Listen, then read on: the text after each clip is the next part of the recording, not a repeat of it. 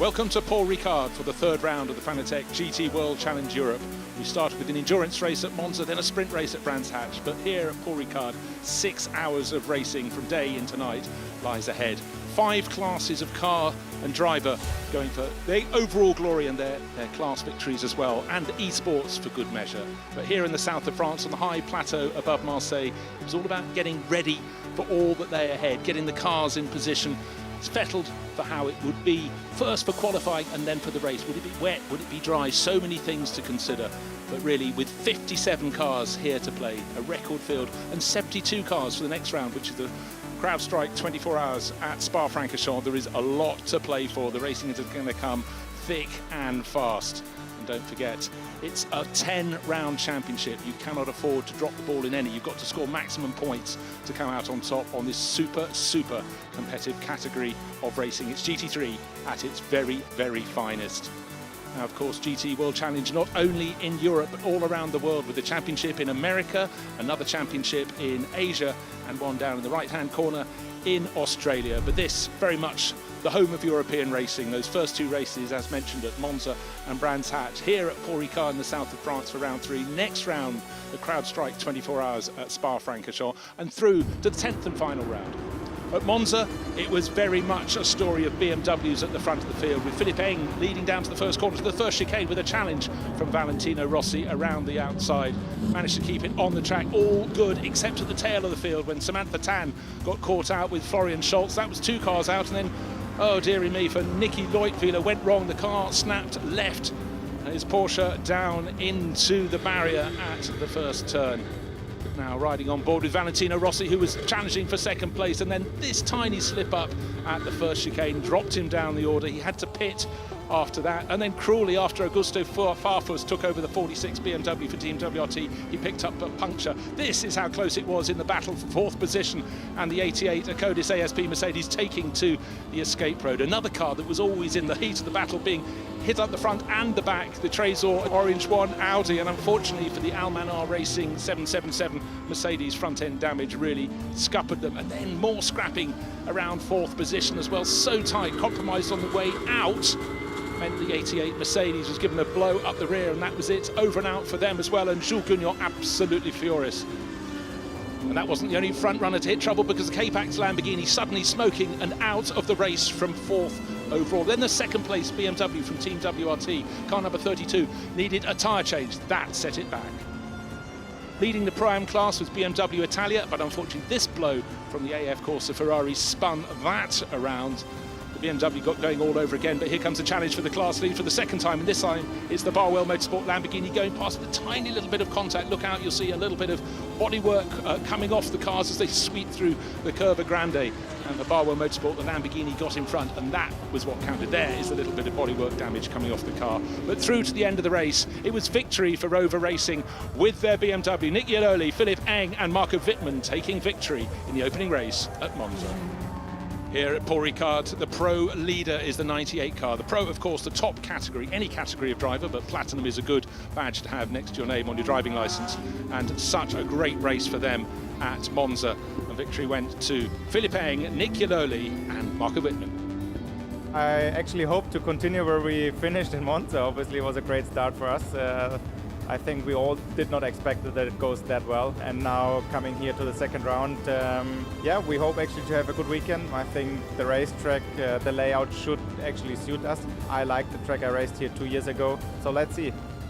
Last year's championship winning number 88 Acodis ASP Mercedes is always at the sharp end of the field. Had a setback at Monza, but for Jules Gounon, he's looking forward very much indeed to racing here in France on home ground at Ricard. Yeah, I'm always very proud to be French. Now I have decided to live in a different country that I'm also proud to represent as I drive for the federation. But here my friends are 2 hours from here, so it's close from my home, and Le Castellet has always been a home race. We were lucky enough to win it in 2019 with Bentley. Last year we finished third, so hopefully this year we can do a bit better. Team WRT running BMWs this year, and delight for the 46 crew. Maxime Martin and Valentino Rossi taking a podium result at Brands Hatch. That has given them enormous boost for the rest of the year. I think we had a very good weekend in Brands Hatch for the first weekend in sprint with Valentino. But here is different. We are with 3 again. Longer race, 6 hours. So I I think we have a really good package, really good team. Vale is doing a really good job at the moment. Augusto, as always, we know, so I think we can do something good here. Ferrari is racing its new 296 GT3 this year, and it's looking for form at Paul Ricard. Nicholas Nielsen is really hoping that previous success here will lead to success in 2023 as the car gets faster and faster. This is normally a track where we seem quite strong with the Ferrari. I mean, we finished on a high last year with a 1-2, so yeah, it's definitely something we're going to try to do again. The Pro-Am class is for a platinum-ranked driver with a pair of bronzes.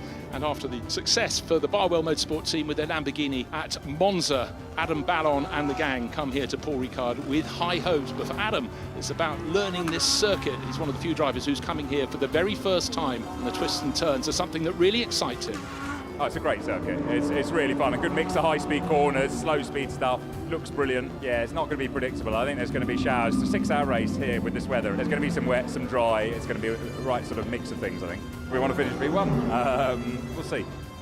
For 2023, the gold class is now for drivers ranked gold, gold and silver across the trio, and the combination that won that round at Monza was Come To You Racing, getting faster and faster with their Audis, and that's helped in enormous margin by having the likes of racing returnee Maxime Soulet, formerly a Bentley racer, back in the cockpit, back in harness and flying.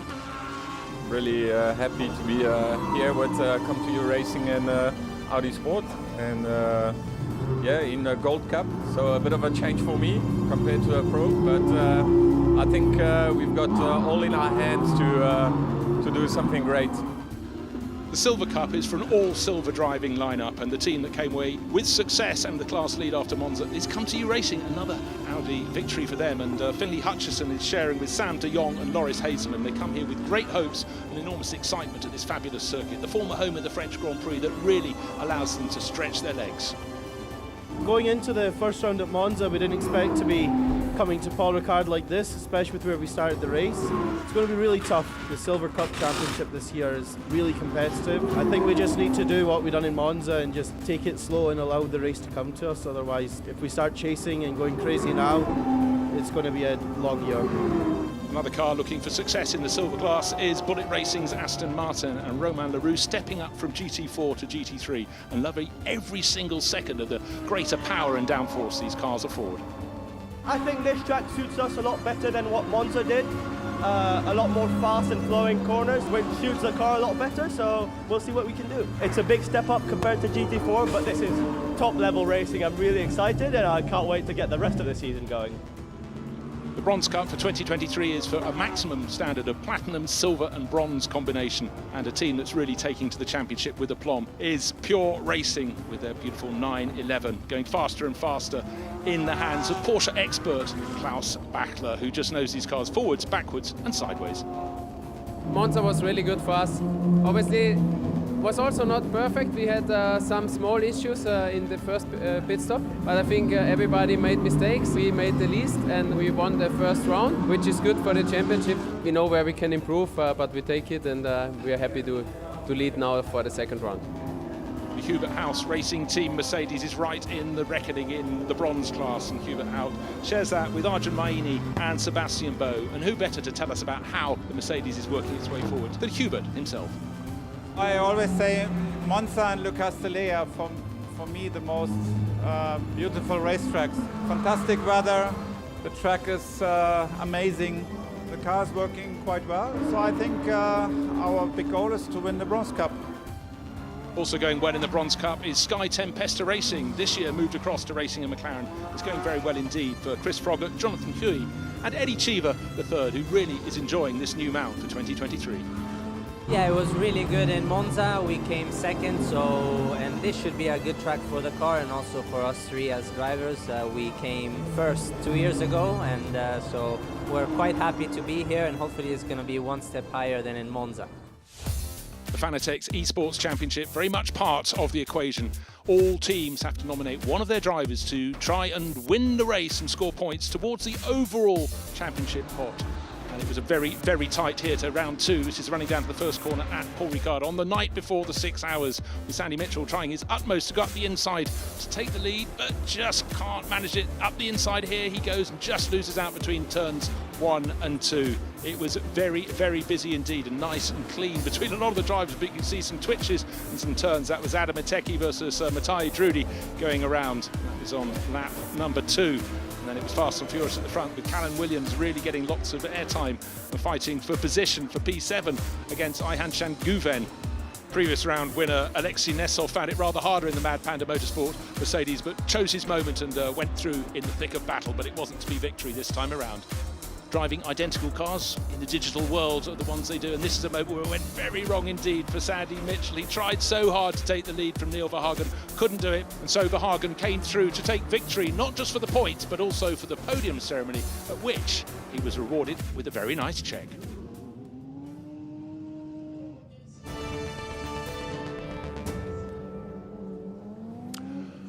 It's a beautiful, warm, sunny evening at the Circuit Paul Ricard. We're all set for the 6 hours. It's the 3rd round of the Fanatec GT World Championship of Europe, and we have 57 cars. Yes, 57 cars, GT3 cars coming out to play. 5 classes. Qualifying was fast and furious. The grid is set, but even at this early stage of the evening, it's still 37 degrees track temperature. It's fine for us in the commentary box. It's 21 degrees air temperature.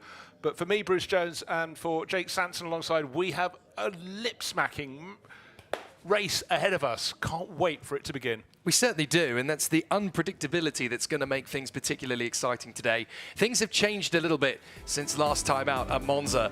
Now we have a real challenge on our hands. Here is the Paul Ricard circuit, a fabulous challenge for any racing driver. It's got that long straight on the back, which obviously takes us along the Mistral up into Senior, which is going to make things very entertaining indeed. 5.79 kilometers of racing. It's a much tougher circuit than Monza, even though it's still about that mix and that blend between high speed and fast apexes. It's the changes in elevation and those camber changes and high curbs that make this a really different challenge compared to Monza.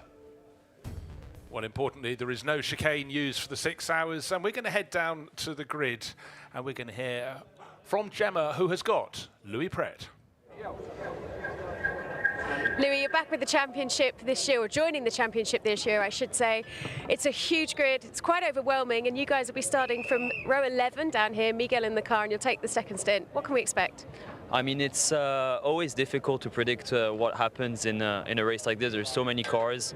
For us, we want to capitalize on points. Monza, we had a little issue at the last stint where we were leading and finishing P4, so we need to catch up some points on the people ahead, and it's going to be a fun and interesting race, I think. Well, for bronze class, being on pole is a fantastic place to start. I wish you a great race. Bon course. Thank you. So that was Louis Pret, who will be driving car number one of the 2 Garage 59 McLarens. He'll share with Enrique Chavez, and the driver who will start that car, Miguel Ramos. Lots of fans around the circuit. Valentino Rossi, doesn't matter what country you go to, Jake, he still draws the fans. They were lining up for his autograph in the paddock. But this high shot, looking down over the unusual grass-centered pit lane, but so many cars, still lots of people down with them on the grid, and a good crowd in here at Paul Ricard. And this is a race that is going to go from day, beautiful evening, into night. Will it go from dry into wet? We don't know, but the humidity is still very, very high indeed. The big news story here is going to be the resurgence of Ferrari. That's going to be particularly interesting. But down in the pit, down on the straight again, it's the Grasser Lamborghini that we need to hear from. Benji, it's a very busy grid down here. It's a silver pole for you guys in class. That's all important towards the results of this race. Yes, silver pole for us. A shame what happened in Monza. It would have been a good opportunity to sum up points, but it's a long season, so we try to get as much points as possible this race, and we keep pushing for all the season. Well, have a great race. Who's starting? Sorry, Clemence? Clemens is starting, and I want to thank all the team for giving us a great car. Also my sponsor, Shell, Louvre, Clinica Metz, and all the people in Chile supporting. So thank you very much. Thank you. Have a great race.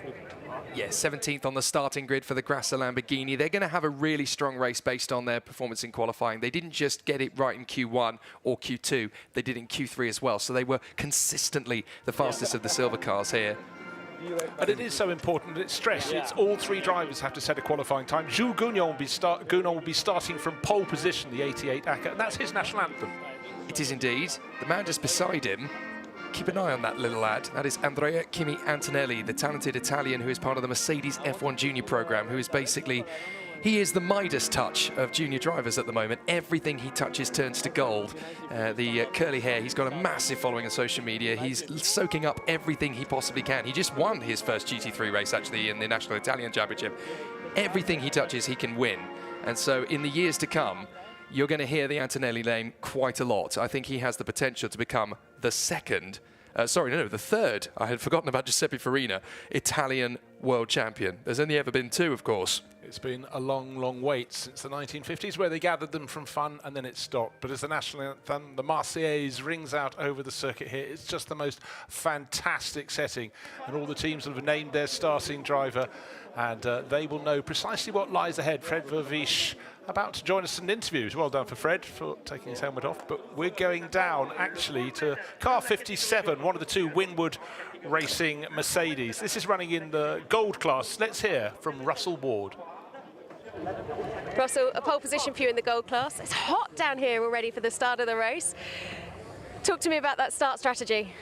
Yeah, look, I mean, it's a 6-hour race. It's pretty long, and just want to stay clean. This is the second time that I've been here at this race, and last year or 2 years ago we were a bit farther back in like P30, and that's where all the carnage is. So I'm happy to be up front here, with all the experienced guys, and hopefully we can just have a nice, clean 2-hour stint for me, and then hand it off to Indy and Philip and see where they can get us. Fantastic. Well, I wish you a great race. Thank you very much. Thank you very much.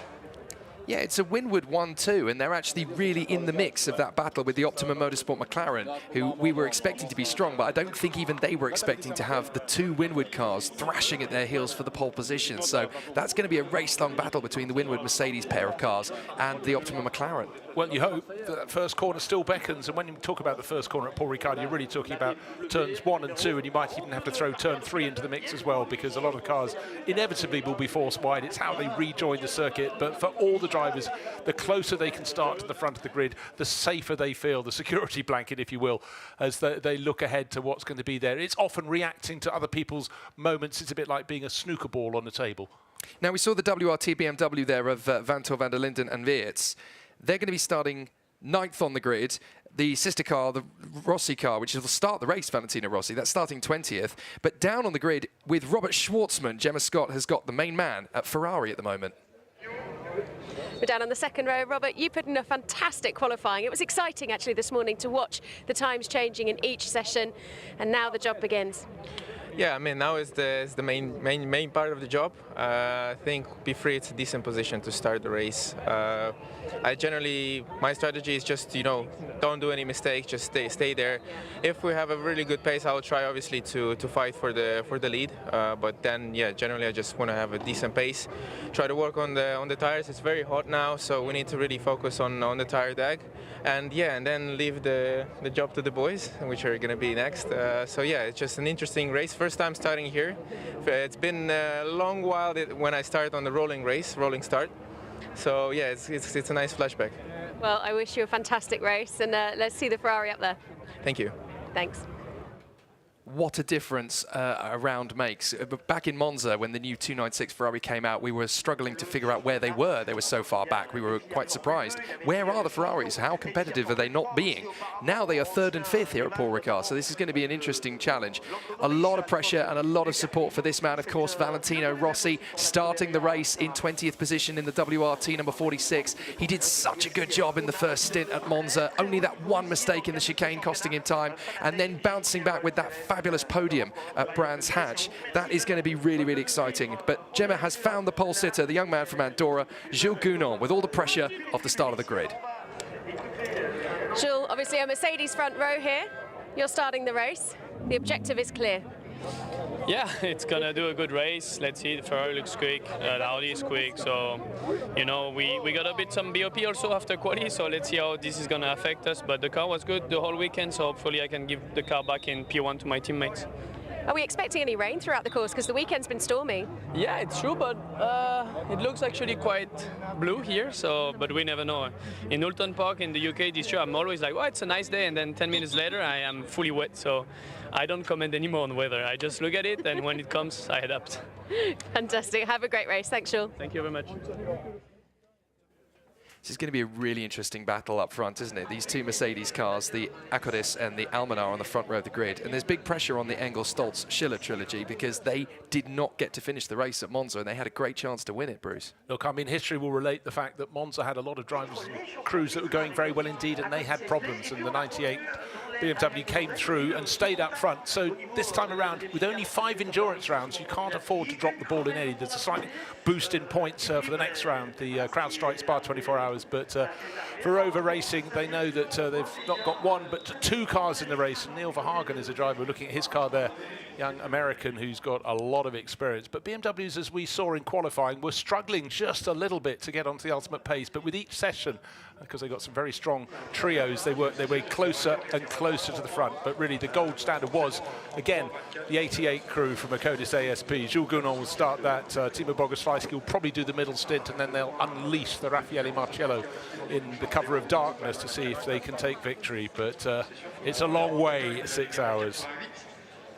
Now we have a third person in the commentary booth. Welcome to Joe Osborne. Didn't get to race in the McLaren Trophy, so you're nice and fresh. Thank you very much for that. But this is a real set scene here, isn't it, at Paul Ricard? Yeah, it's an absolute epic grid. I think when you look down at, there's so many names, and I was fortunate enough to be in this race last year with JP Motorsport and a McLaren, and I think we had a tough qualifying. We were like mid-40s or something, and by the end of hour 3 we were in the top 20. So as a driver, there's a lot of stories to be told. We focus on the guys on the front quite rightly because they've done the best job in qualifying earlier, but there's some guys that will be fancying themselves as far back, I think, as probably the mid-20s we could be looking towards at the end of the 6 hours. They could be near the front. Yeah, and always when you've got a qualifying, 3 qualifying sessions that get combined, someone has a puncture, as we saw with Valentino Rossi, it puts them out of sequence because there's no way you can make up however fast the other 2 drivers are. So there's always a mix, but you know, the teams that consistently arrive at the front are the ones that smile. Acodis ASP, been up there for a long time, but certainly the Mercedes is being challenged big time this year. We've got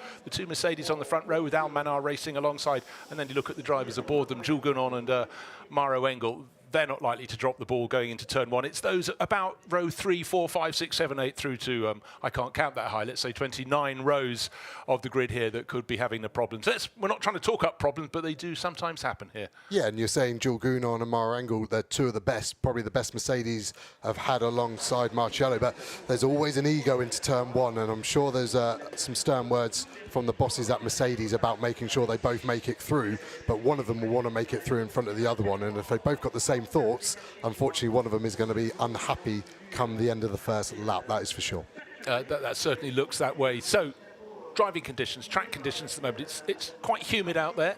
The track temperature was, last time I checked, it was 37 degrees. Right now, it's going to be dropping a little bit, but not for a while yet. But how big is the drop-off? Because we go into darkness, and if it's been a really warm day, it takes a long time for the temperature to fall away and be kind to the tyres later on. Yeah, exactly. Obviously, the surface is a dark colour. It really attracts the heat, and it continues to bake. Even as we're getting on well past 6 o'clock, 7 o'clock, it will still be just plateauing at that point, and then suddenly the sun drops, and then the temperature drops.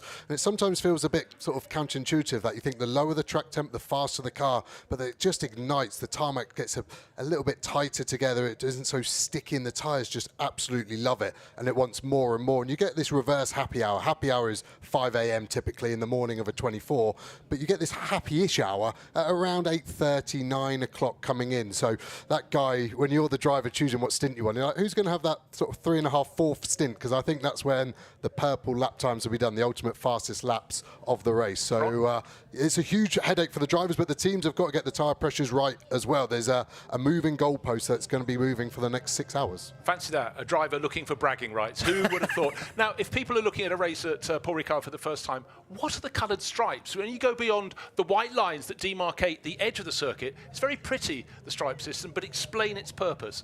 Yeah, well, I first drove this, the first ever European circuit I drove on, actually, and I've never done drugs in my life, but when I first drove it, I thought I was having a bit of a wild trip as I was going around, but the logic behind it is the blue is got like a sand, a grit painted into it, so as you skid off the track, it slows you down, and and then the red has an even more aggressive grit in it, so it slows you down again. If you're spinning off into that red section, your tyres are destroyed. They'll be all the way down to canvas, if not completely destroyed, and 4 punches have sort of welcomed you to get back to the pit lane, but it is very hard work around here. Well, let's take a look at the grid. Take it away, Jake. Acadis, ASP and Mercedes Almanar on the front row of the starting grid. The A, of course, Ferrari is alongside the Tracer Orange Audi on the second row of the grid. 4 cars definitely in with a shot of winning this after 6 hours of no-holds-barred racing. Dan Serra's Ferrari, and then Fred Vervish will start the ComTU Audi. The Acadis 87 is 7th on the grid. Then the Fanatec Junior Audi, Christopher Mies to start. The WRT in 9th position. Charles Weerts is the starting driver. Russell Ward in the first of the win wards, 10th place. The Rove Audi, 11th on the starting grid for the 98 crew. Wittmann to start. Niklas Born in the second win ward. Then on row 7 it is the Rutronic Porsche. Dennis Olsen will kick off alongside the Iron Links of Mirko Bortolotti in the Lamborghini. Then the next row of the grid will see the Optimum McLaren, Charlie Fang to kick off, Neil Verhagen in the second of the Roves. The Grasser Racing Lamborghini, the starting pole position in the silver. He starts 17th alongside the pole in bronze, Miguel Ramos to kick off for Garage 59. The Hout Racing Mercedes right behind them in qualifying. And then Valentino Rossi himself, 20th on the grid in the 46 WRT. Sturm in the Pure and Williams in the WRT on the 11th row of the grid. Then it is the A, of course, Ferrari alongside the Sven Müller starting GT Huber Porsche. Then we have Goethe in the second of the Garage 59 McLarens, and then it is the ComTU Audi with Hofer behind the wheel. Watch out for Rima Giuffoli. She'll do her best from the Theban Mercedes and alongside ComTU Audi driven by Finlay Hutchison. Then we will have Sandy Mitchell starting in the K-Pax Lambo alongside the Get Speed number 3 of Florian Schulze. Then it is the Herberth Motorsport machine of Ralph Bourne. He goes up alongside Rolf Einichen, who starts off for Iron Links. The next GRT Grasser is Fabrizio Castani on the 17th row alongside Roe Mahuas in the Boutsen VDS. Then the Barwell of Rob Collard alongside Aurélien Panis in the Boutsen VDS number 9. Dynamic GT Huber will see Job Raponge start the race alongside Ezekiel Perez-Companc in the Mad Panda. Then it is the Dynamic GT Huber, Philip Saga to start alongside Paul Everard in the Santalog Junior. Then it is the Iron Dames. Sarah Bovey will kick off alongside the next Acadis, and it's Adalberto Baptista. Then it is Nicky Lundvella in the car collection alongside the Volkenhurst Motorsport car of Anders Buchhardt. Then the AGS events number 8 will be on the 23rd of the grid alongside Derek Pierce, who'll kick off for Team Parker. The Tracer Attempto number 66 for Andrei Mukovic will line up on the 24th row of the starting grid alongside Legeray, who will kick off for CSA. Then the ST Racing Rinaldi car will see John Miller take up the start. Team WRT has Timothy Whale. Then the Get Speed car, it's Ledvardowski to start alongside Clement Mathieu in the CLRT. Tracer Attempto, Alex Acker, 27th row of the grid alongside Jean-Francois Bruneau in the Le Pair. Then Jeffrey Kingsley in the Bullet Racing alongside the CLRT of Stéphane Denoir.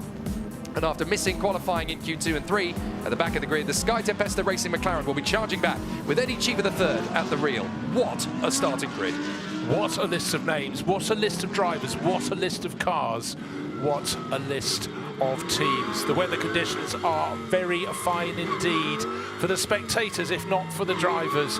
Here, 5 classes of racing, don't forget, and just we have to remember the battles within the battles. It's all equally important. Of course, our eyes will be on the Mercedes front row of Jules Gounon and Maro Engel, and they'll be pushed very hard indeed because Ferrari come here with far more form than they had at the opener of the Enduro series at Monza. That seems a long time ago now, how the form changes, how some circuits suit cars, some cars better than others, but as the field's being led around, you can count the cars. If you can count up to 57, it's packed and then packed some more, so it's nervous watching for all the crews down in the pit lane. Are all the cars going to get through turns 1 and 2 on the opening lap? As much as you say to the drivers, here they are coming with 3 corners to go, it's 6 hours, calm down, behave nicely, play nicely with your friends, but that isn't the case here. This is serious top international motor racing. This is the Fanatec GT World Challenge Endurance here in Europe. We've had the first round of that Endurance series at Monza, but it's all eyes on the screens. It's 2 Mercedes at the front, in behind a Ferrari and Audi on the second row. The lights on the starting gantry are red, as you expect. They come round the final corner onto the start-finish straight. It's very tight, Virage Dupont, and as the drivers stream around the latter half of this enormous field, 6 hours of racing are almost upon us. Just waiting, and the lights go green. It's a brilliant start from Jules Gounon. No mucking around for the driver now from Andorra, and a real challenge. The Ferrari is being pushed very hard. Robert Schwartzman, Dennis Marshall in the battle for 3rd place, but it's Mercedes 1 and 2 as they were on the grid, and Marshall ahead. And in fact, I think Schwartzman has lost 1, 2, 3 positions perhaps as he gets monstered by a whole group of Audis. In behind is everybody going to get, well, most of them have stayed on the track between turn 1 and turn 2. That's very good. But that start from Raffaele Marcello was sensational, Joe. What do you make of that? Yeah, I think there was the Mercedes team orders we saw. It looked like Gounon went a little early and created a gap for Engel to slot in. And then that gave Schwartzman the issue of the Ferrari. And I think Marshall did a mega job then to read that and follow through. Even looked like a bit of contact as we go through into turn 6, 3 wide all the way. The guys there will be trying to get a good exit onto the back straight, because if you get a kilometre an hour more there, you're potentially going to get 4 or 5 cars down this long Mistral straight as you see cars running wide. Bit of contact, car off, maybe even into the wall there on the left-hand side. It's going to be hard to get out of that gravel trap no matter how far off they've gone. Oh, that's the Barwell. Is that the Barwell car? That's the Prime class leader, car number 78. So that's the car came with such high hopes here, really high on their toes, and unfortunately there was going to be a faller. That was Rob Collard, who's taken possibly someone else's contact, but and big off for one of the Mercedes going exit stage right at senior. It's car 87. That's I think Lorenzo Ferrari's gone off. Safety car.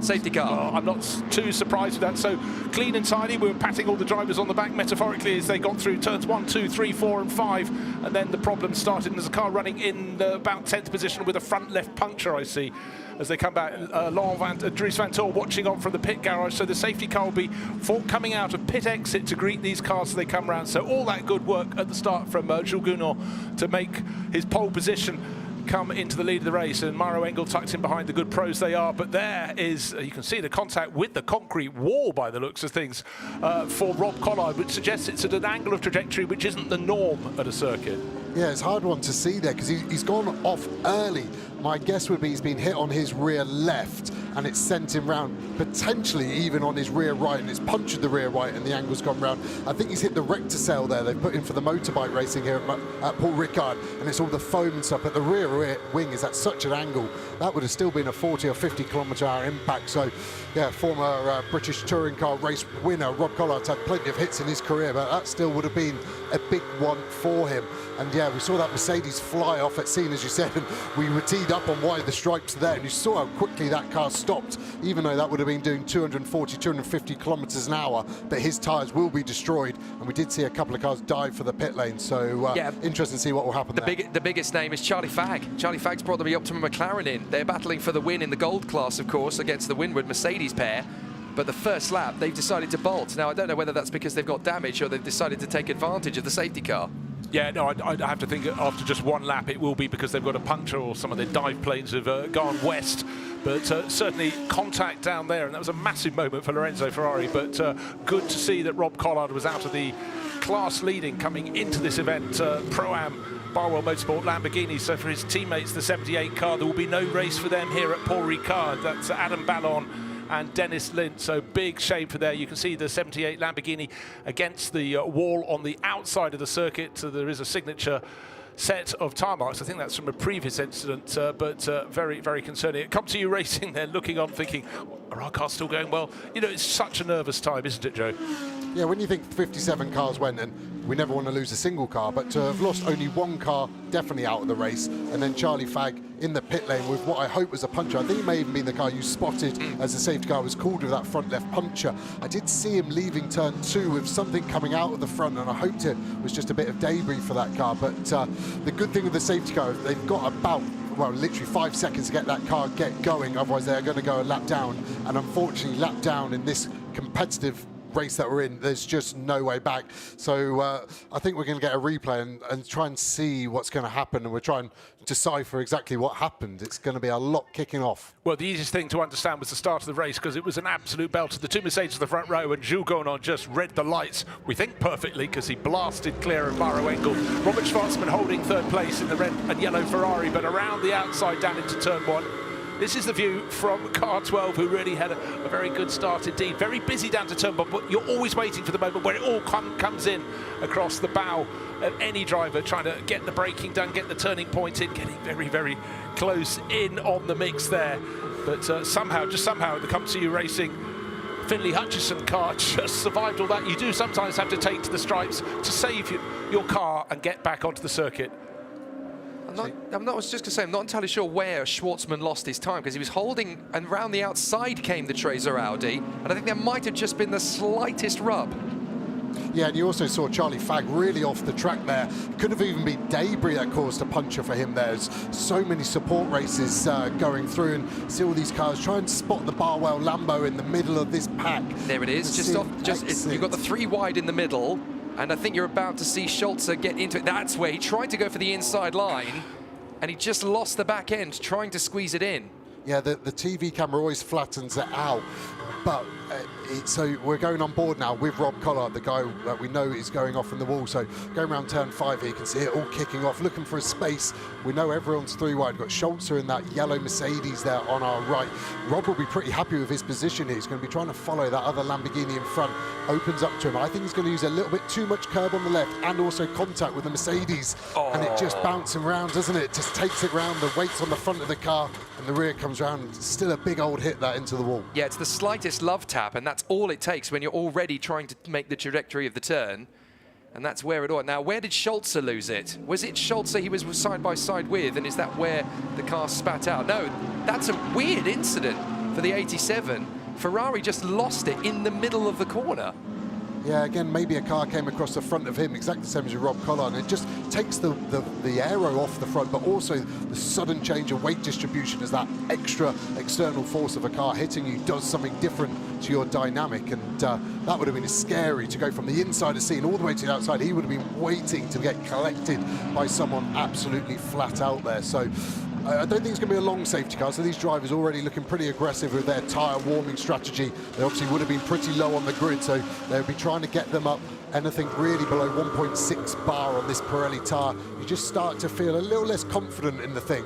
So you're going to be weaving left to right, hard accelerate, hard brake, trying to do anything you possibly can to generate that energy. So we're riding on board with the car in 6th place, the number 71 Ferrari. Daniel Serra, the Brazilian, brought on board for this weekend. He's got the 5 cars in front of them. When the safety car withdraws, he of course has to do his job and get close. Right, down towards the bottom end of the circuit. Interesting to see through his screen. They're going through turn 3 and 4, down to 5, and then they'll go through the slow corners, the bottom of the hill, and work their way up. And we'll be able to see if everything has been cleared out of turn 7, where of course the Lamborghini went off. But all the drivers will be keeping an eye out for that, wanting messages from their team chief. Tell them, okay, probably another couple of laps. Just keep your eyes on the gauges, but keep the heat in your tyres. Keep yourself ready to go. You don't have to tell the front drivers. They know when to be ready to go. Yeah, you've got a lot going on, so you can see he's leaving quite a big gap. The rule is he shouldn't be leaving more than 10 lengths, because obviously if we have 57 cars all leaving 10 lengths, we've got 570 lengths, which my math is going to say it's 3 kilometres if a car's 5 metres. But he does that to, again, be able to join the gap, to be able to hard brake. And these brakes will be getting up to 500-600 degrees Celsius, so the heat radiates out. Wow, look at that. You can see the damage on that Barwell Lambo. Those poor guys at Barwell have got that car to get repaired for British GT as well. So yeah, you'll be seeing Daniel Serra there just trying to work it up.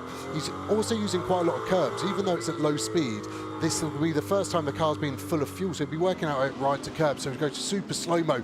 The leaders coming through, Gunon over the curb, followed by Engel.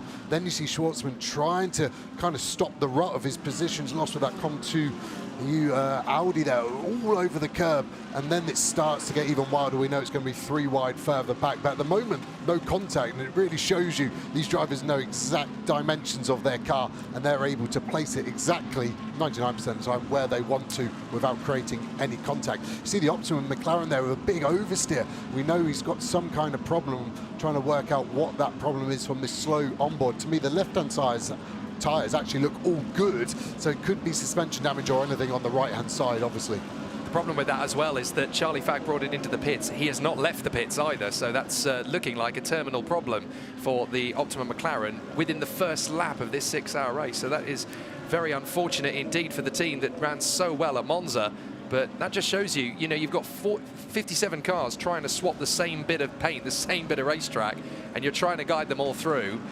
Even the best drivers in the world, and we know these are the best GT drivers in the world, but when you try and compress 57 cars into one lap, it's really tricky for them to stay away from each other. What strikes me when I was looking at the super slow-mo there was just how precise they were and how they had to constantly adjust other people a little out of line. This is Lorenzo Ferrari, the driver who's probably got eyes larger than saucers. He went off at scene and somehow he went through the blue stripes, the red stripes, and pulled it to a halt. Presumably, as you said, Joe, if you run out onto the red stuff, that'll be your tyres stripped. So for a Codis ASP, they're going to give him a fresh set all round. This will be a big setback, but it could have been a whole lot worse if he'd gone another, 5 metres. Then it would have been into the tyre walls at scene, and that would have been at big speed, despite the speed having been scrubbed by those abrasive stripes beyond the circuit. Yeah, and a top team like the Codis ASK, there is the big positive is that they've caught the safety car back up, and they're going to try and get back up, and they've tried to do it as late as possible to extend that stint to open their window.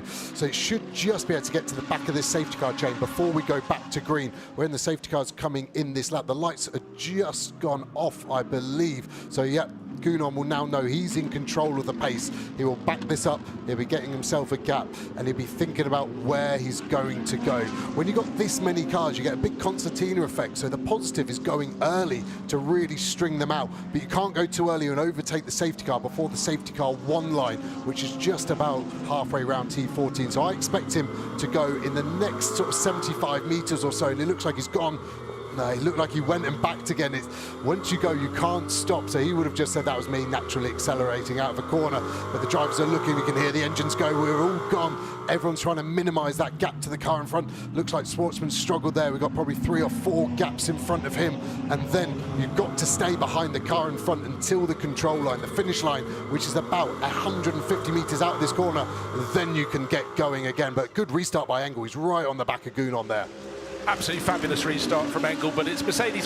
Then we have 3 Audis and then come to the 2 Ferraris. That's the top 7, but the order between the Mercedes at the front. Gounon is still ahead of Engel, but the driver looking very intense down into turn 1 with the driver in 3rd place, and a little bit of passing further back, but it's Dennis Marshall with Fred Verviche full of intent behind him.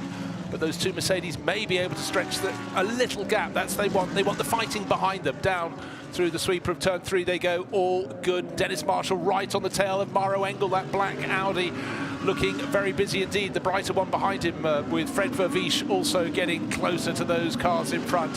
And in behind, these are the moments where whenever you get a restart, when the safety car withdraws, there is a chance, not a guaranteed one, that you can make a move, and this is what the drivers are looking for. Yeah, and that's exactly what happened from the green Lamborghini there in the shot on the Mercedes. He actually looked like he broke late to defend getting overtaken by the white Porsche, which turned into a lunge, and the Mercedes had to leave him space, otherwise they're taken out. So he's actually gained a position by defense, and look at the slipstream effect. That Mercedes being hung out to dry. It was the one punching the hole through the air, and even another Mercedes was able to get a run on it. So the slipstream effect is so big here because the straight is so long. It just keeps going and going. It's lovely when you're in it, but it's awful when you're the guy punching the hole for everyone else. And I'm very satisfied with the fact that we have just got that run out of the right-hander, and then we're all the way down the Mistral into the senior, because there's fewer opportunities for points of contact. You've got the maximising of top speed. It's very strong for a 6-hour race like this when you've got that massive run all the way down the Mistral. There's Valentino Rossi. He's mixing it in the middle of the pack, trying to work his way slightly further forward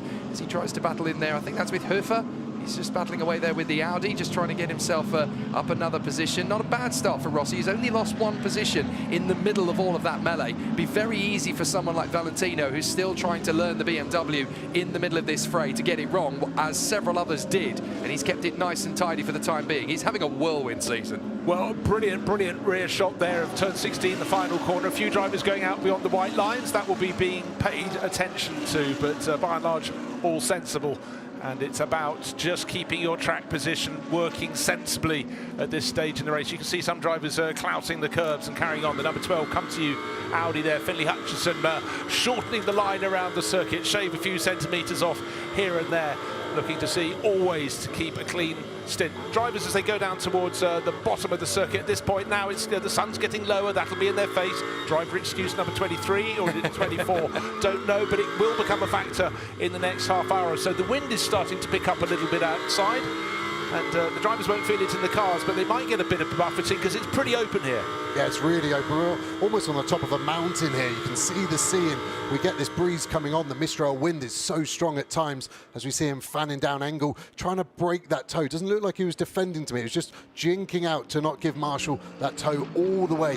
The slipstream effect gets stronger and stronger. It's an exponential graph, so as you're going faster, it's a bigger and bigger. So at the end of the straight, it is worth just trying to jink to the right, just to take the slipstream effect off that car that you've benefited for nearly 1,000 meters down that straight. We're looking at that Porsche, looks absolutely planted, and I love the look of it. The bronze leaders, so they're having a really, really strong showing overall, but obviously in their class, leading it, and that's the amazing dynamic. You're worried about your overall position, of course, but you're always reverting back to your class. The class is what the team will always fixate on. That's what, at the end of the day, you're going to be stood on the podium potentially, and it's going to be hard to be overall in the bronze class, so you kind of forget about that, and you'll be getting communications from the team. You're leading your class. The car in front's a pro car. We're not bothered by him. The car behind is a silver car. We're not bothered by them. So there's so many dynamics, and I'm not trying to give the drivers the 25th excuse, but there's so many things that you've got to factor in as a driver, and suddenly you can lose your way, lose your mind, and suddenly it all comes crashing down around you. It's a hard place to be sometimes. Oh, it certainly is. Now the Gold Cup leaders, Winwood Racing, we heard from Russell Ward on the grid, so the place well in qualifying, as you pointed out, Jake, and looking good and running very well in this stage in the race. But the thing that I just picked up is that Dennis Marshall looked really hungry on the restart in third place.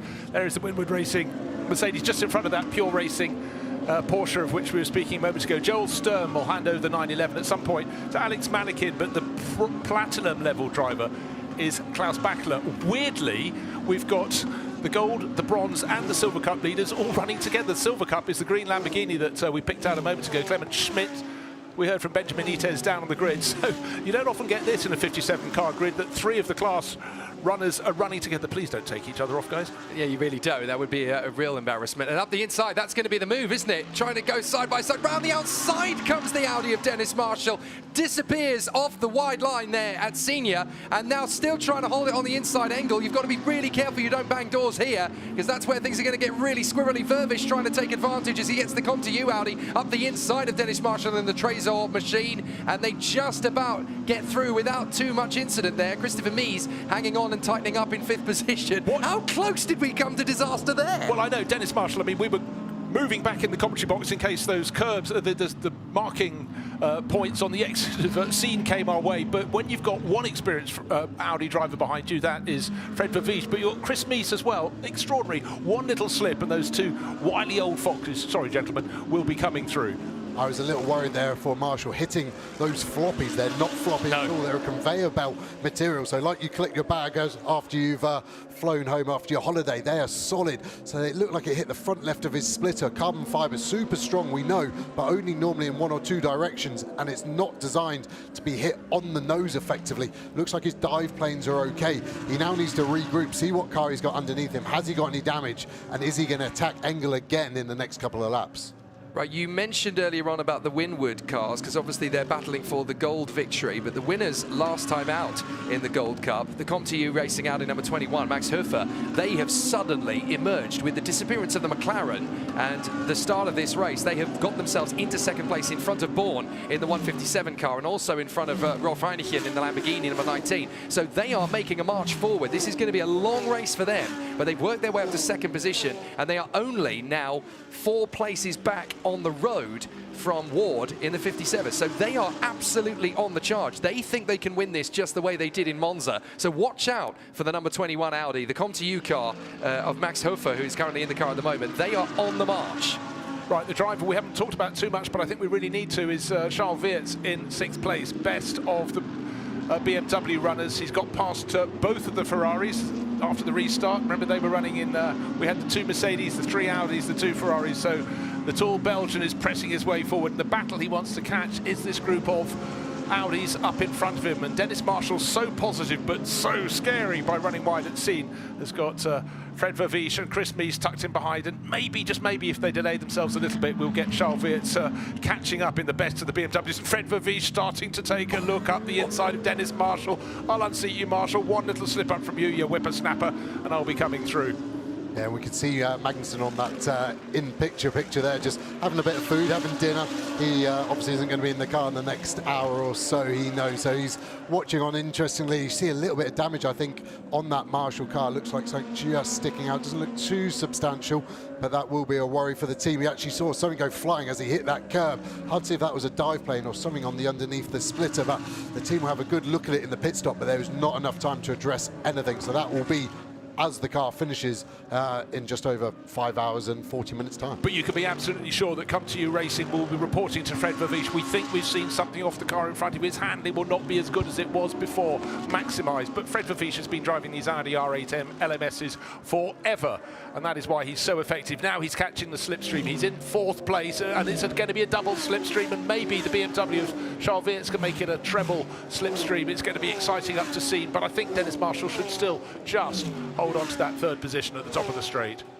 Now, there's one thing to note about this particular race compared to any of the others in the championship, in that there are more points available for a win here than there are at any other particular point in the championship. There are 33 points available for the win this time, with 24 for 2nd, 19 for 3rd, then 15, 12, 9, 6, 4, 2, all the way down to 1 for 10th position. You can score more points at the CrowdStrike 24-hour of Spa, but only in incremental points, because it's going to be 12 points at the 6-hour and 12-hour mark, and then the 25 as normal at the finish. So you can score more points, but you'll never be awarded more points for being in the lead at any other point in the season than you will at the end of these 6 hours. So that's an important factor, and everybody's going to be chasing those 33 points. Right, what's happening in the world of Valentino Rossi? He's 21st position overall. He's hard under the tail of Rolf Ineiken's number 19 Lamborghini, and Valentino showed great pace, but this was a car set back by having a puncture in the first of the 3 qualifying sessions. Valentino has to keep it cool, calm, collected. We've seen the pace. He's developing pace in the car.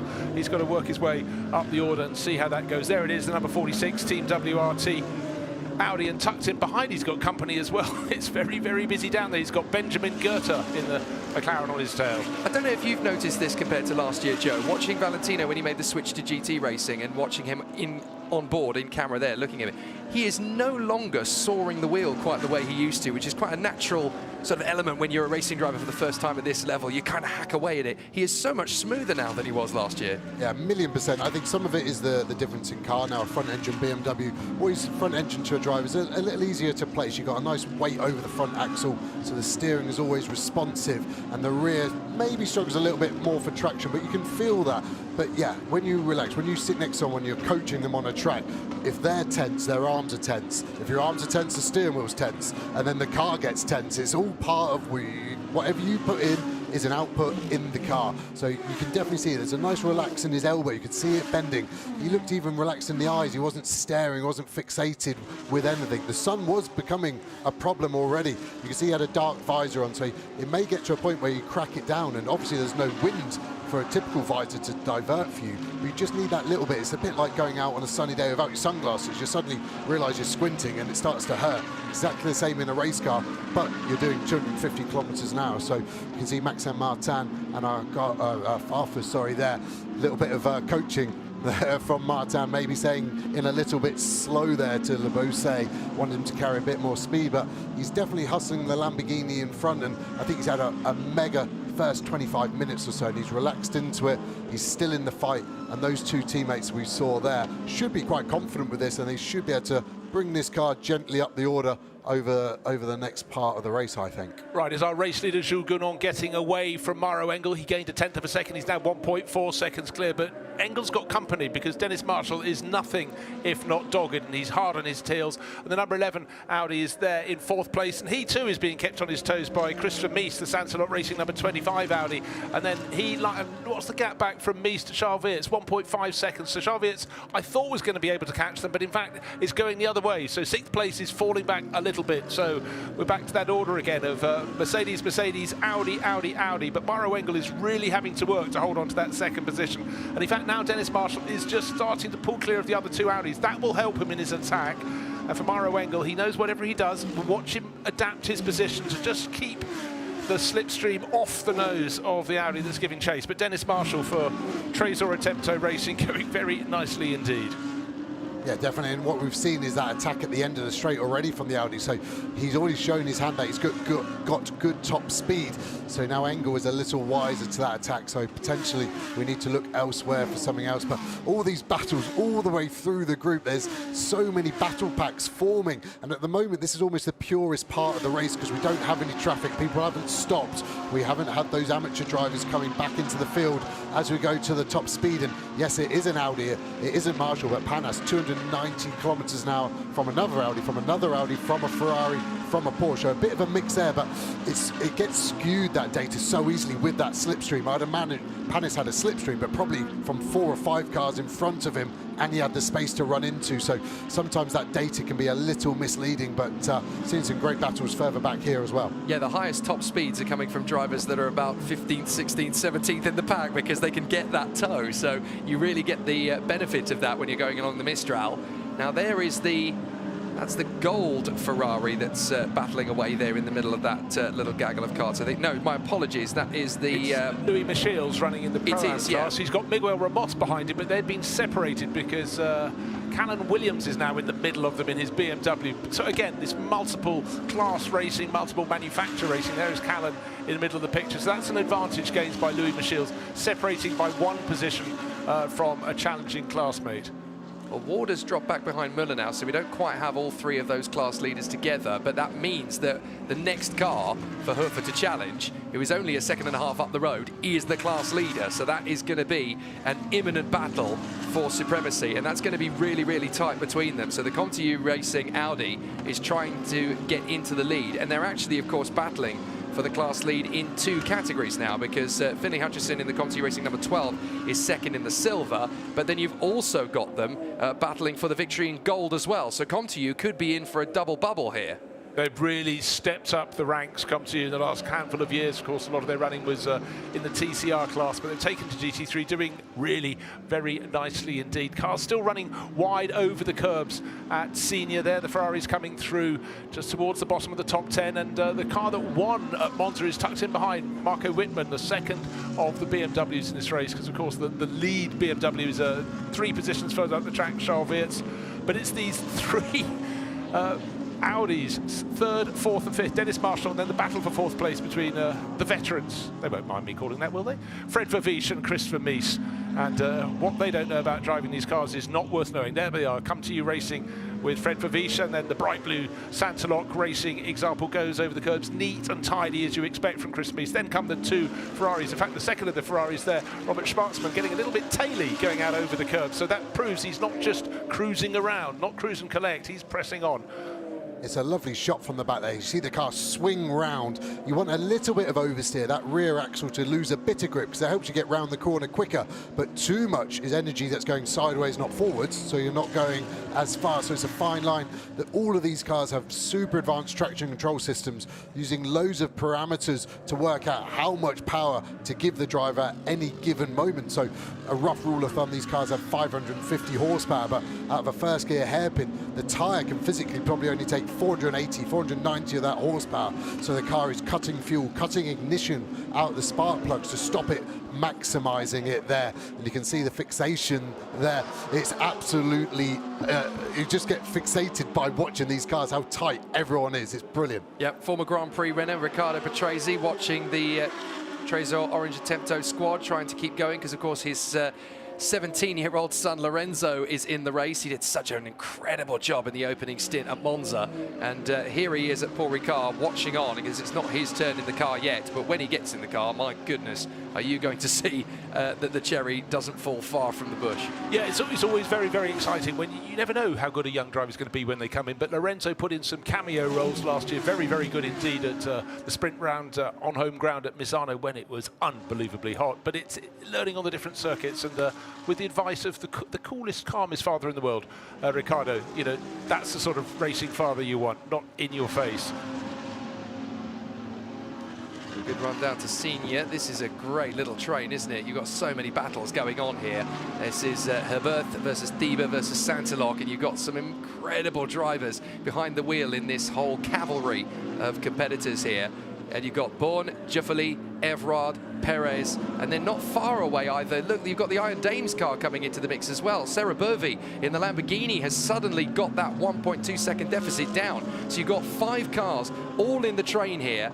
And if any one of them blinks an eyelid in the wrong direction, then everybody is going to be spitting around trying to get the upper hand here and trying to gain the opposition. And this is massive credit to the racer from Saudi Arabia, Rima Jafali. She would not expect to find herself ahead of Sarah Bovey. Of course, you have to share the honours in qualifying, but Sarah Bovey going faster and faster. Of course, this year racing a Porsche in the World Endurance Championship, and here swapping over with Iron Dames running a Lamborghini. But she will make progress in the background of that shot. It's the pink Lamborghini, easy to spot. But this is a classic trail of cars hunting as a pack around Paul Ricard.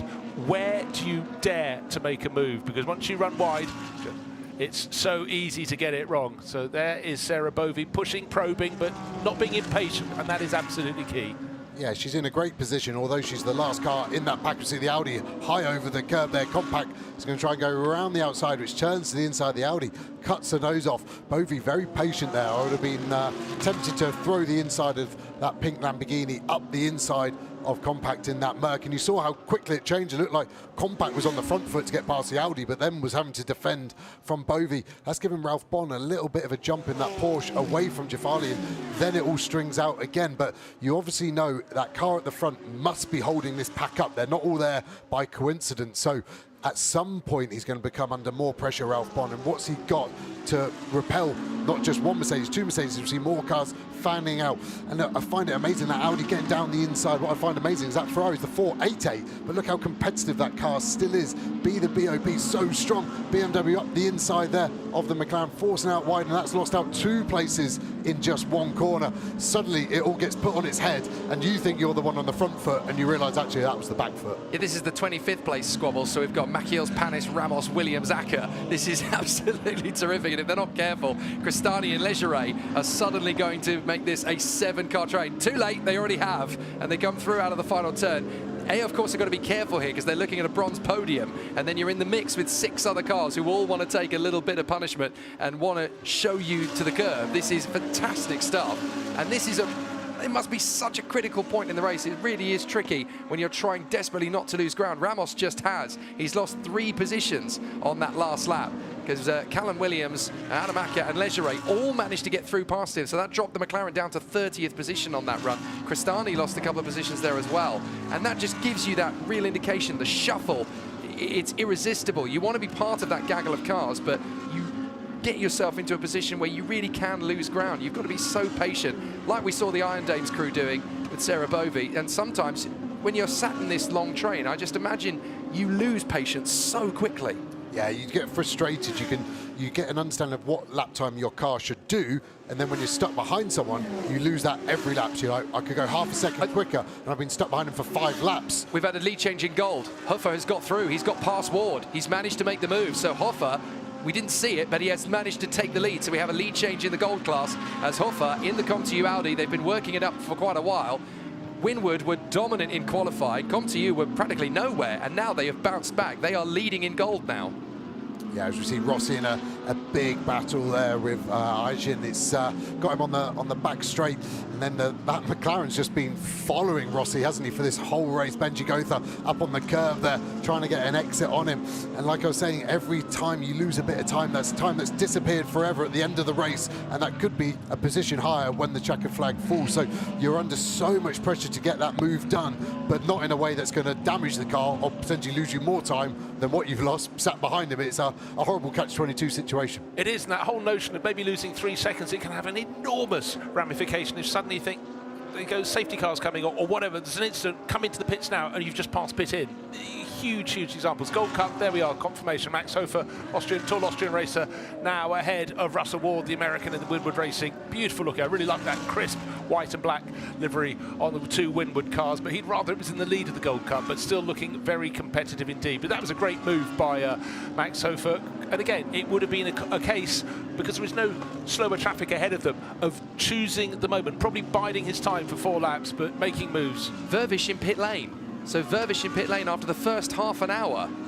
So that's certainly earlier than anybody else is coming in. Either they are going to pull a fast one on strategy, or they've had an issue and there's not a lot that they can do about it except pit in. As round the outside, the Audi is going to take on the Porsche in fantastic style. This is that battle once again, and that was Ralph Bon dealing with the situation as best as possible, but Everard, what a move that was around the outside into 3. But look, about 4 laps ago, we saw Everard bouncing over the curbs into turn 3, and it was amazing. A part of the track, you know, is just dropping away, but it showed how the curbs can really affect the cars, and he took to them again, but this time he made it work. But Paul Everard is a driver who's getting faster with every single outing. There he is fighting for class position. He's down in 33rd position overall, but your suggestion, Joe, that Ralph Bone was doing his best job for Herbert Motorsport but didn't quite have the pace, but actually he's using the slipstream very nicely, and maybe for the Nauer brothers who'll put a smile on their face. No, up into scene, he can't make the move, but down but not out. Bovey got the move on Perez Compact as well, so the Iron Dames have moved forward, and now Gioffoli is going to try and make the move on the inside of Born in the Porsche.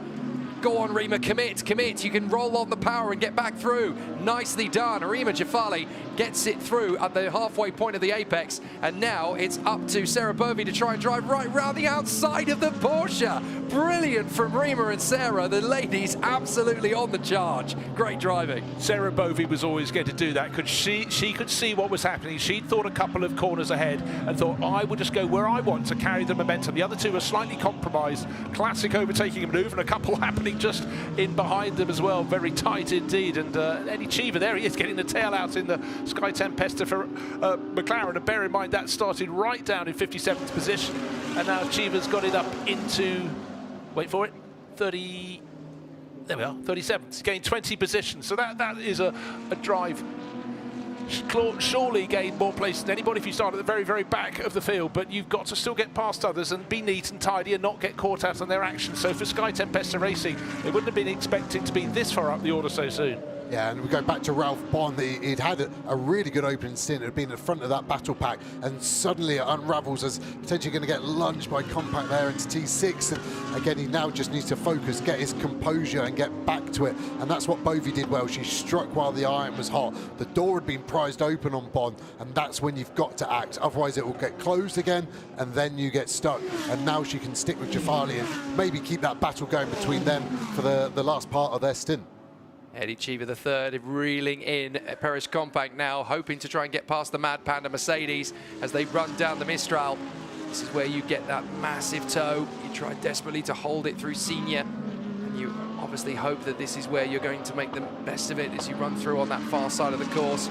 But Ralph Bond, the Porsche, just plummeting like a stone, isn't it? The 91 car really struggling to hold station at the moment. So Cheever has definitely made up 20 places, which is quite an astonishing turn of events there. Absolutely brilliant for Cheever and the Sky Tempesta McLaren, really making massive gains forward. They're not the only car on the move, though. The orange Tempesto car has made up moves as well for Acker. He's done well.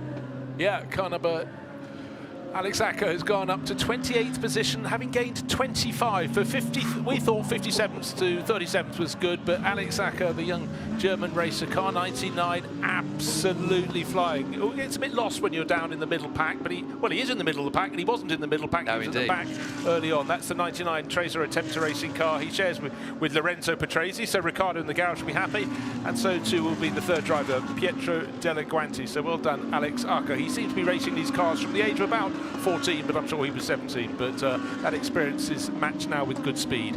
That is a stint, I tell you that. To go 25 places through the field, that is a stint. Now, the number 12, Finlay Hutchison, that is currently second in class, Clement Schmidt up in 13th place.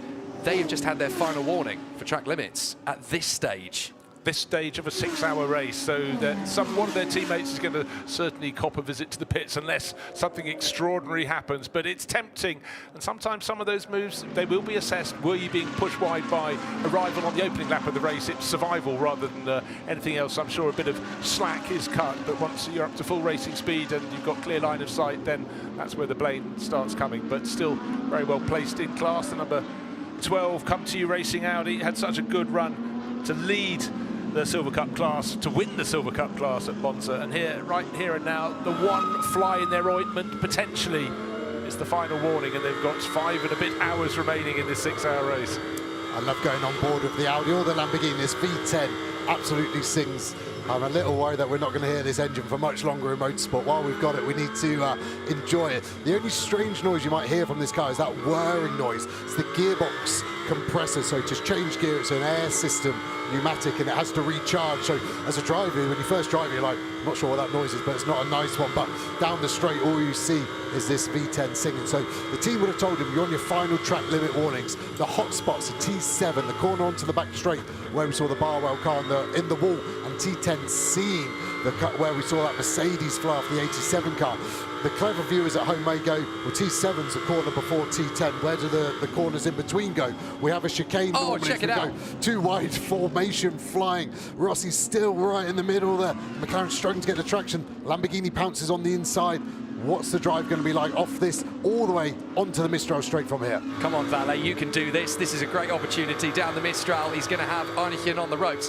While we're watching him in the tow, Vervish, we mentioned he pitted earlier. It was a long stop, 97 seconds in pit lane, stationary.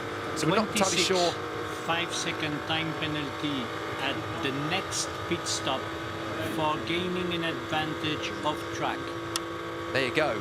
Race director has told us Paul Everard has got a 5-second penalty for gaining an advantage having gone off the road. Now, Rossi's going to try and pitch this through Senior, trying to catch Arnichen off guard. Arnichen drifts onto the curb, but he's got pressure of his own because he's now got to try his best to keep Goethe at bay. You really heard that BMW hit the deck, didn't you, as it turned through Scene? There was a big old bang. That'll be the left-hand sill loading up. Rossi looks frustrated now. That was a half-hearted look. He looked and then compromised himself. You've got to save those looks up. There's no point showing your nose when there's not a possible overtaking spot. It's not a big enough brake zone there at the Bender corner, as he's then getting so hustled now from that garage 59 McLaren, and then that's going to get lunched by the Lamborghini. A late move to the inside, no contacts, and the McLaren should get the better drive out of there. It's getting spicy. I'm not feeling particularly confident these cars are going to stay in one piece. Yeah, but Sandy Mitchell in the K-Pax Lamborghini, he's been looking for several laps. He's got his way close. What he needs, of course, is for Benjamin Goethe to have a serious look at trying to get past Valentino. And you reckon that Valentino's a little bit rattled. He hasn't managed to get past Rolf Eichen, who's driving that Lamborghini very, very well indeed. And now you can see the BMW of Rossi has got really serious company. This is the moment where the toe needs to be caught by that McLaren giving chase. And another McLaren also giving chase now in our screen. It's the one that started stone last, Sky Tempesta Racing, number 93, Eddie Cheever Jr., up now to 35th position. He's on the lead page of our timing screen. I'm sure he'll be delighted with that. Already quite a dirty windscreen as we went on board, and we've got a Lamborghini in the pits. What's the problem with that car? They're having a good look around it. Hard to see from the shots we're getting exactly at the moment, but all of these pit stops are out of sync. This cannot be a positive strategy for their race. That's the leader in silver. Saw a bit of damage on the rear left there. Looked like the legality panel had gone missing, so hard to see exactly what had happened. Some contact for sure. Was it with a bit of the track or was it with another car? We don't know at the moment, but races starting to unravel a little bit already, aren't they? And we're starting to see final warnings across the board for many cars for track limits. That is something else that's really going to spice this race up, I think. Yeah, car number 3, Florian Scholzer, is the latest driver to have a final warning, and we've still got 5 1/4 hours to go in this race, and they've got to stay between the white lines. All 4 wheels have to be, you can't have all 4 wheels beyond the white line. No such problems at the moment, it seems, for Jules Gounod. Dennis Marshall in second place ahead of Mauro Engel, so we've had a change for second place overall. From what I understand about these final warnings, I'm fairly confident in stating that it's the penalties that are given per driver, not per car. So when the driver changes to the next driver, it's like the slate is wiped clean, so they give them their first warning as a new driver, not as a car through the course of the race, because otherwise they'd be getting penalties left, right and centre. Yeah, but every championship has a different rule, and you always feel for a driver in the championship where they don't get wiped clean. I've done nothing wrong. Now, how did second place change? Let's take a replay. We had the white and black Mercedes in second place with Mauro Engel. He's got Dennis Marshall up behind him into scene, up in front of him into scene. So he moved ahead up the straight. So he clearly had a fantastic exit from turn 7. Got a slingshot. No other cars seem to be involved in that moment there, but sometimes you get a car in second place or a car in one position being tripped up, but come what may. Change for second position. Dennis Marshall, after 21 laps, is up into second place in his Audi.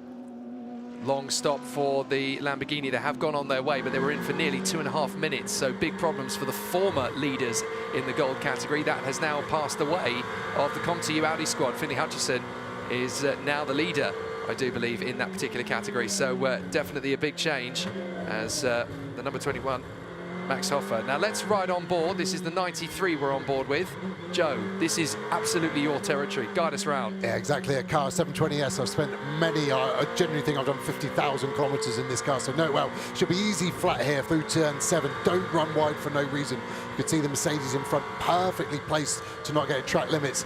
The McLaren strength now will be starting to come into play. The Evo has a bigger downforce package than the original 720, so it is a little draggier. We know the Mercedes is also quite a draggy car, great downforce, but then at the cost of that is higher drag. So we're coming into C now. Is he going to leave it in 6th? I think there should be a very soft brake in 6th. Get it in and go. Stays in 6th. He's confident with that. Pick the throttle up. Don't run too wide. Coming into Le Boost there. Double right. So you touch this first curve. Run out left. You've got always understeer. It doesn't matter how well you set the car up. Then get it back in. You saw the Mercedes have a snap of oversteer as it broke to get in. Have we got a chance to overtake? Going to the outside. Looking for a cutback. Rima Jafali reads it well. Forces him out wide. Stops that advantage. Coming into the last part of the lap. Both wide there. Track limits maybe not being enforced as strong. Coming into this last left of the lap at a V corner. So you want one apex. Let it run wide. Not that wide. And then back in. You could see him just lock the rears coming into the last corner. Super slow. 65 kilometers an hour. And then off we go again over the pit straight. So we've run on board. Where does the car look strong? It looks strong on the way into corners, trailing the brake in. That Mercedes starting to get loose. Is the rear tyre pressure come up? Is it eating its rear tyres? So many factors. I am surprised how dirty that windscreen is already. Looks like oil the way it sort of trailed up. Another big slow from Rich Farley. Cut it back now. Get to the inside. Off we go. Look how easy that was. It's lovely when it works out like that and the move is done. Chiva carries on his way and look how much space he's got, real estate that he can now fill and show the pace he's got. We sat on board, we only looking at one dimension. We had 2 cars on the rear bumper of us, but his confidence was so strong. We only ever looked like we were attacking, not defending. And now, Jafali, we saw how loose that car was. She'll be asking the team, how long left? I need another set of tyres. The pressures have gone up. The team might be adjusting the next set of tyres that are going on the car to allow her to continue the pace that she had at the start of the stint all the way through that hour and 5 minutes that her stint most probably will be. But lovely on board. I love watching it. It gives you such a great idea what these drivers are having to go through lap after lap for 6 hours. It's so intense. I could watch those absolutely all day, and here we could watch them almost all night. We're going through till midnight, but having got through into, yes, it was a battle for 32nd position, but it was a change of position nonetheless. And for Eddie Cheever, the third, he is now going to try and set off after Paul Everard, who's managed to get about 2 seconds clear of them. Sarah Bovey in the middle of the shot there. She too fancies a move. The Mad Panda Motorsport Mercedes tucked in behind Ezekiel Perez Compank.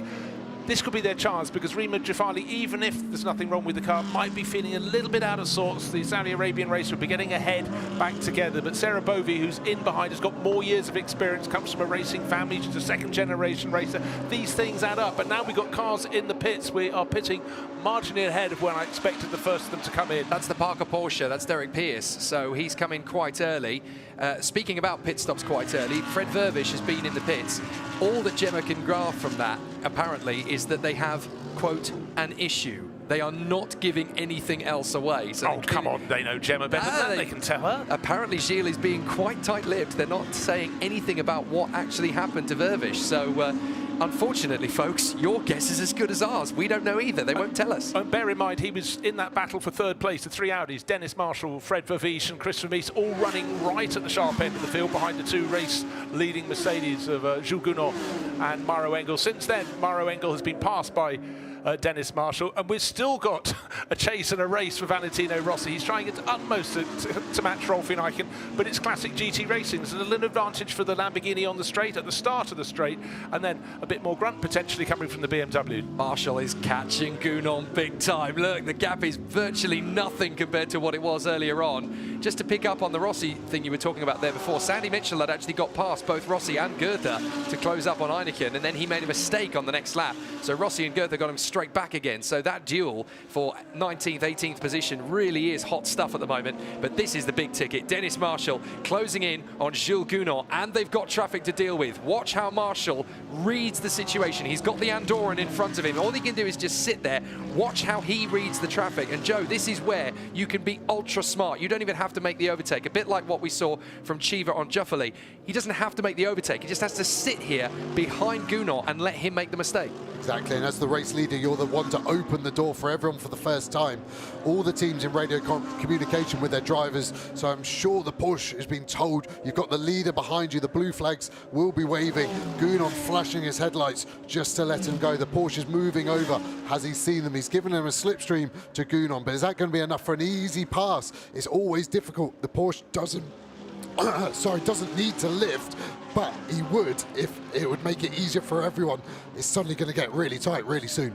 It is, and on these little moments things can really pivot, but a good job done there by the dynamic GT Porsche, keeping out of the way as the first two sweep through. And in fact, I'd sense in that Gounod just found a little bit of an advantage, but as you know, traffic giveth and traffic taketh. Quite hard to say if you've got a dry throat, but certainly that was very, very well read by Jules Gounod. But Dennis Marshall... Incident between car 78 and car 3 at the start, no further action. Okay, car 78 and 3, no further action. Number 3 is the Get Speed Racing. Florian Scholz has started Mercedes. Car 78, of course, that was the Barwell Motorsport Lamborghini that went off into the wall at the first time of asking, going out the Mulsanne Straight, and Rob Collard out of that car, but no blame has been apportioned. Well, that's negative news for Barwell, isn't it? They're probably going to feel quite aggrieved because they'll feel that really wasn't what we wanted in terms of that outcome, but it's a racing incident, it's the opening lap, two cars into the same bit of racetrack. What are you going to do? Yeah, you can appeal the decision as a team, but I think Mark Lemmer at Barwell, the team owner there, will know better. They were 3 wide, so it was hard for that Mercedes to be able to be in the right place. He was getting pinched by everyone, so we go on board looking back from Gounod. Where's Marshall stronger? What I found interesting when you look at the lap times, Marshall's best lap is 4/10 quicker than Gounod's, and we know that's not traffic affected. We know they would have started on very similar age tires, if not exactly the same. You see the Mercedes riding that curb so well, coming through the flat out left of turn 7. How wide do we run?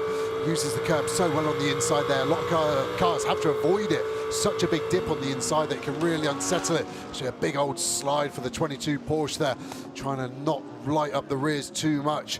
It's going to be getting interesting in this mid-pack. What a team's going to do. If the driver's getting held up by a driver in front, they will claim that they should box early and try and get the undercut.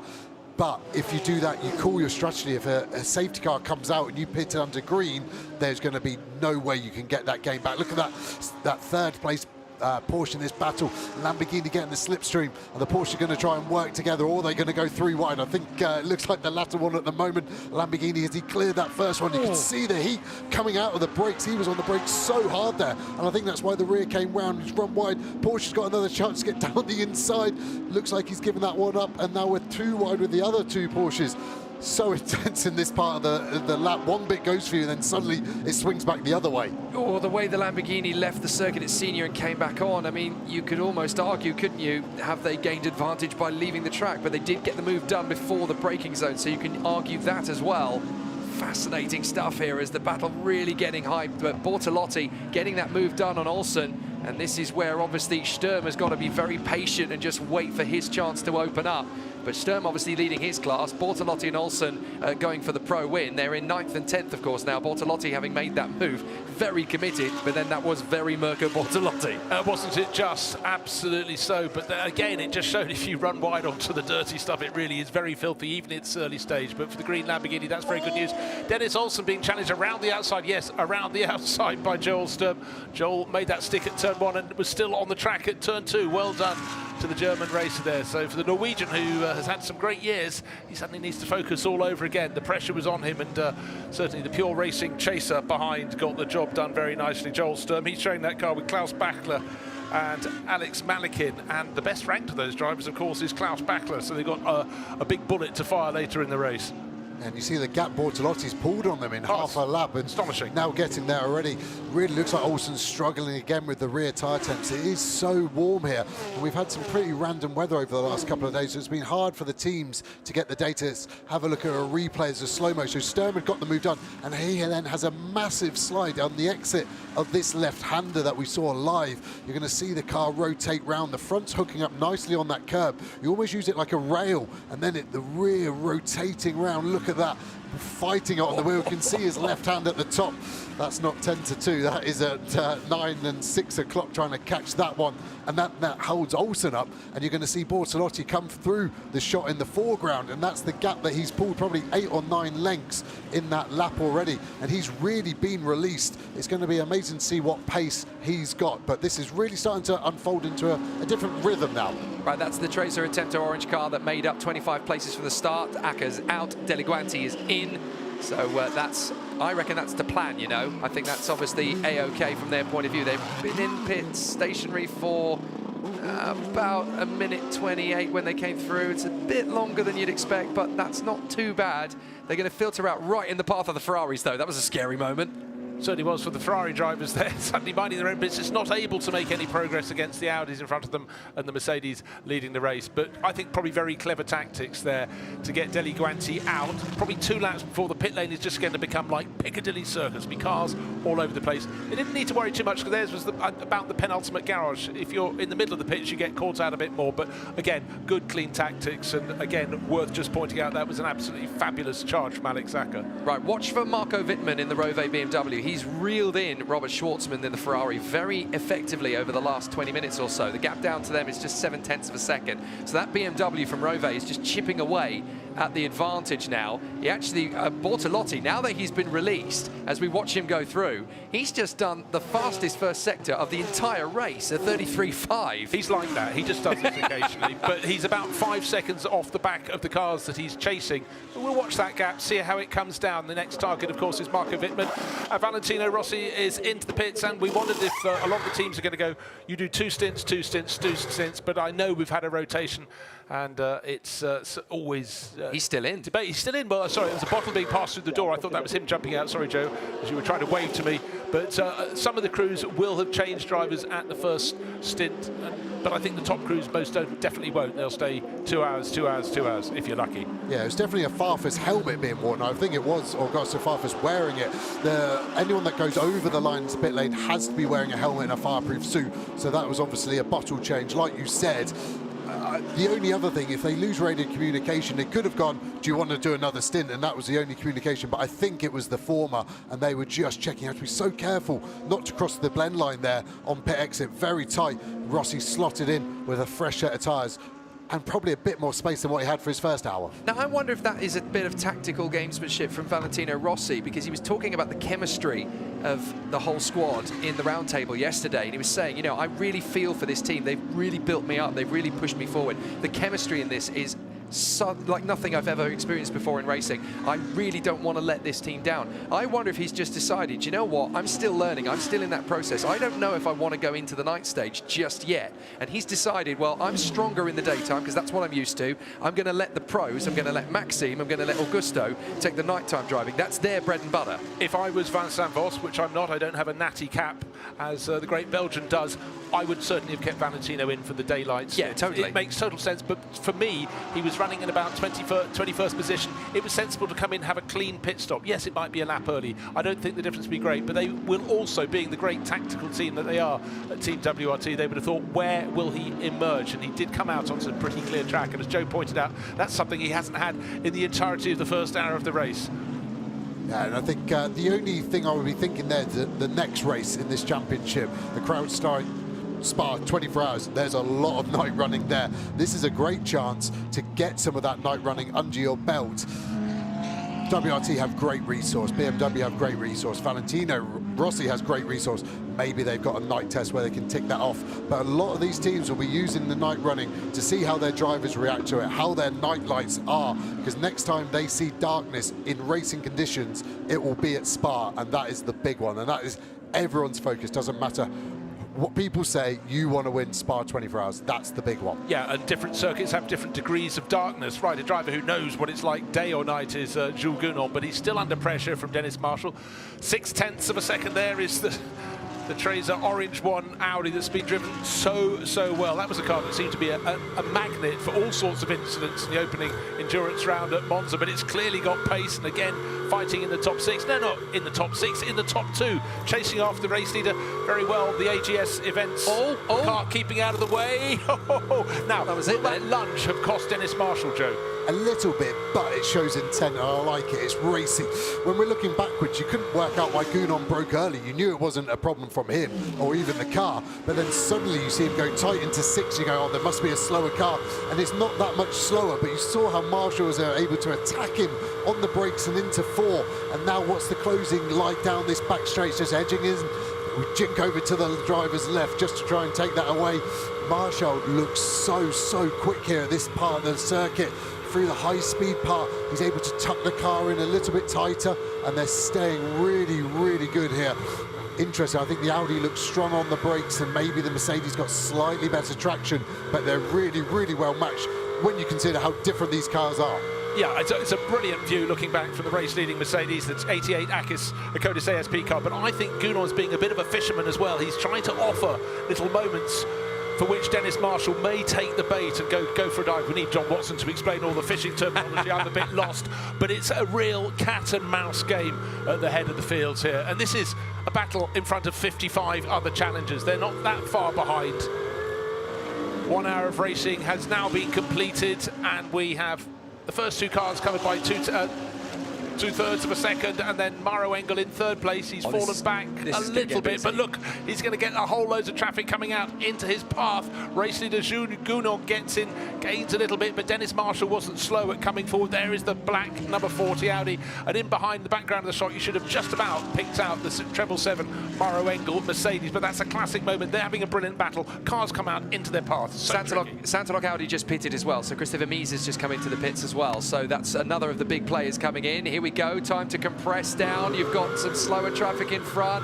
Where are you going to pitch it? If you're Dennis Marshall, you've just got to be hungry. Look for the gap. Go where the gap is. This is going to be quite tricky to negotiate for Jules Gounon. He has to hesitate and wait to get past these 3. Marshall is right on the charge, and he is going to get the maximum effect from this slipstream now, because they've got 2 or 3 slower cars in front of them as well. Wait for it. Here comes the charge from Dennis Marshall. They hold the middle of the road. Jules Gounon trying to shake him off as they come down to senior. They're going to get the side draft as well. This could be the opportunity for Dennis Marshall to take the lead. There's not a lot Jules Gounon can do to fight it. They're going to go door to door. They bang paint. They trade paint as they go up to senior. Brilliant stuff, and Dennis Marshall can't get by just now.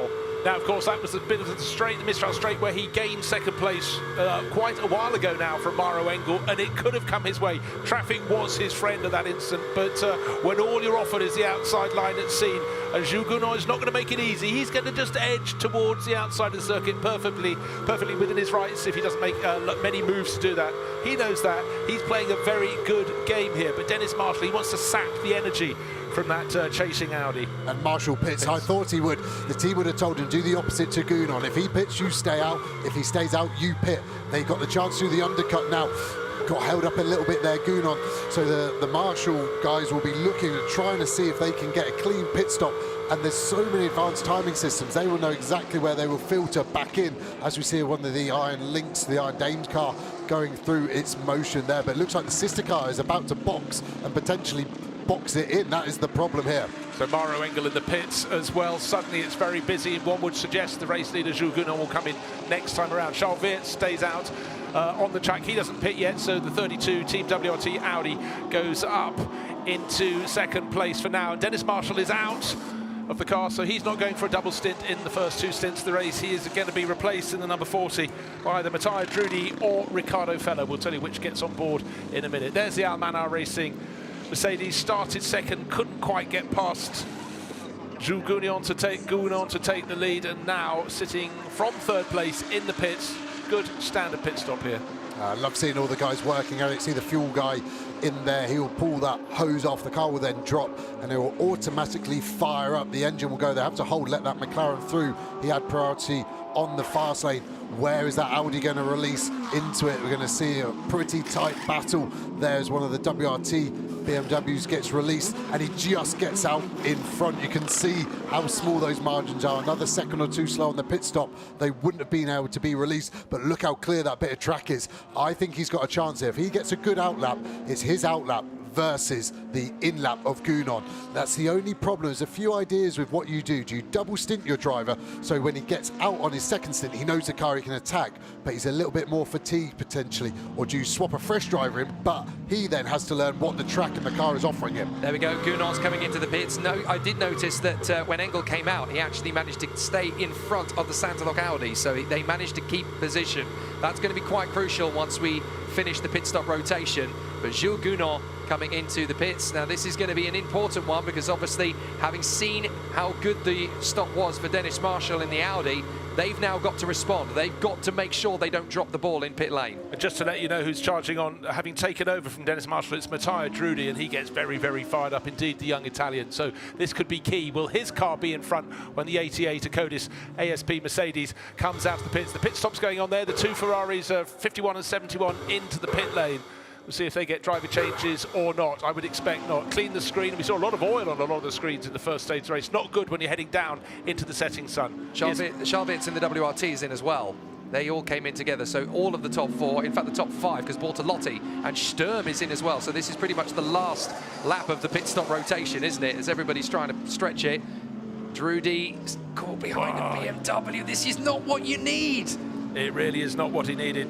Tucked in there when he wanted to be pressing on behind the number 31 BMW there. That's the car started by Tim Whale. He gets clear now, but that could have cost him half a second or so. 32 Charles Wirtz car up on its stand in the pit lane, waiting to see who's going to flash down the start-finish straight in front. It's going to be the 88 Mercedes coming down the pit lane. That's on the left of your screen. Coming over the rise is Matteo Drudi.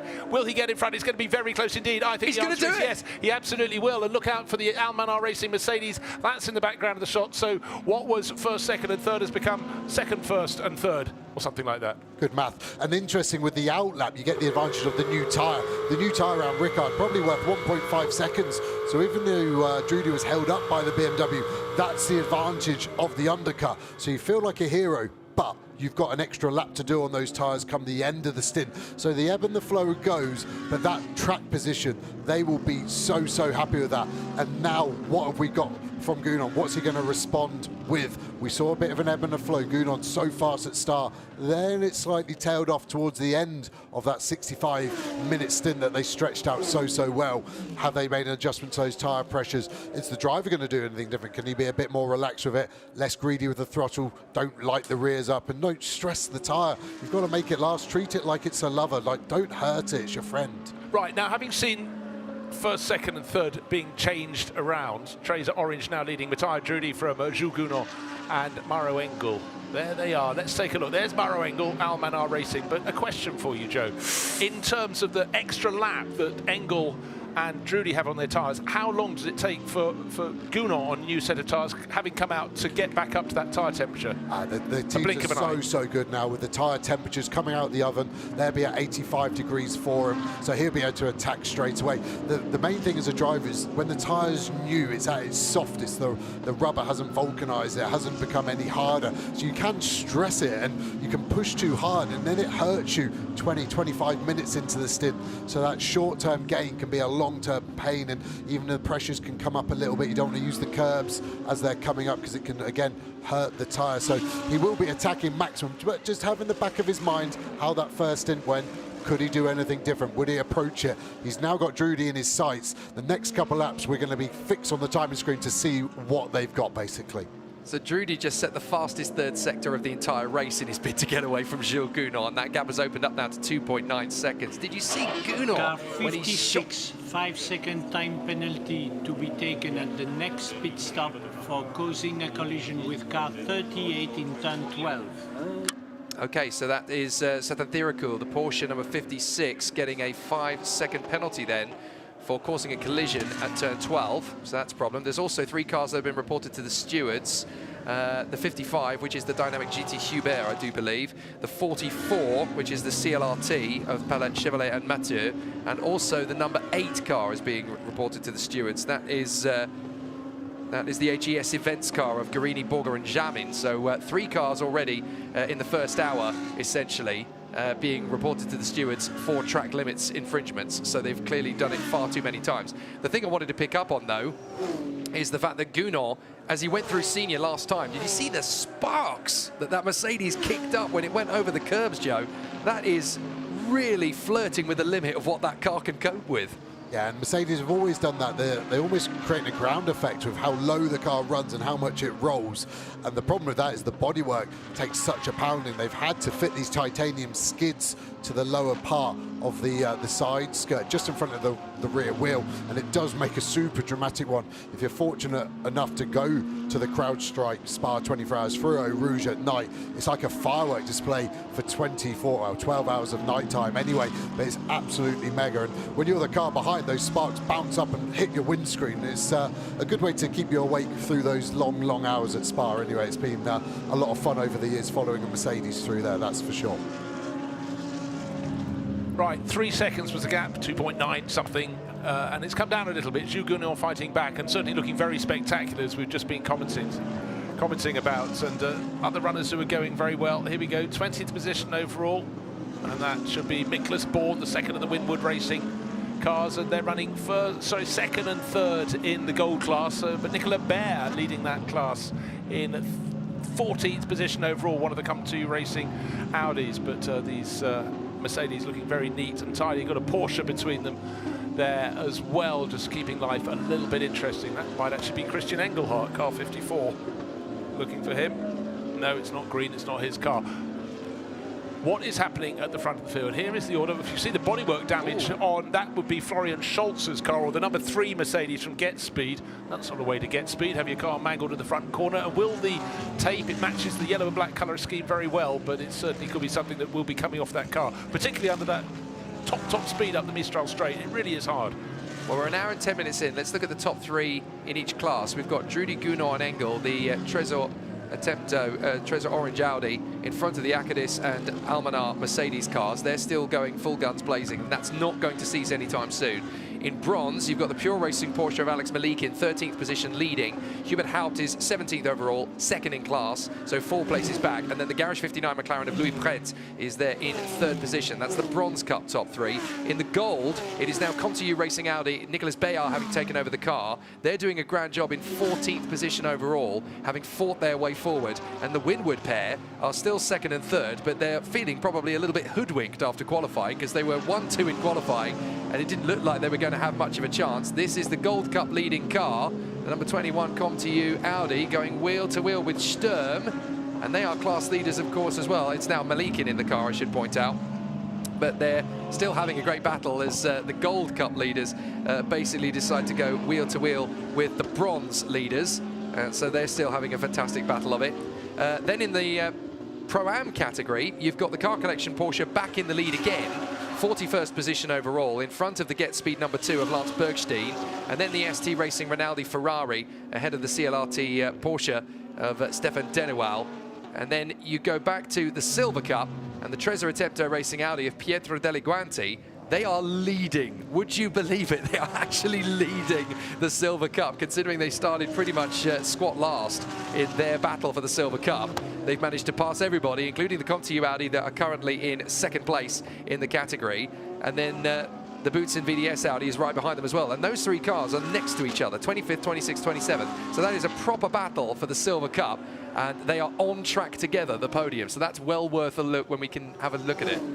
The only interesting thing, that leading car did do that early pit stop, so his stint is about 10 minutes at the moment going to be short. He's going to have to pit earlier, which isn't a problem unless there's a safety car in that 10-minute period. So they've kind of rolled their dice early. It's worked really well. They're leading their class. I'm not being derogatory to their strategy, but it is always a hanging cloud. When you go early, you just minimize that safety car window potential, as we see it going side to side all the way down that straight. So impressive when you see the car, the slipstream effects. Just feels like you get given another 40, 50 horsepower. It feels like when you're in your road car and you just drop it again, and suddenly accelerates. It's a very bizarre experience. It almost goes a bit quiet as well, because you're in that sort of vacuum of air. It suddenly goes silent, but you go, well, I'm going faster like this. But you have to appreciate suddenly the speed you're doing. 44, 54, 55, sorry. 5-second time penalty to be taken at the next pit stop. Track limits infringements. So yeah, more penalties. I thought we were playing a game of bingo then with Alan Adam, but there's only 4 or 5 cars, but that is going to be the flavour, especially for drivers that are getting in. The drivers who started the race and are now in their second stint, they've kind of worked out where the track limit rules lie. Yes, it's the white line, but sometimes it's the white line plus a foot, sometimes it's plus 2 foot. But these drivers that are getting in for their first stint are having to relearn where the rules lie today. And they're the same for everyone, but they're not the same for each corner. And as a driver, you've got to expose those areas of opportunity to lightly cheat. It's not a big cheat, it's a opening of the rules to carry some more speed. It's for the greater good. I'm using less fuel, it's more eco-friendly. That's how you play it to your subconscious. As we see such a stark difference in silhouette of car. This BMW, absolute monster of a car versus this quite agile 296, but that has had such a drive down the straight and easily past. It's almost too early. Is it going to give a slipstream back to that Ferrari? It's so much power for Marco Wittmann there, up to P6 now. Up to P6, Daniel Serra going back a position. That was extraordinary so many times. It's a shall I, shan't I when you're approaching the braking. The little dab as you go into scene, but that was a confident move done with aplomb and a lot of grunt. So Rover Racing was sort of nowhere when we got out of qualifying number 1, but they're working their way forward with the BMWs. But let's go down to speak to one of the stars of the opening stint of the race. He went right the way up the order, and that's Dennis Marshall, who's got out of the number 40 Audi, entered by Tracer Orange 1. Dennis, you put in quite a charge there on that first stint. You really were pushing so hard. Yeah, I mean, it's a 6-hour race, but obviously we tried to make the positions in the beginning of the race. I think that's what we did. It went quite well. Car feels great, and now actually we're leading the race. So I hope it continues like that. Thank you very much. So cool, calm, collected, and actually quite pleased, and he should be. That was a fantastic stint when he worked his way through the top runners and did a brilliant job. But of course it was a race. Well, it's actually talking about the start of the race. Why don't we go back and take a look at the highlights? An awful lot has happened in the first hour or so of this race. Let's see how it all began with those 2 Mercedes on the front row. Brilliant start from Jules Gounon. Second place, the white and black Mercedes from Almanar Racing of Mauro Engel down to the first corner, neat and tidy. In behind it was the Ferraris being monstered by a phalanx of Audis, and then behind them it was everybody else in this 57 car field making the best attempt to get through turns 1 and 2. So tricky together. You can see the adjustments, diving for position around the middle order. Do I dare go around the outside, get back on the track? So tricky, but it was generally very clean. Indeed, and unfortunately just a few corners later, we're going through turn 6 now. At turn 7, just on the right hand side of your shot, look for the black Lamborghini up against Florian Scholz's Mercedes, and round it went and backwards into the wall. That was the first retirement of the race. Very unlucky for Rob Collard. Then we had some great racing. Eddie Cheever the third, starting down in final position, 57th. We thought he was doing brilliantly. He gained 20 positions. Then we found another driver in the pack had fully gained 5 more than that. There was Alex Arca making phenomenal progress up the order in his Audi. But up front, it was still all about the number 88 car driven by Jules Gounon, being challenged increasingly by Dennis Marshall for the Tracer Orange 1 Audi team. And then there was the first run of pit callers. Winwood Racing brought their Mercedes in very soon in the race. But after the 1 hour mark, everybody had come back out from the pit. But here was Matthias Drudy, came a lap earlier than Jules Gounon and went from second to lead this race ahead of the 88 Mercedes. So it's leading the 40 Audi. It's been fantastic so far, hasn't it? It's a race that just keeps building in momentum as well. Every time we think that we're going to settle into a bit of a rhythm, 1 or 2 drivers think, hang on a minute, we can actually gain something quite special here, and they kick it up another gear. I'm really interested in the silver class battle. That's really starting to increase in intensity. The Tracer Attempto Racing Audi, Pietro Delle Guanti, having worked his way to 24th place now, is still mixing it with the ComTu Racing Audi of Saint-Dijon. There's only 5 seconds between those 2 cars, so that could still go anybody's way. And even Andrea Colla, who is about 2.4 seconds back from the ComTu Audi, there's absolutely nothing between those 3 cars then as they battle away for position. Black and white flag for disrespecting track limits now coming for the 70. So that is going to come from the tail end of the field. That's Bruno, who's just transgressed a little bit there. Worth picking up on the BMWs. Charles Weerts has got up to 5th position in the WRT, and now Wittmann has not just taken on Schwartzman and passed him, he's got past Serra in the other Ferrari as well. Right, let's throw this one to Joe. How are these Ferraris handling? They're dropping down the order a little bit, but when you look at their body language, what's it telling you? Yeah, I was so excited after qualifying. The prancing horse was back, wasn't it, with a bang. The car's still so new to these guys. They would have done so much testing and development, but when we go into a race stint, it's so different to just be able to do one lap. So obviously learning so much from this car. I think we're going to go on board with it, and we're just going to listen to it. Listen to this lovely turbo V6. It absolutely sings along this Paul Ricard circuit.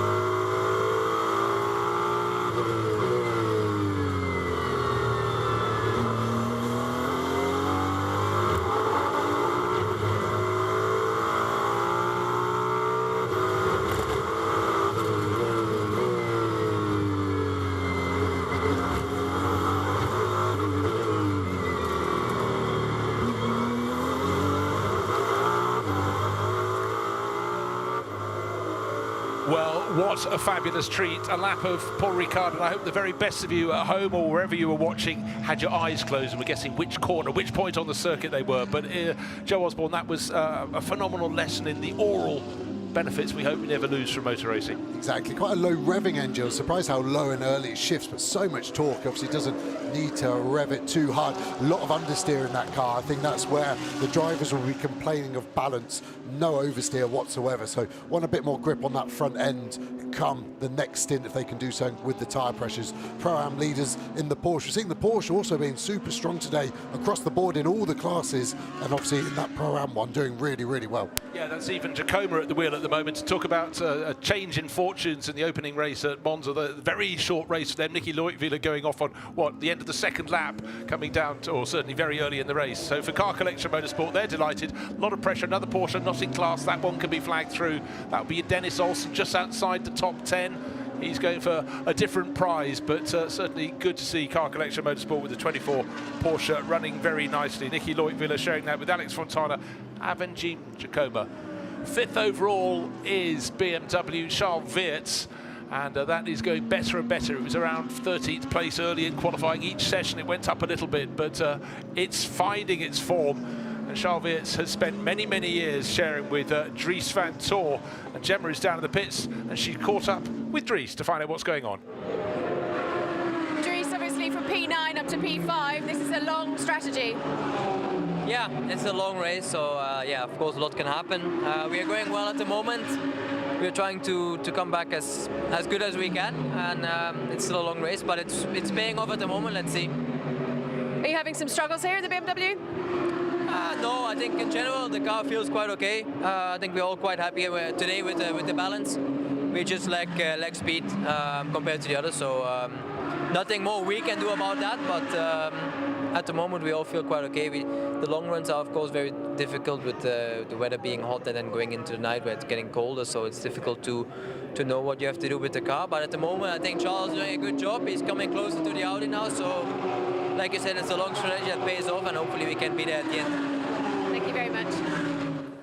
Great to hear there from Dries Vantour. They're really talking up their chances. Thanks to Gemma Scott in pit lane, Bruce Jones, Joe Osborne and myself, Jake Sanson on commentary. If you've just joined us, it is a thrilling battle for the victory here at the Paul Ricard. Second race of the Fanatec GT World Challenge Europe, powered by AWS. Trudy leading the way in the Trezer Attempto Audi in front of Jules Gounon in the Acadis ASP Mercedes and Mara Engel in the Almanar car. Really exciting stuff so far. Now, an exciting graphic on the screen showing the speed onto the Mistral straight. That's out of turn 7, and Neil Verhagen, fastest of all, 253 kilometre hour. There's no lifting there from the BMW racer. And that is an interesting figure there, Joe. It's grunt, and of course, we've seen how good the BMWs are at the end of the straight. Clearly, some of them have found the balance to accelerate very hard onto the straight. Yeah, long wheelbase on that BMW, so it makes it very stable through the long speed corners, which turn 7 onto the back straight is. So obviously very happy with that. I thought Dries Vantour looked a bit dejected with his body language. It was an interesting one for a race that started so well for them going forward. I just wonder sometimes that WRT team, one of the best teams we've had in GT World Challenge, the Fanatec GT Series in forever potentially, but when you see the Audi leading, the car that they know so well, is it a little bit like when you meet a new girlfriend and she's beautiful, and then you meet her sister and she's even more beautiful? Have we chosen the wrong one here? I don't know if there's a bit of that. I'm lucky my wife only has a brother. He's very beautiful, but nonetheless I don't have that issue. But interestingly, it just seemed he wasn't particularly pumped. I think when the car's going up the order in that sort of way, you think, wow, we're on for something here. It didn't look like our cards were lining up, the stars were misaligned today, but we're in P5. There's 57 cars in the top 10% of the field, and he just didn't seem overly happy. No, but you know what? I think with Dries, he's now, you know, for years we saw him as the fresh-faced youngster, and let's have a look how fast. In fact, Charles Virz is really doing a very good job. He's hand over fist catching Simon Gachet for 4th place. So maybe Dries should crack out a smile, but I just think he's got more experience and his hopes aren't quite as high. He's more realistic, but right now that realism would be that the car he's going to be taking over at some point is gaining, catching the toe of the Audi. Simon Gachet in front, but getting larger, therefore getting closer. And again, is this going to be a classic case of fast onto the Mistral straight, get the toe, and maybe make a move for the outside? Surely not on this lap, but Charles Virz is making a look up the inside. Not a look up the inside, but he's starting to unsettle Simon Gachet. Yeah, definitely, and we've got the speed trap right at the end of the Mistral straight. We're 5 kilometers an hour faster with this BMW we're riding on. That is a huge deficit. That graphic showed us 1 lap we found 4/10. We narrow that gap to Gachet. So this move is coming, I think, within the next lap, and I think it'll be next time, halfway down the Mistral. We saw the Rover BMW manage to get past a 296 Ferrari before the halfway point of that straight. I think we've got something similar incoming now. Where are the weaknesses of this BMW? We're talking up its strengths. The weakness, I think, is the traction. Front engine car, you don't have so much weight over the rear end. So here, is that Audi going to gap him a little bit? It's getting smaller, so it must be getting away. He's now got to work hard in this first sector coming up. As we get onto the Mistral, we can see the WRT teammates there, Farfus looking on. What's he thinking about this car? What's he going to inherit when he gets in? He's got 2 hours of driving coming up. He'll be trying to get as much information as he can, so when he gets in, he hits the ground running. Yeah, what Farfus might have seen in the pit garage is his car number 46, is on final warning for exceeding track limits. Valentino Rossi in there or thereabouts. 16th place before the first pit stops. He was in 21st, so places gained there. Team WRT weaving their magic. But the good news for Charles Virz in the best place of the WRT BMWs is he's got nobody in front of the car that he's chasing. If you bear with me on that one, that's Simon Gachet in 4th place overall. Sweeping now with the... It does seem the BMW's brilliant onto the Mistral straight. Out he goes. Is he any closer at the start of the straight than he was a lap ago? Possibly a very little bit, but this is surely the place in which he's going to make his move. The BMW so strong up the Mistral. Yes, that Audi in front is getting larger, it's getting closer, but again, I don't think there's enough of a gain quite as they get up to the end of the Mistral straight to the wonderful sweeper at scene. No, not this time, but Charles is not for want of trying. This is definitely going to be an intriguing next lap, isn't it? He may even get a shot in the final couple of corners of the sector. Charles Virz is one of those very wily drivers who can intimidate his opponent just by being in the wrong place in the mirrors at the right time for him. So All Gachet's got to do is focus on his objectives, just nail that apex, make sure he gets into the braking zone at the right point. He cannot think about Charles Weerts behind him. He's just got to nail every single part of it. We're going to have a quick look at our class leader, I should say. Battling away for position. This is the fantastic battle going on. This is Malikin versus Haupt, dueling away for the lead, and that's what happened to Malikin. Spun the car around, the car that has been leading for quite a long time now. The question was, did he fall over or was he pushed? I think that was a polite push. I think Haupt there was a little later on the brakes, had it, and then Malikin got that Porsche stopped so well that Haupt had nowhere to go, and it's a pretty light contact, but when the car is that sensitive to a little bit of weight input from another car, like I said earlier, it just sent him around, got going quickly, but a little bit of flat spots on those tyres, and he's probably got another 35 minutes of his stint remaining. The race director will be looking at that, and he's got a tough decision to make. We saw a racing incident call earlier. That one maybe is a slight bit more skew against a racing incident. Now, it's always very hard indeed when you're put into spin to place the car so it goes through a complete 360, you can rejoin. But here at Paul Ricard, it's particularly hard because the edges of the circuit are so far away, the low sun on those stripes, really quite hard as they go down through turn 3 towards the bottom of the circuit. So I think Alex Malikin did a very good job to get it pointed back onto the circuit. Here is Hubert Haupt. Is there any damage to the front of the 79 car? It's now leading the Bronze Cup.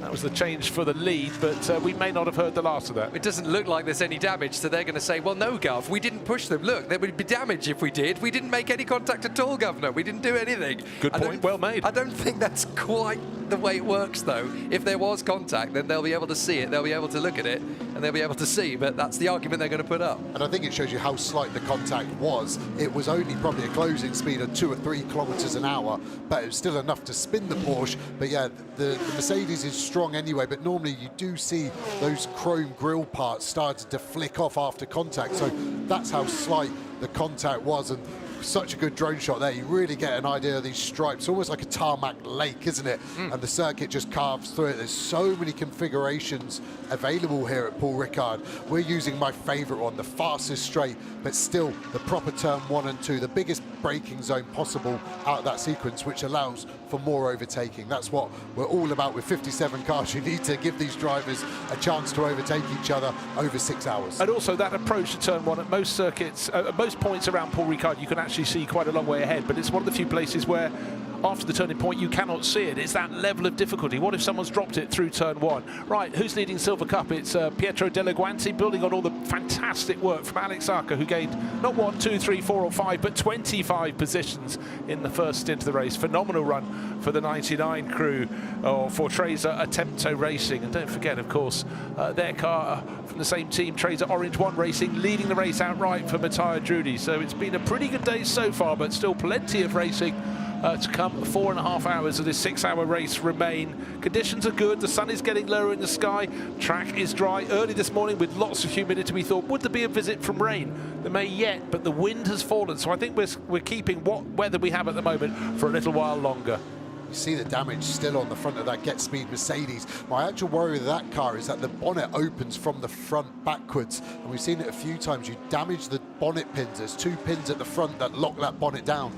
If they get damaged and then fail, that bonnet whips up at a ferocious rate, like a sonic boom noise when you're in the car and it goes. Let's see what we've got here. 5-second hold at the next pit stop. Car controller not wearing the armband. And the armband refers to the signal that shows that he's the right man. It's nothing to do with his lack of swimming abilities. The team can only have 4 people over the line and a car controller. That car controller wears that band to show all the marshals that he's the correct person to be stood in that pit lane. So that is a tough penalty for those guys to take on that one. Right, let's take a look at some class leaders. Nicolas Baer, as we mentioned earlier, has been sitting pretty for Come To You Racing. What a season they're having, leading the Gold Cup by quite some margin now, and looking for the gap back to the best of the rest. Well, actually, it's become enormous. Callum Williams is now second in that class, and Aurélien Panis is third. So we've got Audi, BMW, Audi in the Gold Cup class. But right at this stage in the race, I'm sure Come To You Racing will take that very happily indeed. There they are, lights flashing on the windscreen. That's the name, and of course that then rotates through to overall position in the race. So they are 13th position, Come To You Racing, Nicolas Bayard in the category. Then the leaders in bronze, as we know, that is Hubert Haupt in the Haupt Racing Team Mercedes number 79, having just taken that from Pure Racing, Alex Malikin in the 911. Call it what you will, but the fact of the matter is they have taken the lead from them for the time being at least. And then you've got to go all the way back to 24th position for the lead in silver. That's the Trezor Attempto Racing Audi of Pietro Deliguanti, who is in front of Sam de Jong. They've actually just passed the Winward Racing Mercedes, which has come in for the second time. That's their second pit stop for Russell Ward.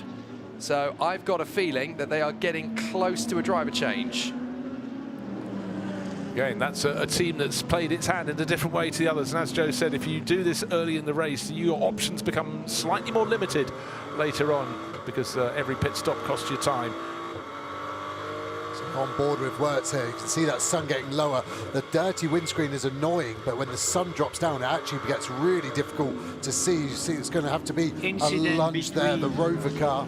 What's the incident here? 79 and 911 under investigation. Okay, that's the contact from Hubert Haupt in the 79 Haupt Racing Mercedes with the 911 Pure Racing Porsche that was spun around with Alex Malikin at the wheel under investigation. No great surprise, but as Joe pointed out, the contact wasn't big. The outcome was rather larger than the contact. It was probably 2 or 3 kilometres an hour speed difference under braking going down the slope into turn 3 and turn 4. Now a car that's going very well indeed is BMW, because of course Charles Wirtz is in 5th place, but he's been challenged by Marco Wittmann, who lap after lap has got closer and closer. The Wittmann car was victorious at Monza as leading rivals fell away, and it's caught up at a remarkable rate, but Charles Wirtz is in his own battle for 4th place overall. He's trying to depose Simon Gachet, and I guess that's half the reason he's fallen back onto the nose of the German racer. Marco Wittmann getting a better exit of turn 7, therefore onto the start-finish straight. And Joe, we've seen this car phenomenal at the top of the hill going into scene. That's how it's made its place gains. That's how it imposed the Ferraris. Yeah, and only here come the Ferraris now.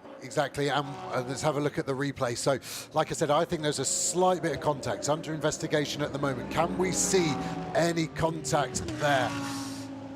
You can't see the contact because the car is blocking it, but there's just no way for me that Porsche would rotate in such an aggressive manner by itself. There's just, for me, no way there wasn't contact there. It's a hard one for the race director to go with. There isn't concrete proof. It's not a football VAR check where you can get lots of angles. That probably is the only one he's got until he could wait till the end of the race to get the onboard footage off it.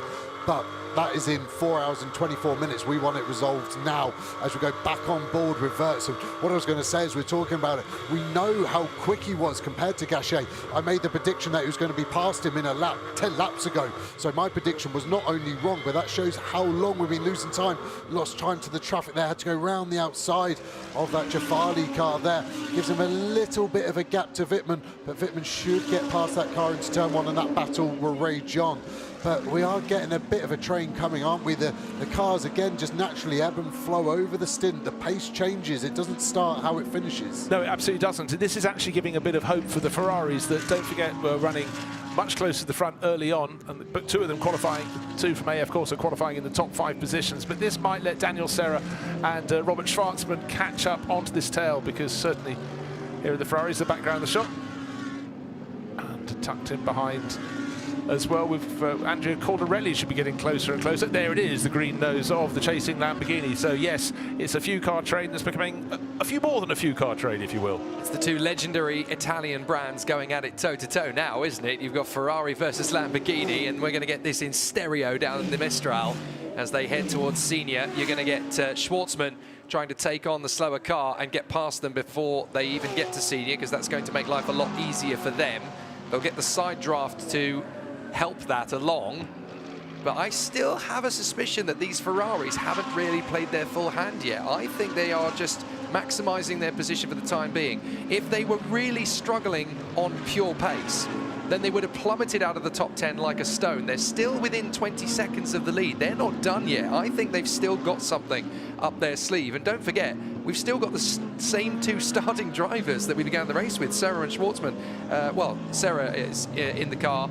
but Schwartzman has obviously taken over. So this is going, oh, contact, and around goes the Lamborghini.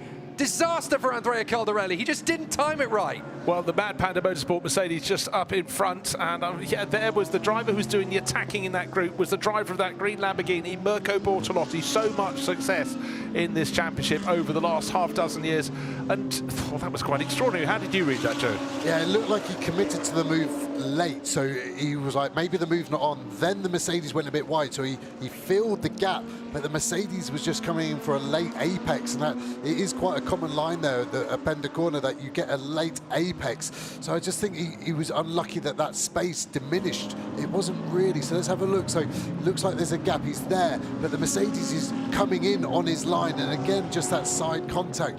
Really difficult, and the car spins so quickly because Caldarelli has probably got nearly 90 degrees of lock to get into the corner. So again, that contact really similar to the Collard one on lap 1. The car on the inside spinning, but it's just because there's so much lock on that front axle that's going as it kicks off now. Gachet really held up. I think Wittmann's going to be the man out of the 3 here. He's the 3rd in the train, but he's the one with the biggest run. They're going to be 3 wide side drafts going on for days here. It's going to be interesting to see how this pans out. What's Wirtz got? They're jinking as a driver. You're calling bluff of each other. 260, 270, 280 kilometers an hour. Wirtz has got a draft back. Gachet comes. We know that car isn't the quickest in the straight line, but with a double toe of a BMW, he might just live to fight another day and hold on to his P4 position. It's Wirtz that loses out to Wittmann. That was incredible. But Simon Gachet holding on. It's rare you see a moment where all 3 commentators in the box just drawing their breath. They will have another breath later. That was a phenomenal move, and I honestly thought Wittmann had nailed it perfectly up the left-hand side of the track. Charles Wirtz showed he's made of stern metal, but Simon Gachet braving it out to stay ahead of them.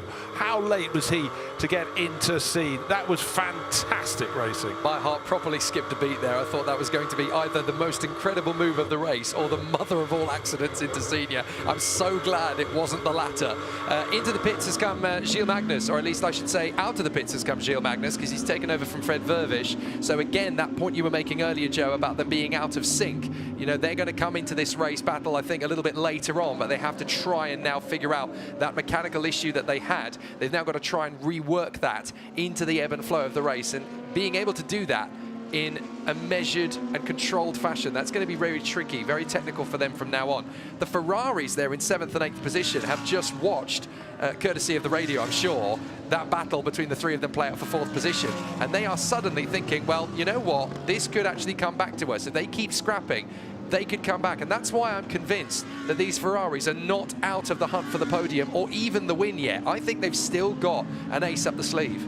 Yeah, I don't disagree. I just think with them running nose to tail, it's really showing them both cars are maximising their performance. So let's go back to where we just left. You look at Wittmann go all the way left, Gachet all the way right. The Lamborghini was the cork in the bottle that created this fizz, and it looks like Wittmann's got the highest speed, so how's he not going to win? But then he becomes the guy punching it. He's going to squeeze Wirtz back over, so we go on board with Wirtz. So look at that Lamborghini. He's compromising Gachet's run. He probably has to have a lift. Wirtz needs a lift. He goes left. It looks good. He'll look in his left mirror. Wittmann, look at the cars dial around. You see Wittmann actually in the rear view camera there in the middle of that car. They're jinking around as we go all the way down this straight. I'm pretty sure Wirtz would have thought, you know what, okay, at least I'm past Gachet. I can settle this. Wait, it's coming back to me. I've got this. How is there going to be an Audi on his right-hand side? Yes, it's potentially track limits. We've got to use it. Look at him in the mirror, gaining. Where did you come from? I'm faster you straight for the last 20 laps. How's that happened? How in the law of physics did Simon Gachet get up the inside? He'd been passed by the pair of them, but again, just able to catch a little bit of a toe, and perhaps the moment of attention was drawn between Wirtz and Wittmann. Fabulous racing here at Circuit Paul Ricard, and a shuffle of the pack with Wittmann gaining a place. Physics fanatics absolutely adored that. That was absolutely terrific. The Fanatec GT World Challenge delivers again down the back straight at the Mistral, as 3 cars go squabbling for position, and despite the slightest bit of paint traded, they all came through, and the cars all still look the shape they started. Accolade for all involved, but it really was heart in mouth, and it all started with Simon Gachet being shoveled a little bit wide going onto the Mulsanne straight. You had to think Mistral straight. If he's on the Mulsanne straight, he's gone a little too far to the north to Le Mans, but he kept his foot so totally planted, and I really think it was the attention being drawn between the 2 BMW drivers that gave him half a chance, and he grabbed it with both hands, so he holds on for now to 4th place. You're seeing the Ferraris actually split a little bit. Again, just a real illustration of traffic, where you catch them. Again, as a driver, it feels like you always catch the slower car at the worst point. There's nothing you can do, but the top drivers always minimize the time loss.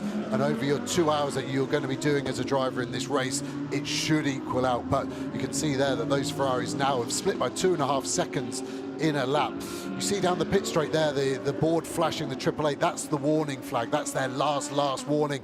99% of the time today it'll be for track limits. You can get it for a variety of reasons, contact, maybe, but yeah, here at Ricard, the track limits are just so advantageous and so lucrative. You get lured into it. It feels like you're being hypnotized by these lines to use all of it as we go for a second place battle in the Gold Cup between another one of these WRT and another Audi. It seems like these two German manufacturers are completely connected. You see Olivier Panis, there's a slow-moving Aston Martin, the Bullet car, going very slowly. Is that just after a spin coming out of T6? Looks like it's gaining speed. Yeah, Jacob Riegel seems to be winding that up again, but did he push? Was he shoved? Has he picked up a puncture and just rotated on his own down at the bottom of the hill at turn number 5? But that certainly has cost him. But yeah, he's limping back around. Can't see any damage on the car, though. No, car looks level. He's given it a weave left to right. Don't do that too much, please, in front of the others. It's a hard corner there at turn 6. You get a lot of understeer, slightly off camber. So you're always aggressive on the throttle to rotate that car. Use the power to get the rear sliding around, but easily to loop it round. So it'll be interesting to see what happens. Yeah, it's hard. Sometimes once you've had a spin, it can come out of nowhere and you go, well, I didn't do anything different. But then you're like, well, it must be the car's broken. And the team will be looking at the telemetry going, the car's fine, mate. It was your fault. And you're like, I never make a mistake. I'm the best driver in the world. So the car looks okay. Hopefully those guys can continue on their merry way. Do you know, I know about 80 drivers who swear they're the best racing drivers in the world. Maybe it's 280, actually. Do they all respond to the team manager with, how very dare you? I just unplugged the radio to save having to pay for the bleeps later. So still perfect driving conditions. The sun is continuing to go down a little low. The drivers don't know about it when they go up the Mistral Straight, but they certainly do when they go down the start-finish straight and descend. Here we go again. Number 5, Virage de la Sainte-Baume. Now, again, the BMW is so fabulous and makes the move. Marco Wittmann started the lap in 5th. He's now up to 4th. Simon Gachet didn't have an answer this time. What can Charles Weerts do, tucked in behind in 6th place? Just 2 laps ago, we had that heart-in-mouth movement as they came up towards Scene, tucked in behind. We've also got much closer now, Daniel Serra in the best place of the Ferraris. As you mentioned this, Joe, earlier, this was the chance of the Ferraris as that trio of cars, Gachet, Wittmann and Weerts, were fighting so hard over 4th, 5th and 6th positions. Maybe, just maybe, they would trip each other up and the others would come back, and certainly that has been sucker for the 71 Ferrari of Daniel Serra. It's given him a chance, any chance he can get onto their tail. Now we're riding on board with Charles Weerts. Let's see what he can do. Can he see, well, he's now seen that Simon Gachet can be overtaken. We always knew in this battle of 4th, 5th and 6th that the Audi seemed to have a little bit of a problem relative to the others up the Mistral Straight, and the chance to pass in the toughest corner of all, in Scene. Yeah, and he'll be frustrated because he would have just seen that other BMW run by a different team just drive past in a straight line. Of course, the BMWs will be very, very similar on power output. The engine that they're given from BMW Motorsport will be so finely controlled. But the teams can run whatever setup they want. It could be as simple as that Rover car is running less rear wing, less drag. They've maybe got a compromise as we see a Ferrari dive down the inside there. Nice clean move. Is he going to be able to get the traction? Yes, he is.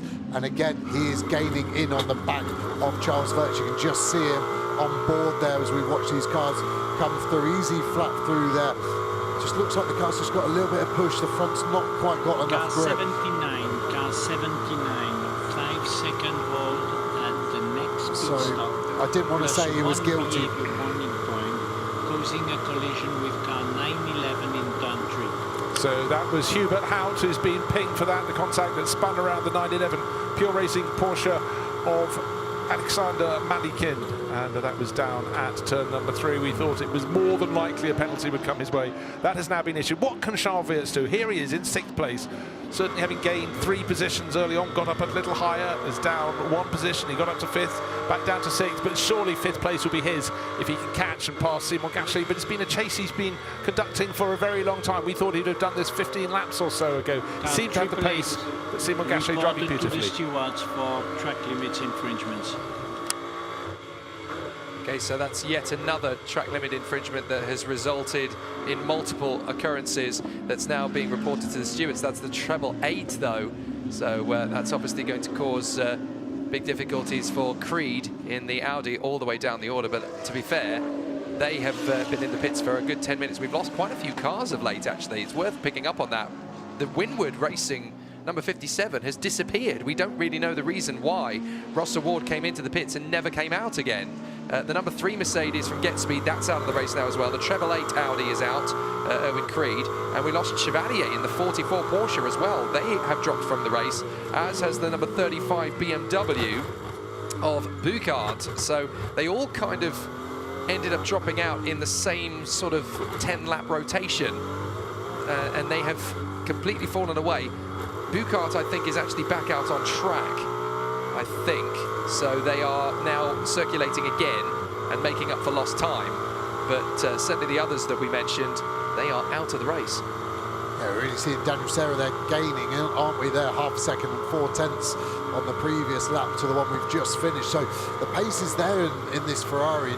It's really good over the curbs. You can hear on the onboard how loud it is. Is that Wirtz and Gachet in front? We can see they're side by side. What are you going to do, Charles? All the way around the outside. It's a long way. He thinks better of that. But this is the reason why Serra is catching at such a good rate of knots.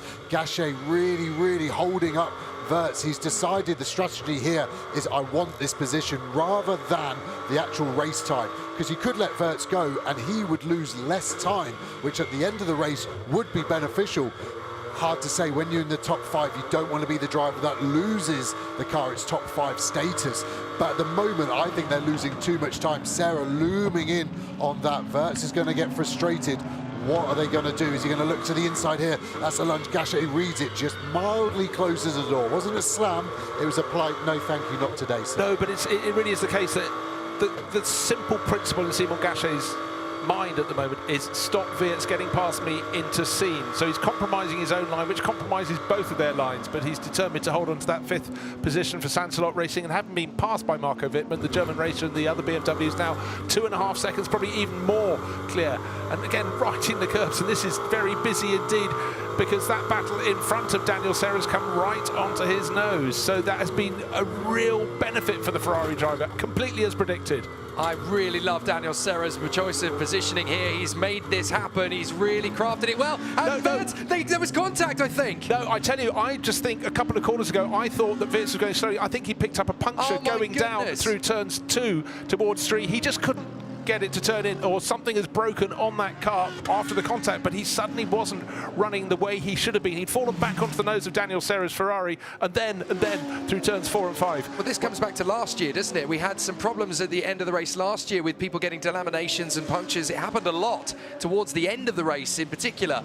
So it looks as though once again it's going to cause his issues multiple times, and Charles Wirtz has stopped out on the circuit at Sector 1, yellow flags. We could even get a virtual safety car here.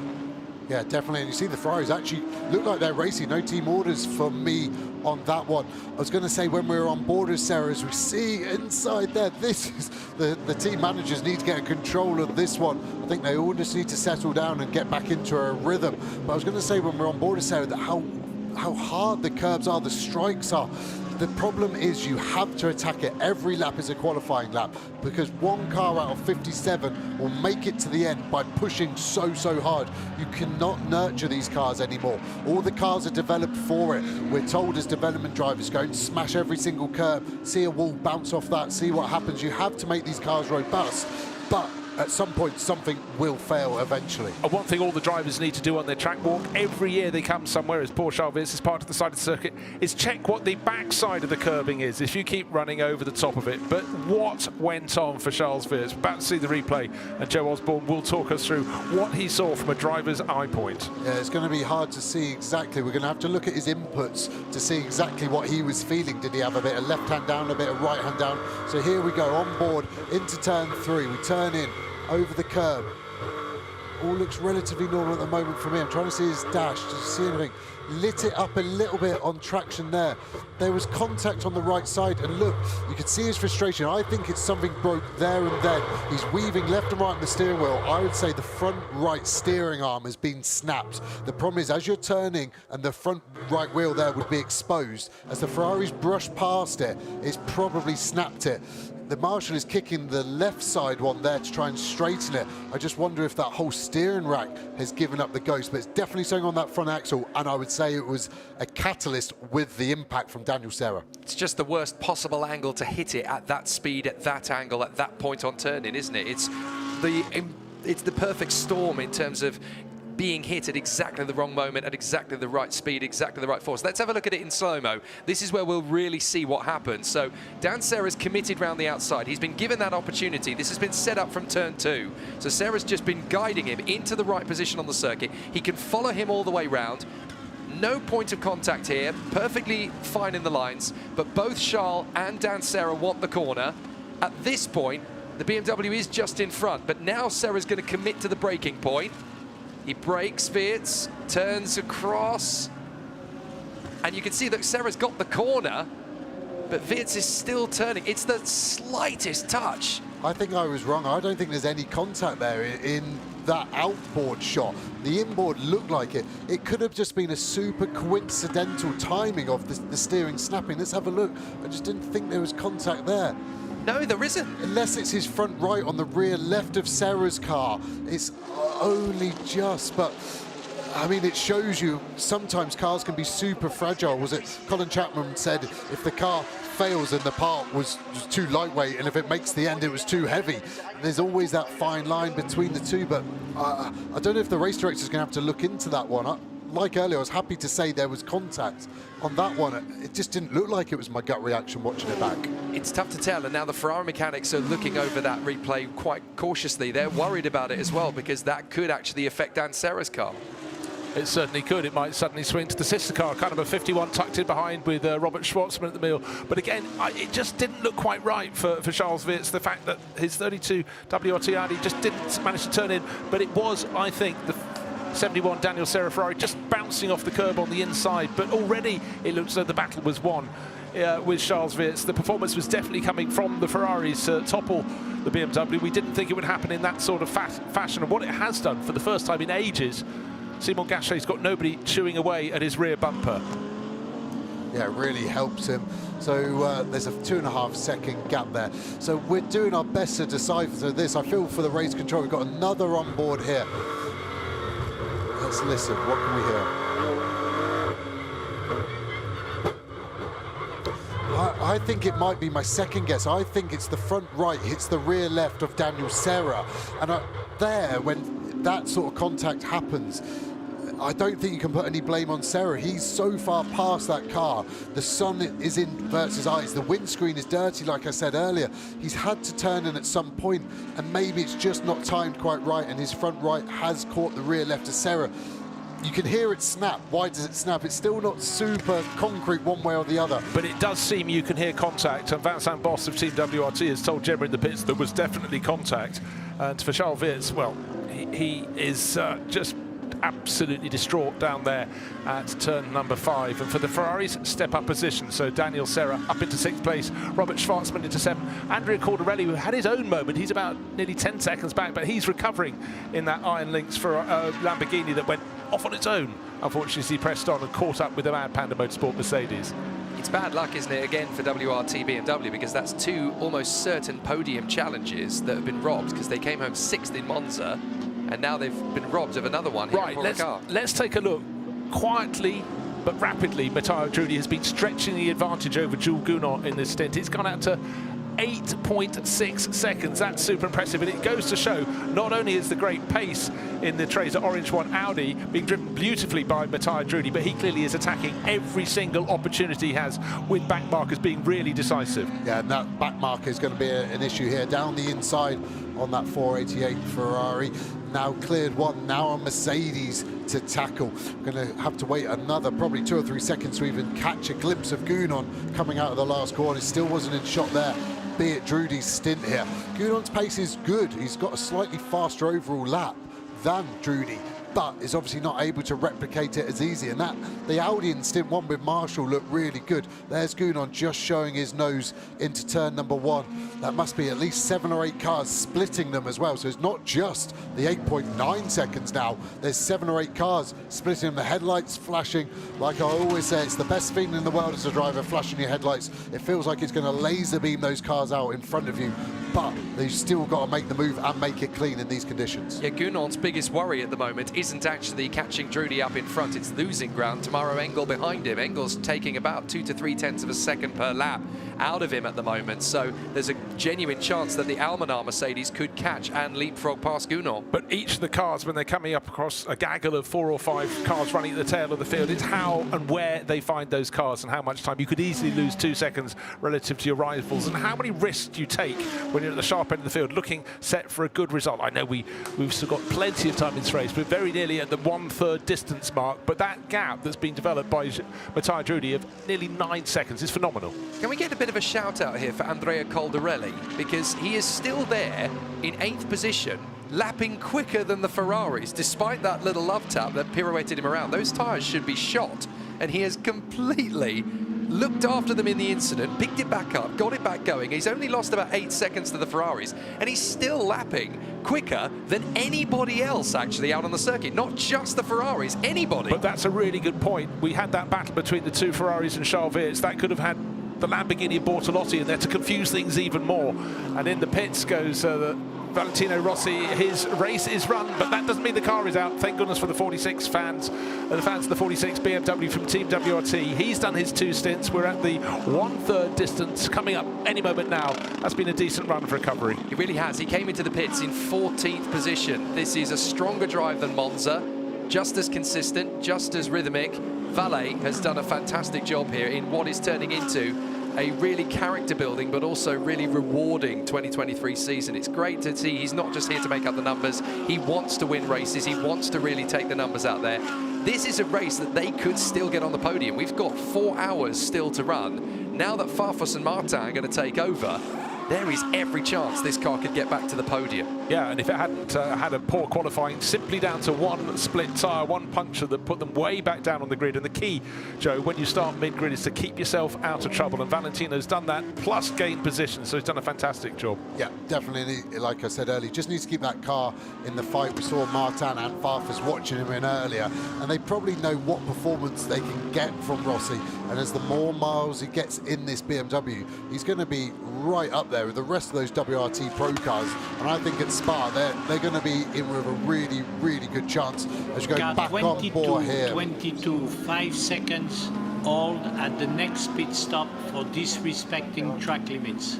So car 22 is the CLRT Porsche in the Pro-Am class, and that will be a setback for them. It won't be race changing, but again, unfortunate for the drivers concerned. They have been spotted doing what pretty much all the drivers in the field. That's Stefan Denuel who's kicked off that one, who has can't blame anyone else. He's the only driver in that car so far.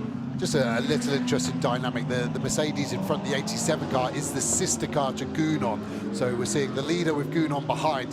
They're trying to lap this 87 car. We know it's a teammate.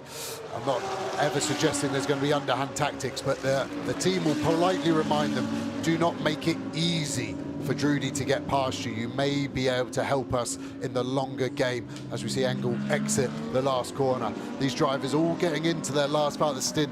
Engel has done nearly 58 minutes, so he will have to be in the box in the next 7 minutes or so. So he's at maximum got 3 more laps, and as you get to an end of a double, you get this sort of second wind effect. You're like, oh, I've nearly done it. Now I can fully attack it. What's the car got?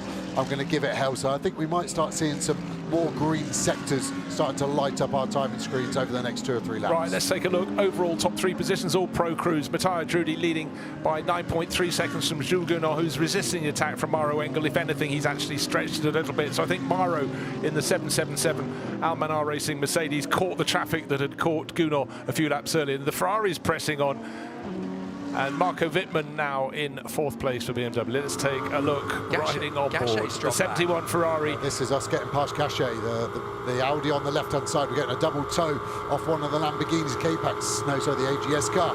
Then that gave him the slingshot on Gachet, and Gachet couldn't defend because the Lamborghini had kind of pushed him over to the left. So again, Charles Wirtz, when he watches this race back, he'll be so frustrated that he's now seen 2 cars be able to do what he wanted to do for the last 20 laps before he did retire. And now comes the other Ferrari. Schwartzman is going to try and do exactly the same thing to Gachet as Serra did the previous lap. This is what we keep talking about. I think Ferrari are not done. I think they've got every chance to get on the podium. If not, go for the win. There's still so much time for these Ferraris to make their big play, and I think this is just them starting to remind everybody, yeah, you're looking at the Audis, you're looking at the Mercedes, you're looking at that BMW of Marco Wittmann, but you know what? We're still here to play. We still have what it takes.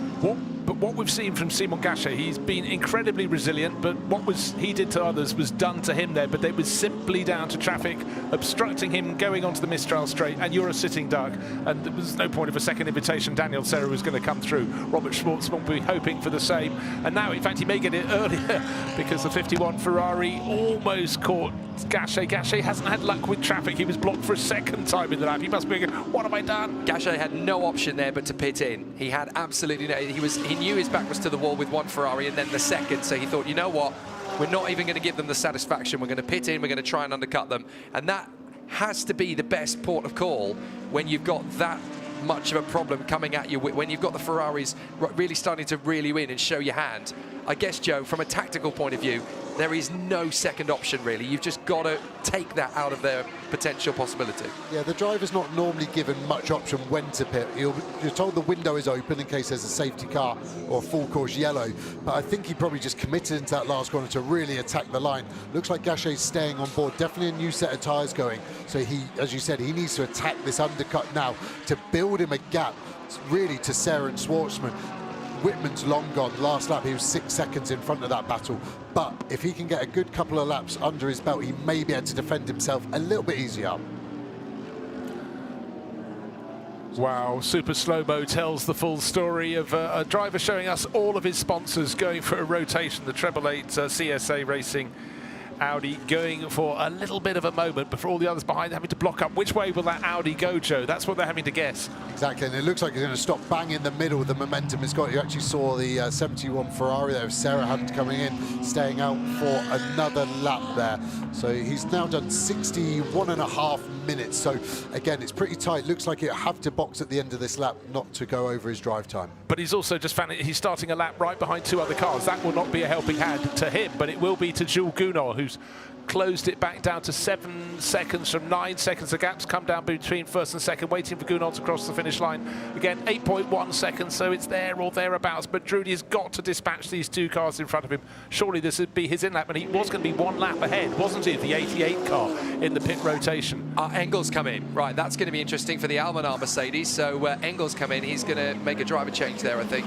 So Fabian Schiller getting ready for that one. They've already flicked the switch to let us know. And obviously Mario Engel pitted the same lap as the 40 attempt to Audi last time around. This time maybe he's incident between car 71 and car 32 in turn 5 under investigation. Okay, that's confirmation of the 71 Ferrari, Daniel Serra, and Charles Wirtz's 32 Audi from Team WRT, and that was the one that lost out and ended up down against the tyre wall at the bottom of the slope. That's really awkward as well, because that could really punish the Ferrari quite badly there.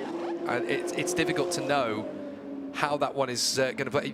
They have all sorts of penalties that they could give them for that as well. That could really affect things. Now, I was going to pick up on Drudy, because on the lap prior to this one, very nearly close there, as Lorenzo Ferrari very nearly gave us a bit of a heart-stopping moment.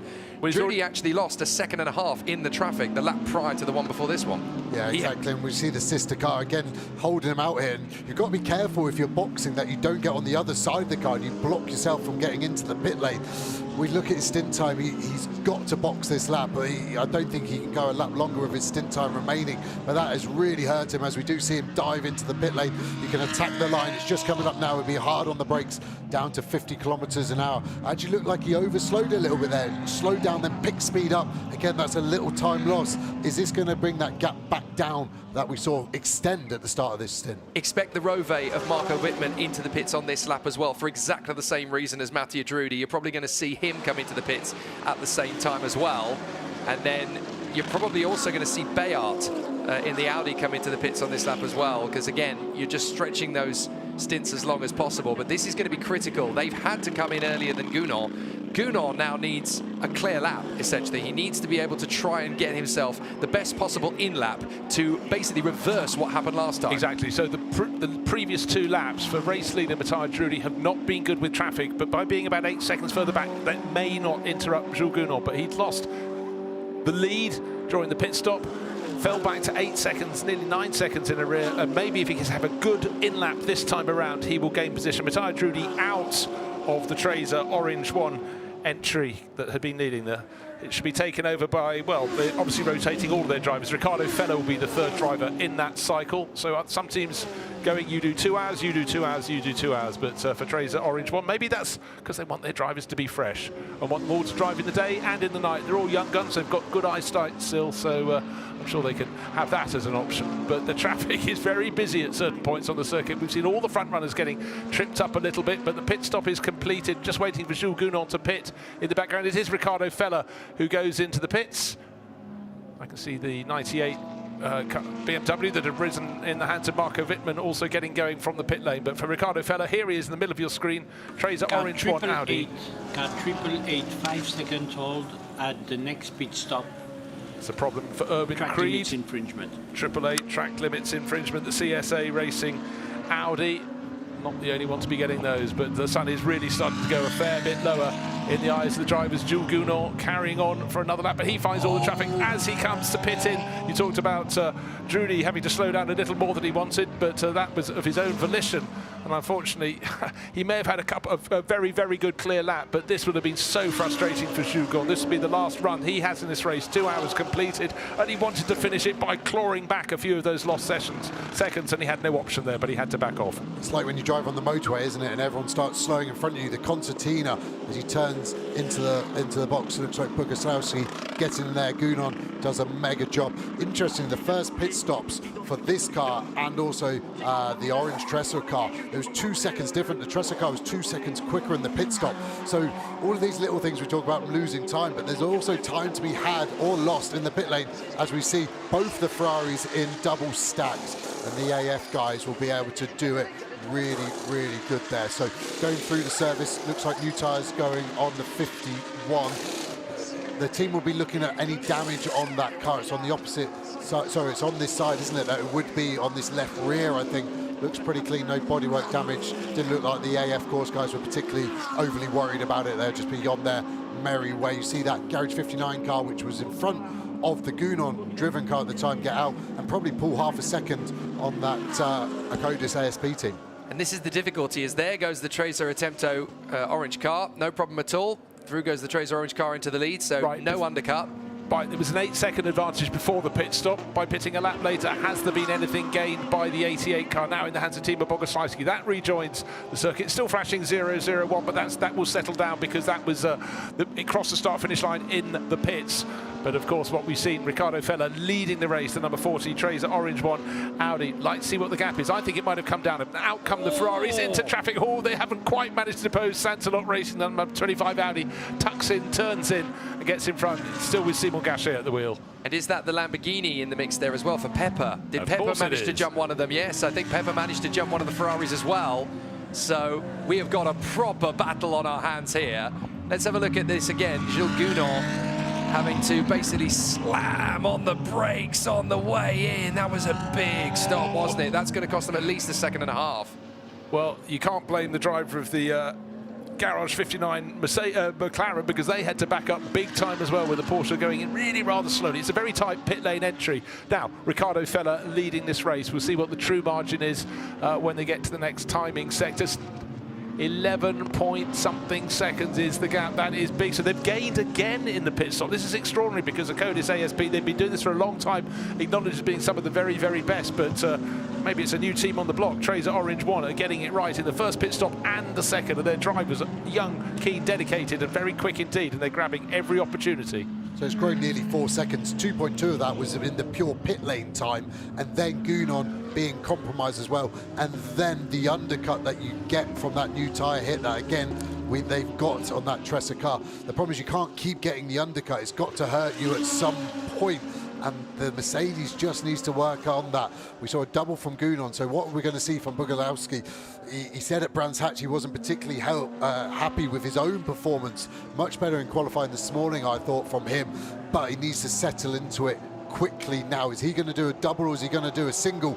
As we see a Mercedes looking down the inside, Schiller on Bogolowski, is there going to be a potential change between those two? Yeah, you have to say, I mean, it's difficult to point the finger at any one driver, but I think Bogoslavski would also accept it after this morning's qualifying session. Of the 3 drivers, oh, we've got a stationary BMW in the background that's parked up. Now, is that the car that we didn't manage to spot earlier on that had parked up? I wonder if that's Buchard's car.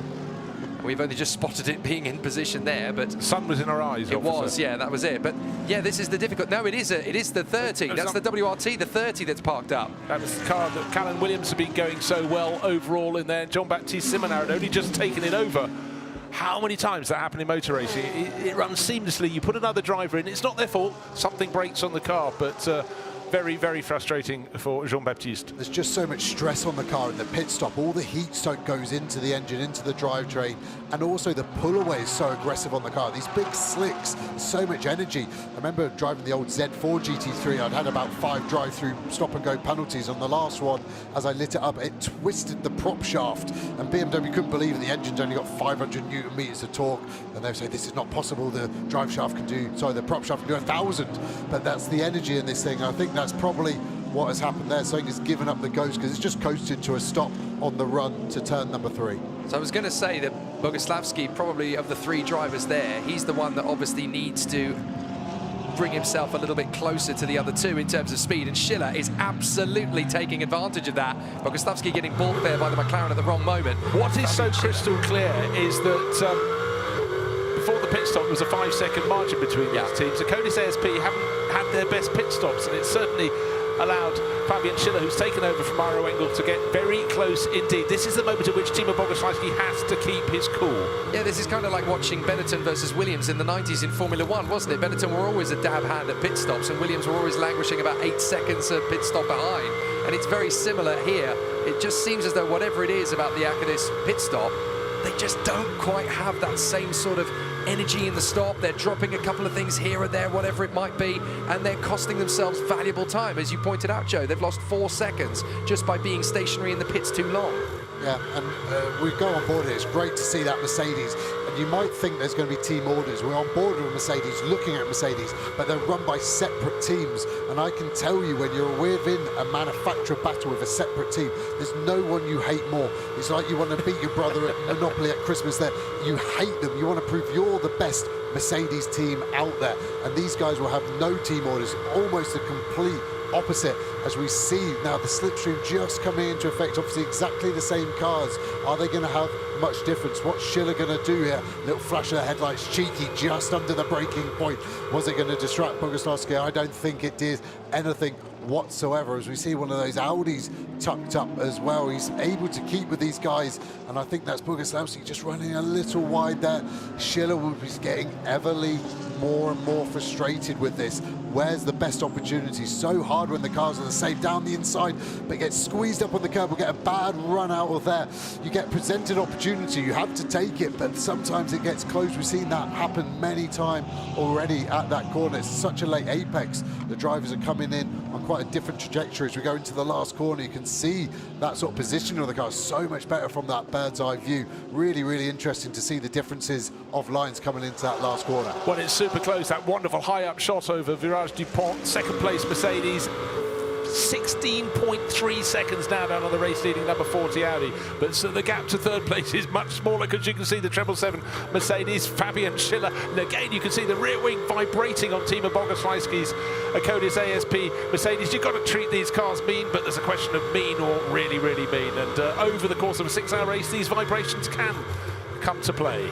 This is a battle of confidence now, isn't it? Because Schiller's got so much of it in the braking zone, and Timo Boguslavski is running scared. He's desperately trying not to let Fabian Schiller get even a whiff of a gap. But what is this doing? They're slowing each other down, and that means Philipp Eng in fourth place is going to be closing in little by little, whether the performance is the car or the fact that he's not fighting with anyone in particular. He's got an 8-second margin over Simon Gachet for fourth place, so he's no pressure from behind. Expect the car that won at Monza to come forward. That's all it's been doing in this race. Bit by bit it's closing in, but bit by bit Riccardo Feller is pulling clear in the lead of the race. It's an outstanding run from Tracer Orange 1. Car number 40 Audi dominating here at Paul Ricard. You can just see Schiller does close up, but even from a GT car, we used to a big slide from Boguslavski there. Car 71 and car 32 in turn 5, no further action. Wow, no further action. Between 71 and 32 at turn 5, no further action. So the Ferrari does not get penalised for its involvement in the WRT BMW retirement. That's interesting. And I'm not trying to be the teacher's pet, but I've agreed with every single decision so far that's been thrown at Alain Adam, and I think it was difficult. There was contact, but I don't, as we see Schiller, down the inside. It's hard to get a move there done. He's tempted to lunge there. I've raced against Schiller in the last couple of years, and he is punchy. You get some drivers that like to bark, but like a lot of dogs, if you bark back at them, they go a little bit quiet. Schiller is the real deal. He is very, very aggressive, and I don't think it'll be long until he is really putting a move on Boguslavski that makes him think about it. I'm going to put the car in a position where if you turn in, we're both going to crash. It doesn't really matter whose fault it is if you both crash, but I want to get past you, and he is really getting under pressure. Philipp Eng is reeling them in at a real quick rate of knots. We're looking at the Team WT 46 BMW, and the driver who did the early stage of the race, the first third of the race, was Valentino Rossi, and we're catching up with him down with the pits with Gemma. Vale, we saw everything really come together for you guys at the last race at Brands Hatch. Yesterday qualifying was difficult after contact in the pit lane, but you've put in a fantastic first double stint there to bring the car quite high up in the standings as they are. Yes, yesterday we suffered very much with the balance of the car, but today the car was good. I was lucky this morning because when I started I touched with another car, so I have a puncture, and so we started just P20. When you start with P20 is difficult. I lose a bit of time in the first part of the stint because it's difficult to overtake, but after I'm happy because I had a good pace and was constant to the end of the stint. I was able to recover some position, and now give the car to Augusto and after Maxime, that usually they are very strong, so we hope that we can continue to recover. Do you think it would be realistic to look for a podium? No, for me no. I think we are too far for the podium, but you know, it's a long race. I think that now the guys have a strong pace, so we will see. Thank you very much, Vale. Thank you. Ciao, ciao. Good to hear from Valentino Rossi, as charming and competitive and human as ever, but having risen to 12th place now, a top 10, clearly a possibility. Just over under two-thirds of this race remain. But good job down there. And again, looking one way, you can see still blue sky. Looking the other way, the drivers are looking now down into turn 1. They can't see very much indeed. The sun is getting lower and lower as they go down through turns 1, 2, 3, 4, 5, and then finally they get a reprieve when they turn around and go back up the slope all the way to seen at the top where the light is behind them. It gives them some relief. It also makes it harder to see a driver who is challenging from behind, and that's exactly what Fabian Schiller, barking or otherwise, Joe, is doing as he goes right into the tail of the number. For track limits. Saw him show the nose and get it over the apex curve because he had so much ability to tuck it in. As it hopped off that curve, gave him a big snap of oversteer, and that's lost him a load of time. These guys are losing so much to the lead Audi. 1.3 seconds lost on the last lap. That gap's going to be 20 seconds before we know it. I think it's going to be so hard. Philipp Eng now 1.8 seconds behind Schiller. Another lap and he'll be on their tails at this rate. But that little mistake from Fabian Schiller down at turn number 5 cost him. It made him not so close as we went onto the Mistral straight. closes with a little benefit of the slipstream up to Scene, but in the background, look out for the 98 BMW. Philip Eng is on the charge. He's much, much closer. He's almost on their tail now. So some big names have got into the cars now, because we've had David Schumacher get into the Winwood car that is battling for the victory in the gold category. We've also had Lorenzo Patrese, remember him, jumped into the Trezor Attempto Audi that ran so strong in the first stint in Monza, so expect him to charge forward. And into the 87 Acadis ASB Mercedes gets Maxi Goetz. Expect some fireworks. He's going to be on the charge. Most certainly will. Has been doing it for a long time now, and very, very well indeed, and ended up a DTM champion recently. Now, right on board car 12, he's out of the sequence. It's Loris Hazemans, but the fact he's able to hold on to these cars that are a lap ahead, accolade to Hazemans, but it just shows how much they're holding each other up. But with that low sun in front of him, he can work out the silhouettes of those ahead. He's been watching them for a while, but Fabian Schiller, white Mercedes, gets past the Porsche, which is now hopefully going to move out of the way of Hazemans, but again, just trying to find placement for the cars on the track. Down the bottom of the slope they go. And that battle for second place is just getting away a little bit from this grouping. But again, enticing action with Loris Hazemans enjoying it very much indeed, I would suggest. Yeah, and second place in Silver Cup, so he's been the best cameraman we could possibly ask for, isn't he, behind this Schiller-Boguslavski battle, but he's got his own fight to worry about. A little bit worried for him that his drinks pipe isn't actually connected. You can see it flapping around in the middle there. Looked like it should be plugged in where the radio was, the curly wire. So if he's going to be looking at doing a double, then you do want to take some liquids on board. It's not super hot today, but just the amount you're breathing, it's amazing how quickly you become dehydrated. But when you're in the cockpit, how easy is it to see and reach down and locate? Is it an impossibility, because you're concentrating on the bit called racing, to put a small pipe onto a small nozzle? It's not, and it's why teams hate working with me. I wouldn't accept that as a position for the drinks or the radio connection, because I cannot reach it. So if there is a problem, I'm helpless. I want those sort of positions somewhere I can affect it. I've had it even before where I get the bottle put where I can reach it, because if the mechanic has a fumble and doesn't click it in, he doesn't actually care, because he can sit in the garage and have a drink for the next hour. I care. I want to be able to do it. And I don't think he'll be able to reach out. That's where the rear view mirror would be. And when you're strapped in these cars, you've just got no reach. Your arms are done. You can't lean forward. You are strapped in so much pressure on those belts. There's not a hope he's getting a drink. And to add to that problem, he's only 13 minutes into the stint as well. So that really doesn't help either. So that's real backs to the wall stuff, isn't it? Well, he's got to put it out of his mind now. It's nothing he can sort. He's got to focus on what he can sort, which is the driving. And the person who's sorting the driving best is Ricardo Feller. He's leading this now by 21, nearly 22 seconds over Timo Boguslavski. We've got 3 hours, 36 minutes remaining.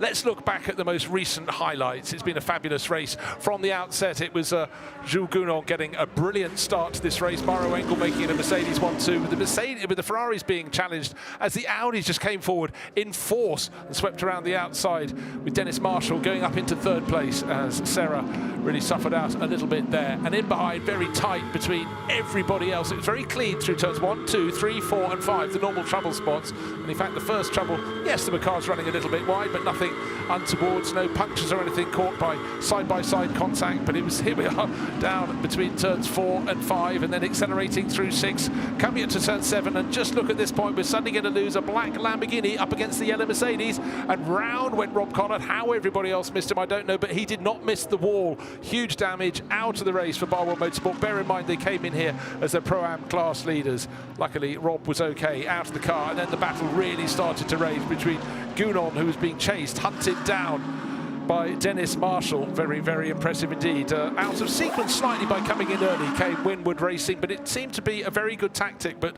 there was the 88 Mercedes coming out of the pits, but now behind Dennis Marshall. What a charge. And that was very impressive indeed. And it was a case of the Ferraris trying to work their way forward. The Whitman BMW winner at Monza making good. And again, Jake, up the back straight, the Mistral straight. This is where the BMW is so mighty, but it takes a lot of bravado as well. It really does, and it's been great to see that Ferrari and BMW have still been punching up enough weight to go for it. Then we had the incident that saw the helped Mercedes just tag the pure racing Porsche into a spin. They would later get penalised for that, and unfortunately their run in the lead has now been compromised as a result. But over the course of the last hour, the racing has been truly spectacular. There's still plenty to do. And just watch this, the side draft battle. Charles Wirtz really gave as good as he had. And here's that three-way battle. Simon Gachet somehow finding his way up the inside and knitting the eye, threading the eye of the needle as he dived through there at the senior corner. So difficult to get that right. But then Marco Wittmann coming straight back at him. Some great racing between these two competitors. They gave us plenty of action. Then the little bit of drama that we saw, unfortunately, the WRT BMW out of the race, the slightest of love taps potentially there from the 71 Ferrari. No penalty going for them, fortunately. So the Ferrari can continue to battle away. And as they managed to make their move on the Santodoc Audi, they kept themselves in the hunt. But then through the last rotation of pit stops, it's still been the Audi in front of the Mercedes with plenty still to go. Now here we have live pictures, and we're again looking back at the 777 Almanar Racing Mercedes. It's still in third place, not for want of trying. It wants that second place, getting a little bit loose at senior. Tyres starting to protest a little bit. Matima Bogoslawski holding on to this second place, but there have been lunges and attacks from Fabian Schiller. He hasn't made it stick. And in the background, there's a BMW. Yes, it is. It's the Monza winner. It's Philipp Eng catching them as we said he would. As these two fight over second place, not only does race leader Riccardo Feller pull ever further clear, he's only 22 seconds the good, but here comes the BMW in fourth. Yeah, I was just going to say, Philipp Eng is right there. Meanwhile, just behind these guys by 10 seconds down the road, Gachet has got his move on Rigon, so he's managed to get the car back into fifth position. Dive up the inside from Fabian Schiller. Is this going to be it? No, it's not. Timo Bogoslavski says, is that all you've got? You're going to have to try a better move than that. I wasn't born yesterday. Yeah. And Schiller knows this as well, because he's got to make his move very soon indeed, because Philipp Eng, again, coming out of the final corner, the BMW loads of punch. Second, third and fourth will be covered by two blankets and a handkerchief. It's next to nothing. All along, what's the gap to the race leader? 23 seconds flat. Riccardo Feller is pulling clear as they're going down the slope. He's coming back up the Mistral straight already. To be taken at the next pit stop for track limits infringement. Back on board, you can see Schiller attacking these curbs. He's getting frustrated. It was the move I expected from Schiller. A bit of a question ask at Bogoslawski. Are you going to turn in? The answer was, yes, I'm turning in. There's a little bit of contact. And again, that's just allowed Philipp Eng to get even closer. Again, I think we're going to see this Rover car. I think it's been set up for top speed today. I think it's going to be past maybe even this lap. Look at the draft he's going to get. It's a double slipstream. Where's he going to go? Schiller's going to hold the right, surely. Drifting over to the middle. What's Eng going to do? Closing speed doesn't look that great at the moment, does it? Is it not going to be this lap potentially? Look at the wash on the rear wing of Fabian Schiller's car in the straight line. It's wobbling and twitching like nothing's business. Up to the inside line, they look at it into senior. Again, Schiller's just got to wait. Eng got his nose out just to give Schiller a little bit of an indication that he's going for it. Now Schiller is in the impossible position. He's got to have offense and defense simultaneously. Yeah, at certain points on the circuit, he doesn't look as confident into scene, but he always does enough to block Fabian Schiller, who's chasing. The light is becoming golden. A photographer and cameraman's and operators delight here, but it's not going to last like this for long. It's going to go down behind the mountain. Then we'll have effectively the second half of the race. We've got actually more than 3 hours remaining, got 3.5 hours remaining, but the sentiment is there. We are heading towards nightfall. A mistake from Schiller there drops him back, so he's now starting to feel the pressure from Eng behind. Suddenly the equation is a little bit different. Two more key position changes. Augusto Farfus has just got past Soule to get into 11th place, so they are on the knock of the door of the top 10 now. And Pereira has just taken Iteki in the 15th position battle as well. So that's two big moves. Let's have a look again. This is when Schiller decided enough is enough. I'm going for it. There was a little bit of a rub. Yeah, it just wasn't down the inside enough to be able to command the corner. Schiller, you can see him, he's using a lot of apex curve. Some of it will be intentional. For example, here at T3, he will launch it over the inside. But when you're stuck behind a car, your view completely gets blocked by that car. And I think he's just starting to turn in a little early, scared of missing an apex. But then that hurts his exit, which then hurts his exit speed. And he's then struggling to get a run on it. Philipp Eng a little bit closer than the lap before. What's he got? Can he just simply drive past him? Like I said, that Rover car looks like it's been really set up, very trimmed out, very little rear wing on it. You can see that visually. So probably only 2.5, 3 degrees of wing. You can see it gaining. Schiller moving to the left. There's even the potential that Schiller might not fight it too much. You can actually hear the revs stall out on the BMW there. Didn't seem to keep on picking up the pace. I don't know if he would have been lifting, just going, actually, I don't want to be in front just yet. I can't think of a reason. There's no need to fuel save in this race. It's 65 minutes of attack. Schiller a little bit wide down the inside of Eng. There's a big gap between the cars, which is hard for either driver to see each other. I think Eng thought about it and actually backed out of that move. He could see that gap was only going to get closed by Schiller. Boguslawski actually now has probably had the biggest gap he has had since he started his stint 21 minutes ago, and probably has taken a bit of a sigh of relief at this moment in time. Well, the more Eng can attack Fabian Schiller, the more it will help Boguslawski. But I really think that Eng is being coaxed into going places he doesn't want to go. It's also like Fabian Schiller's going, if you want to go round me, you go round in a way that's going to hurt your tyres, take a little bit of the edge off them. Very, very clever racing, but it hasn't got too much to worry, Philippe Eng, because he's got a huge margin in 4th place over Simon Gachet. He can focus on what's ahead, which of course is Fabian Schiller, who's still trying to focus on Timo Boguslawski. But you know what? They can't even see the race leader, because 23¼ seconds clear is Riccardo Feller. He's gone. Very impressive for Riccardo Feller to continue to extend that gap. The two Ferraris, by the way, have switched. Nilsson has got past Rigon, so they've decided to change it up a little bit. Maybe tactical. Perhaps they feel that Nilsson's got a little bit more in the car than Rigon has at this stage. They've obviously seen Rigon lose out to Gachet and just thought, maybe we just need to switch it up a little bit at this stage of the race.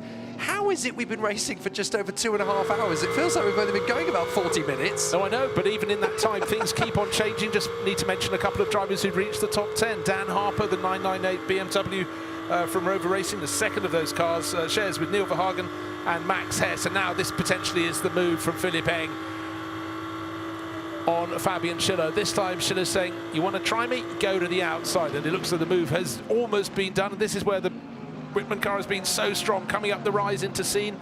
Nope, not quite. Yes, okay, fully outside and almost contact there. That was a moment in which, again, we were going to park our breathing habits up here in the commentary box, but the move was done from Philippe Eng. He's always been a tough, feisty individual, and that showed bravado as part of his quiver, if you will. Yeah, around the outside there is so much trust in this instance in Schiller. If he just slightly understeers in and gives you a tap, you are going to be ending up in a different postcode. The spin will be so big.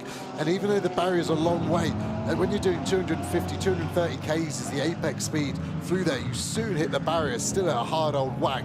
So that was great driving by both. Just getting past that back marking Ferrari. Now, what has Eng got? What can he do about Boguslawski? This is now getting really interesting. Not only is this for the podium, I think this is a potential chance for this BMW to show what it's got. And can it start to rein in that Audi that has now nearly pulled a whole sector one on this battle? Yeah, and of course, if it's got the maximum points from Monza, can take top 3 positions here. There's a real strong building of a championship challenge in a 5-round enduro section of the Fanatec GT World Europe. Yeah, they're kind of in a very relaxed position no matter which position on the podium they finish, are they? Because the number 40 Audi didn't do well at Monza. The 88 car didn't finish at Monza, so they're in a really strong position, even if they don't get past them. So they can control the race, essentially just by sitting in 3rd position, seeing what Boguslawski's got, seeing how much he sweats, and then they can sort of control the next phase of the pit stop. Yeah, the only thing they will have in the back of their mind is who takes over from Boguslawski. Marcello. Yeah. You are not going to want to sit behind. You'll want to get past him and scamper into the distance and have a little bit of margin in case Marcello is on one of his top days. And we've seen him drag a car that hasn't looked race-winning to a race-winning position in a matter of sort of couple of stints. And with that, I suppose if Eng were to get past Boguslawski and disappear, that would also back the Mercedes team into the corner of, well, maybe we shouldn't double stack Timo. Maybe we should put Marcello in a little bit earlier to try and counteract it so that we've still got a chance. Eng loves that move to the inside. We saw it from the outside earlier on Schiller, but the onboard really illustrates how the car disappears. And when I say it's on the other side of the track might only be 15 meters wide, but that is the blind spot of the camera and the mirror. It's actually quite a clever move because it asks the question of the driver in front, have you seen me? And if that lap, for example, Boguslawski did take the apex, Eng knows that he has seen him and he's potentially just being defensive there, closing up in on the brakes. What's the traction like?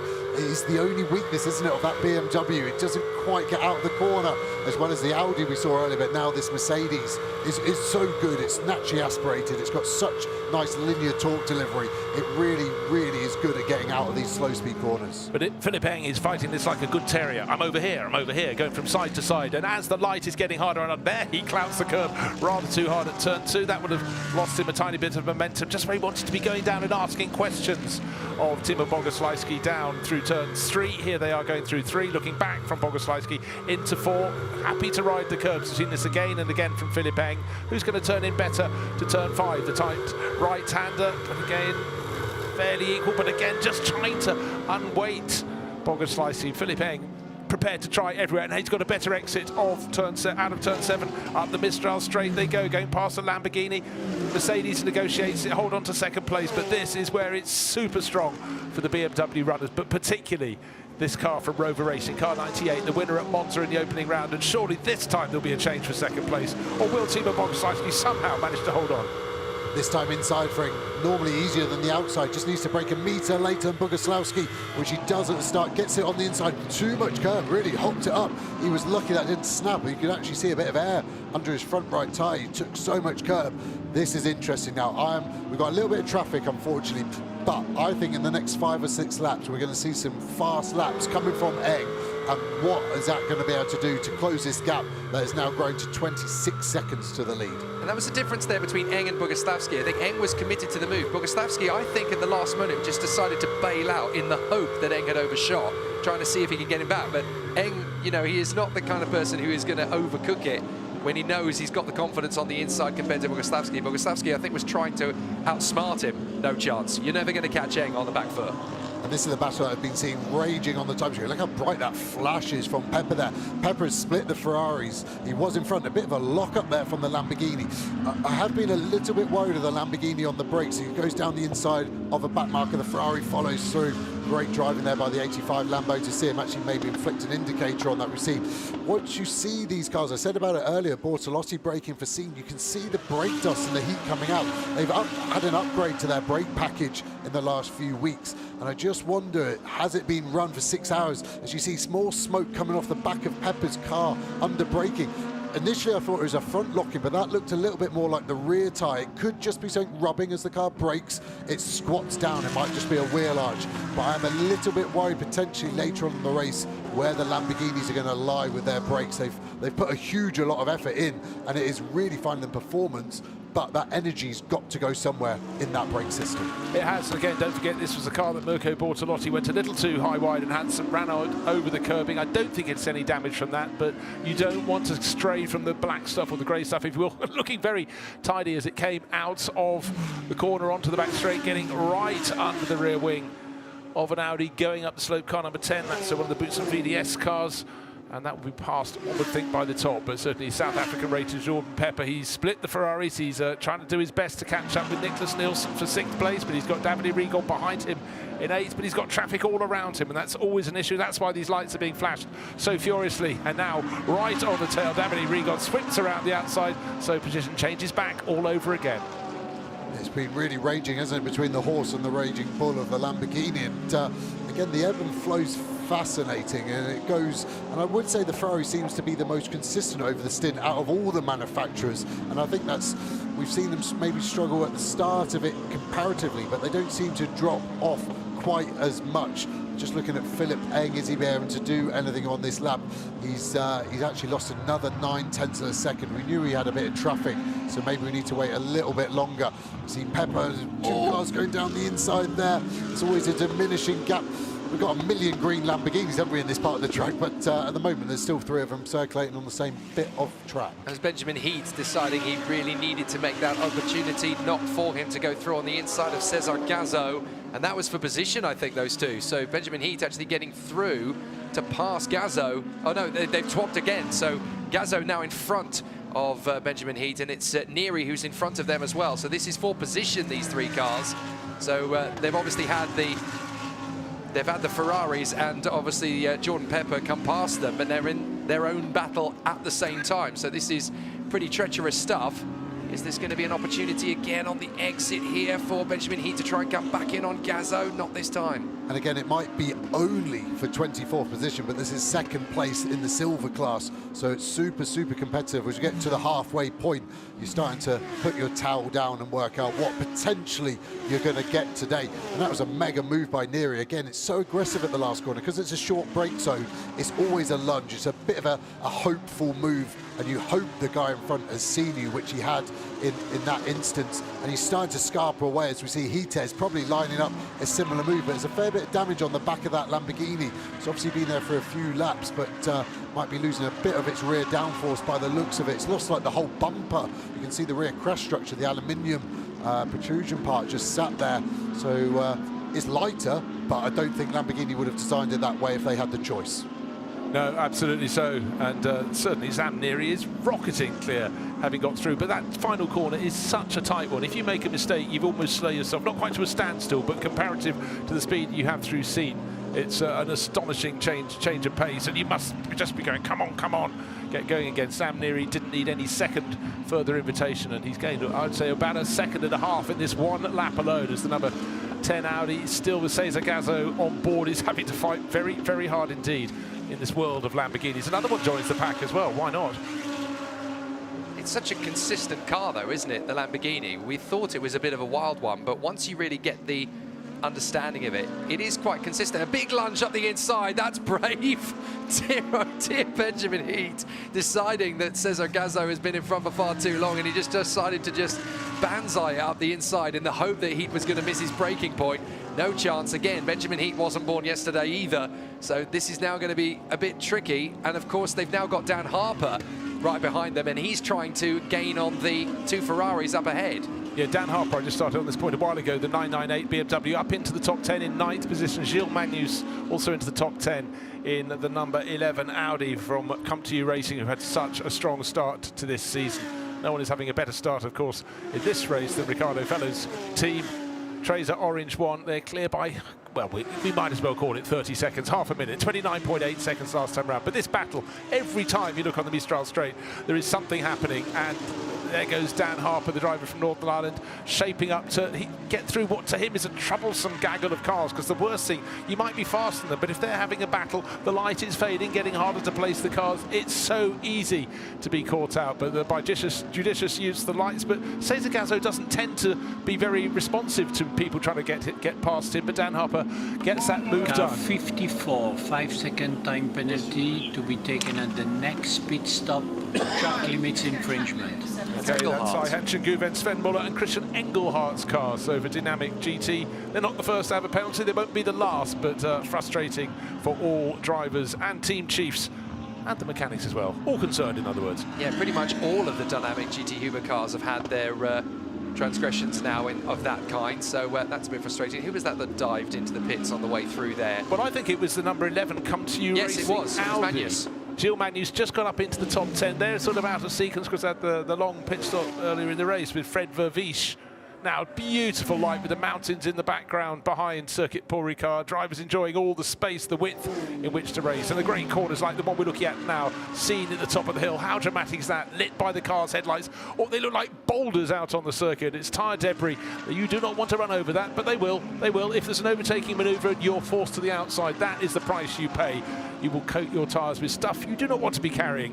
And it is just like ice. They're slippery themselves as you run over it because you're not touching the tarmac as efficiently, but then it coats your tyre, like you said, in this horrible debris of rubber that gives you a vibration that wants to shake your fillings out. And it will take you 87 drive-through penalty for overtaking under yellow flag, oh dear, plus 1 behaviour warning point. Okay, behaviour warning point. Several drivers came into this race with 2 behaviour warning points. I'll go down their names in a short while. But just been looking there at Lorenzo Petresi. There he is, car number 99, leading the Silver Cup class quite handsomely. And it's been a great job from the Tracer Attempto Racing crew there in their Audi, and certainly Riccardo Petresi, the great Italian Grand Prix winner, will be watching on with enormous pride and satisfaction as his teenage son performs fabulous job out there on the circuit. 20th position overall. So the interesting, just going back to that Come To You Ferrari, that's quite, Audi, that's quite out of strategy.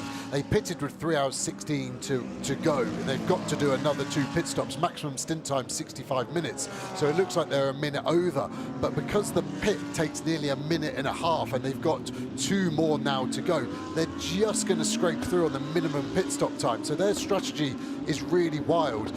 I think they're going to be maybe 6th or 7th potentially if they get a clean run, but they're going to really blindside us where they come up the field, I think. Unsighted, Schiller's got ahead of Boguslavski. There they are, look, they've switched. So Schiller's got past Boguslavski. Not entirely sure where that happened. Hopefully we'll be able to pick it up, but that's finally Fabian Schiller getting through. I think he's finally got fed up of looking at that rear diffuser and decided, you know, enough is enough. I need to get through. There's no way I'm going to be held up behind this car anymore. Whoops, that wasn't the racetrack for one of the other Mercedes in the race. So we're going to see what happened and how Fabian Schiller managed to get the move on Boguslavski. Here he goes. Is it going to be a last corner send? It is. Oh my goodness. Fabian Schiller, he really knows how to turn on the charm, doesn't he? Brilliant move. That was a big question asked, and Boguslavski would have been well within his right to turn in on him there, but like I said, turn in and you both crash out. It doesn't really matter whose fault it tends to be. I have to say, like the great Shania Twain said, it doesn't impress me much, but Fabian Schiller's cars only had one track limit warning in nearly 3 hours of racing. So those guys have kind of got a few lives they could use up potentially to extract a little bit more lap time. Everyone else really a few track limit warnings ahead of that. So yeah, we're seeing some track limit warnings and penalties, but it's also interesting to see other guys at the other end of the spectrum as we go looking at Maxime Soulet, sorry, Gold Cup leader. Suddenly he's got his own bit of real estate, isn't it? It's amazing how you would have thought the cars all spread out equally, but you get these pockets of gap, and he would have been looking at this going, oh, I've got 5 laps where I can pump in some really fast laps, and at the end of the race everyone likes to look at their stint averages, and this is what you need to climb up that order and make yourself feel better about life. And other drivers go, how come you got all the clear track ahead of you on your stint? But you know what, with the very top teams, they're trying to work out where the gangles of cars are and put their drivers into those gaps according to whether they can bring their pit stop forward or back a bit. Now, which point in 6-hour race do you start counting backwards from the end? We just mentioned that with the number 11 Audi that's out of sequence. Christopher Haase has just been the third driver put into that. It's fallen down to below 20th position. That will rise up as the others make their third pit stop. But how far, as a racing driver and a team manager, into the race do you start focusing from the end? It's all risk versus reward. If you're near the front end, you go conservative. You go as long as you can in each stint, praying for that safety car, because that is the best way to get a pit stop done without losing as much time to your competitors. If you're in the mid-pack, you're getting held up, then you need to box early to get clear air, but it does call your bluff on if there was a safety car and you've already done a mandatory, you're nearly going to lose a whole lap on people. So yeah, it really depends where you are in the order and what you're willing to risk. If you're on for a podium, you go conservative. If you don't think you've got a chance for a podium, then roll the dice. In a championship like this, a top 10 is a mega result, but the podium is the holy grail for everyone in that pro class in an overall result. In all the classes, it's quite simply, we've just seen Sebastian Boe leading the bronze. The Pro-Am class. No, you're right, it was bronze. I looked at the screen and doubted myself, but sitting in 17th position overall, being caught by Nikolai Kjærgaard. Very close indeed, the McLaren tucked in behind. And that's including the 5-second penalty that they took for pitching the Porsche into a spin. So they've managed to get that time back and more. So this is a really good run from Sebastian Bode in the Haupt Racing Mercedes. They've really kicked it on a gear in this third hour, and they've managed to find a lot more time than I think any of their rivals out there were hoping they would. The Garage 59 McLaren has actually pulled it into within 13 seconds of them, 15 seconds of them now, but they've got pressure from the Herberth Porsche of Alfred Renoir. So Renoir is right there in the hunt for third position as well, as we look at Galbiati trying to work his way further forward. But a fabulous battle so far, and it really is turning into quite the challenge. In all of the classes now, we are really starting to bed into the night phase, but the battles are raging. And it does, the light is really starting to drop here. The TV cameras always make it look much brighter than it is when you're outside. They seem to create light, what a magical skill. But we've getting pretty close to the halfway stage in this 6 hours of Paul Ricard. The racing has been fast and furious, but none faster than the crew of the number 40 Tracer Orange 1 Audi, sitting on a margin of 28 seconds. It's come down slightly, so Philipp Eng, having got past Fabian Schiller into that second place, and Timo Boguslavski now back to fourth, is giving chase, but it's a huge ask. Pro-Am Cup leaders, Car Collection Motorsport, awful run for them, very short run at Monza, but for Ivan Jacoma, he is smiling at the moment. His number 24 Porsche leading that class. Thank you very much indeed. He's in 40th place overall. Then the next closest challenger in one of the many cars has picked up a penalty, Andrei Lewandowski, the number 2 Get Speed Mercedes, second in Pro-Am, and third to complete that is Samantha Tan in car number 38, which in Samantha's case is almost always a BMW, and this time though it's not. It's with Rinaldi, so it's a Ferrari. So looking at championship points, if it were to stay like this, the Rove BMW would still lead the championship, because by finishing in second position, they would move up to 50 points. This is in the Endurance Cup only. I'll just point that out as well. So they'd go on to 50 points. Then you'd have the winners, the Tracer Orange, because they came 5th in Monza. They would end up moving all the way to 43. So that would tighten up the battle in the championship even more so than after Monza, the only, the first race of the season. That would still be a tighter gap. And then Fabian Schiller would put the Treble Sevens first points on the board. Boguslavski and the Akadis Mercedes, they'd put their first points on the board as well. So then third in the championship would actually be the Santaloc crew, because they came away with 12 points last time, and they're looking likely to come away with potential 12 points further out. It's so unusual, Jake, to find so many of the front-running teams having tripped up at the opening round. Of course, they could trip up in any round, but for so many teams, what do you mean you fell at the first? You got up and you fought very hard through the second, third, fourth and fifth. So many things can change, but right now, it's a really unusual situation. But what that means is it kind of takes the pressure off those crews, like the Treble 7 Almanar, like the 88 Akadis, because now they can come into it and be a little bit feisty. They've already lost points from the first race, Joe, so essentially now they can be a little bit more aggressive. They can push themselves a little bit further, and that gives them that opportunity to just take that risk a little bit more. So you've actually got more opportunities to play with. You can be a little bit more of a gambler. Yeah, sort of devil may sort of cry attitude, and it's really good fun as a driver when you've got that sort of free rein to go and attack it. But you can go too far the other way and then just start making loads of silly mistakes and contact with other cars, and then you're suddenly really losing out on it. So you do need a bit of yin and yang on that front, and that's where the top teams are so good at briefing the drivers what is expected from them from this race, and what sort of risk are they allowed to take for what sort of result they're potentially going to get.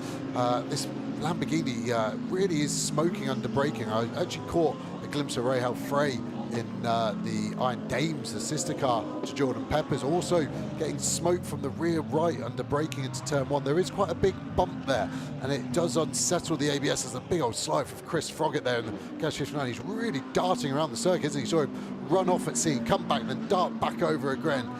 Really driving with a good bit of passion. Go on board with it there. You can see this sort of purple light, the black light. The teams install this for the night races, and it will illuminate up the steering wheel for the driver so he can see which buttons to press, so it's not pitch black, but also you obviously don't want a bright light because it makes it harder to see out of there. The dashboard also, you can change the brightness of it, of the McLaren. There's 8 settings as we go round the outside of the 22 Porsche. Lovely move, get it stopped and get it in. The radar flashing there, you can see all of the things as drivers have to look at. The red light's flashing because there's a car behind on his right side, now left side, and we're going to go really go. Let's stay on board, let me talk you through. So big number in the middle is the gear. You're going to hit it up to 6th. Brake here, 4th gear for the left, I would have thought, all the way down to 3rd, 2nd. Wow, really not happy with the front end of that car then. The lower the gear normally is when you've got understeer there, shifting all the way up into turn 3. You'll see under braking some lights come on the side of the dash. They're ABS active. You can see them just flicking on the right, then the rear. It's just telling the driver your ABS is active. If you want it to be more active, you need to push harder. A little bit into there, unwind the lock on the throttle, nice and hard. Get it in over this curb on the inside. Hooked it up beautifully there, up the lights. Shifting a little early there, moves his left hand up on the wheel. Don't know if he's struggling with a bit of crump there. You tend to just always leave your hands in the same position. You can actually see his leg moving around as well. You've got such a long straight here. It is a good chance to sort of relax, and you can see he's gone up the road there, and he's actually jumped up there, and that's the 46 WRT BMW there. You can suddenly start to appreciate where all of these cars are. I love when you go on board, it looks quite easy for the driver because you're not normally looking behind, it's one-dimensional, and then you realise, oh wow, he had 7 cars on his bumper as he crossed the line, and you're kind of surprised how calm they can take a full lap round here at Paul Ricard. Well, we're taking some of your questions through the course of the night, so we'll try and pick up on some of the information. Rowdy Ruffian wants to know what happened to the number 11. The only word that we've been given by the team at the number 11 crew is they had an issue inverted commas. They didn't actually tell us what the issue was, but it's kind of taken them out of the rotation now, because while most of the crews up in the top 10, in fact all the crews in the top 10 have had 2 pit stops, the number 11 crew, they've just had their 3rd and handed the car over to Christopher Haase, so they're out of sequence. But you've got a sort of sneaky suspicion, Joe, if they can maximise the length of their stints, they're going to come back into this at exactly the right moment. Yeah, it's not the optimal strategy, it's a different strategy, so depending on where safety cars may fall, it could work for them, just because they're so different by about 20 minutes on their stint to everyone else. They're obviously not going to tell us the problem, that's fine, really annoying, but fine. The only thing I can think is it must have been a slow puncture. I just can't think what else you could fix in a normal length pit stop that then hasn't reared its head to be a bigger problem later on. The only other thing, you get these electrical issues where the car needs to be turned off and on again, potentially something like that, but obviously it wasn't a huge mechanical issue because they've been running really strong since that early pit stop. So that's potentially why we're looking at it. Fox HD 1986 would like to know, why is the Pro McLaren so far back? Now this comes back to qualifying, doesn't it? 46, 33, 62 and 81, 5-second time penalty to be taken at the next pit stop, track limits infringement. Right, there's a lot of 5-second time penalties going the way then for track infringements. We'll try and pick them all up in a moment. But coming back to that question, as we look at the race leader, Riccardo Fella, in the Trezor Orange 1, we were talking about the Pro McLaren. Now that actually comes back to the qualifying. They couldn't start higher than 25th on the grid. They had problems, Marvin Kirchhoffer, Benjamin Goethe and Nikolai Kiergaard, staying consistent through qualifying. Yeah, really difficult, and sometimes you just don't get the car in the window. But you look at the car's best lap time, it's only 7/10 off the fastest lap of the race. But when it's this tight and you see what a second covers in qualifying, top 17, 18 cars, for example, it really then just starts to bleed out, and you just can't have a single element of your package missing, be it the driver, be it the team, be it the setup that's related, obviously, between the drivers and the teams. They're working all weekend to maximise the performance of the car, and sometimes you just can't get the car into a window. You just can't seem to get everyone happy, and it just isn't there. And you can do your absolute best, but when you are in the best championship in the world, not in my opinion, that's a fact, this Fanatec GT Championship, the competition level is so high, you can't have one iota missing and expect to be anywhere near the top 10. And I think that's basically what you're seeing there. I don't think none of the drivers that are in that car are slow. The team, Garage 59, are one of the best teams, and they've won lots. They won the championship, and its former guys, probably back in 2016, I'm thinking, with the 650 McLaren. They know what they're doing, and it just can't have a single problem and expect to be able to challenge for a win or even a top 10, like I said. So the 5-second time penalty list, we need to go through it very quickly. The 62, that's the Parker Racing Porsche. Kian Jewis currently at the wheel. They're going to get 5 seconds added to their next pit stop for track limits, as will the following 3 crews. The 81 is going to get a 5-second penalty at their next pit stop. That is the team at Mercedes. That's Valente, who is behind the wheel of that one at the moment. So they are currently down in 31st position. There's also going to be a 5-second penalty added to the time of the 33. Now that is going to be further down the field, I think. Yes, it's Romain Leroux in the Aston Martin, so he's going to come into the pits. Unfortunately, pushing as hard as he is, so too has Augusto Farfus. I'm afraid the WRT BMW, the 46 car, the Rossi car, that has been infringing track limits as well, and so they're going to get a 5-second penalty for track limits. Elsewhere, the team manager of car number 56, that's the one that has Satent Rakul behind the wheel at the moment. They have been ordered to the stewards, they've been ordered to the race director immediately, and we've got a 96 Porsche slowing. So problems there. Punch or rear suspension failure on that left. You can see how the car was sitting, not in a happy position. He's only got to do a couple of corners to get back to the pits. He could actually take the shortcut on the left there, I would assume, but stays on the track, staying off the racing line. But it's this opposite side, the rear left. It looks way too high on the front right. So what is it? Looks like a punch. You can see that tyre. The wheel's there, but the tyre's not all the way up to the edge. He's doing a mega job of doing the right speed. Any quicker, you can rip it out. We start to see this with the amount of debris and the nature of Paul Ricard, the high-speed nature of it. As he goes through scene, like I was saying, just lets go on the exit. That would have been a huge moment. Great save. That would have been a huge amount of opposite lock, and he'll still be struggling to slow it down for Labousse there. But that was a mega mega job. That was a huge moment, and he will want a big change of underpants once he gets out of that car. What a time for it to go. Flat on the throttle, coming through on curbs at senior. That is the scariest point on the course for that to happen, and fair play to Lauren Heinrich. I mean, it's devastating from them dropping out of 11th position, but save of the century. Absolutely save of the century. That could have been monstrous, and he manages to get it back to the pits, and their race hopefully can continue, but that is a frightening moment on the circuit to lose it. That gave me a couple of grey hairs. Yeah, all of the cars will have a live tyre pressure monitoring system. A lot of road cars now have it also. You get a warning that you might have a puncture. With the race car, you have the exact number of that pressure at any given moment. So it may have been a slow puncture, you may have been alerted to it coming, but even so, it still would take you by a big surprise. And yeah, 200 kilometers an hour or so at that point. He did a mega job not to rotate it. As we look at the Philipp Eng car, he's in a bit of space, but we're not really making inroads. We're 28 seconds behind Feller and the Audi. It's kind of been stagnant, that gap. He's pulled away nicely from Schiller. We know he got past Boguslawski that bit quicker, but that gap's nearly at 5 seconds, and then Schiller is 6 seconds ahead of Boguslawski. So those gaps are all kind of spreading naturally. But the leader at the moment seems to have a really nice position. At 28 seconds, he is in control. Sparks being kicked up, always, like I said, looks super dramatic as that car bottoms out. But yeah, Feller at the moment would just be so conservative with this. He'll be really taking very little risk. And just like that, we're halfway home. I can't believe 3 hours have gone, honestly. In this 6-hour race battle, half the race is already done. And we've got Riccardo Feller half a minute up on Philipp Eng, but Eng has still got him within his sights. He's still trading sector time, still trading laps with him.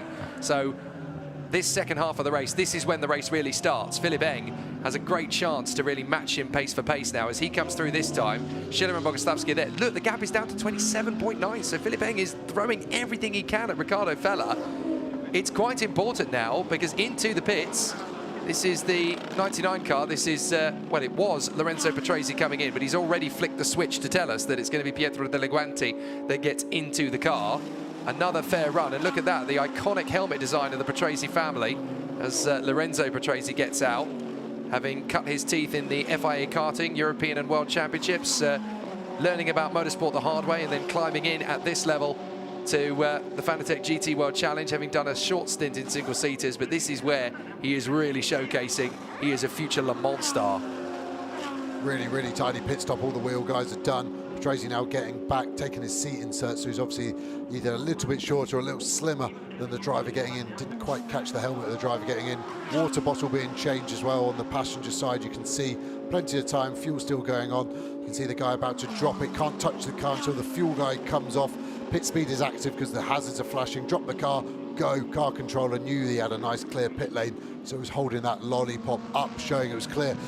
May just get into a little bit of clear space here. Looks like he'll get in behind that second car, and then he can get into his own rhythm to get going again. But yeah, as we see a Garage 59 car boxing and coming in there, just having a look round, all looks good, no damage, no even tyre marks on it. So super good run from these guys so far. We saw Ramos have a couple of big slides earlier. Car down and go, here the V8 fire. The opposite there, the pit lane wasn't clear. The lollipop had to close the lollipop to allow that Porsche to come past. So as a driver, you're always waiting for that feeling, the car to be dropped off the air jacks and go. And then you look up, you go, oh, the lollipop's down in front of the windscreen. I should probably wait. So again, you see this lollipop down. Normally the teams will go, the lollipop down means there's a car coming, and up means you're good to go. So as they get towards the end of it, you see that car controller there looking around, engine starts, so he's happy. As soon as it goes, off they go. Seamless, isn't it? As soon as it drops, the rear wheels are already spinning, and off they go their merry way. Call it what you will, I don't know what it is, but I've always enjoyed, just aesthetically, the GT pit stop even more than I enjoy the single-seater pit stop. I get so much more from it as a fan of the sport because it's so much more physical, it's so much more human, I suppose, as a pit stop, because there's so many things that you can do and tweak it and go wrong. Yes, it is very impressive when you watch a Grand Prix pit stop and it takes 2 seconds, but that's because you've got 30 people around the car. There are so many other things that can go wrong in a pit stop like this in GT, just aesthetically. it's much more pleasing for me. And you've been there, Joe. You've been in the heat of that moment when you're there, you're watching the mechanics, you're even training with them in between races, trying to get them to make sure every single box is checked in a pit stop.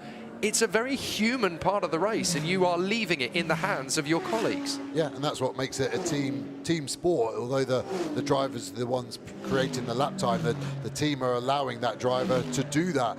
And the pit stops, it is just muscle memory. The more you do it, the better you get. And that's for the drivers doing their belts, the radios, the drinks, the window net now, the driver IDs. There always seems to be another thing to add to your list of do's. And for the mechanics, the rules change. Sometimes it's as quick as you can do it. Sometimes you just do one side. Sometimes you do all four. But those wheels are seriously hit with the tyres on, and they're at 80 degrees. When the big guys are carrying two of them, it would be 35 kilos, 40 kilos easily, and they're just swinging them straight on and getting them done up. And the problem is you've got to do it fast, but if you miss that wheel now, if you don't quite push it on right and it cross threads, that's the end of the race. It's day done. So again, it's so hard to get this right balance. Still seeing that Lamborghini smoking under brake into turn one. It obviously has been doing it for so long, it's not going to become a big problem. Those Ferraris still so close when you think they've been racing flat out for 3 hours now, and they're still only separated by 1.2 seconds. It's absolutely amazing how well that Ferrari seems to be able to stay in its performance window. Well, we've still got 2 hours and 53 and a bit minutes to go in this race. Still a lot can change and a lot can happen in that time. Obviously, here at the Fanatec GT World Challenge Europe, there are so many factors that go into it: the endurance, the sprint, and the esports element that all contributes to the Manufacturers' Championship.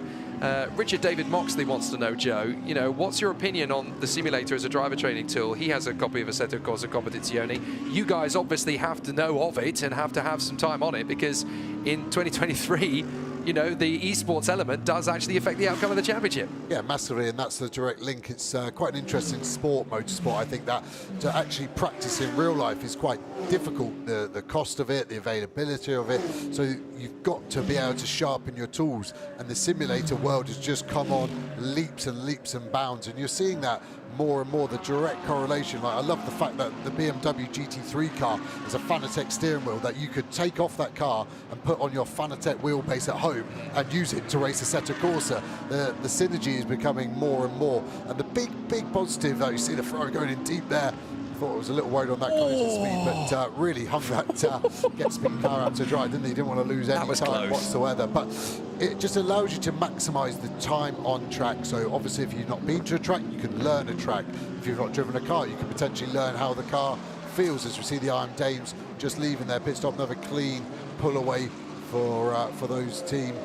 Really happy. But the simulator is only getting more and more important in a driver training thing, and the online sort of community, there's just so much fun to be had. Like, I get as angry when I don't do well in an online race as I do in real life, so you can really buy into the whole thing. It's just so much fun. I would say it's not just a great driver training tool, it's a great commentator's tool. I have a rig at home now, I use it, and every time I've come to do the Fanatec GT World Challenge, I've had it at home and I've done laps around the circuit. Obviously nowhere near the competitive nature of anybody else. I'm definitely a better commentator than I am a sim racer, but it does help you. It helps you learn the cars, it helps you learn the tracks, it helps you learn the format.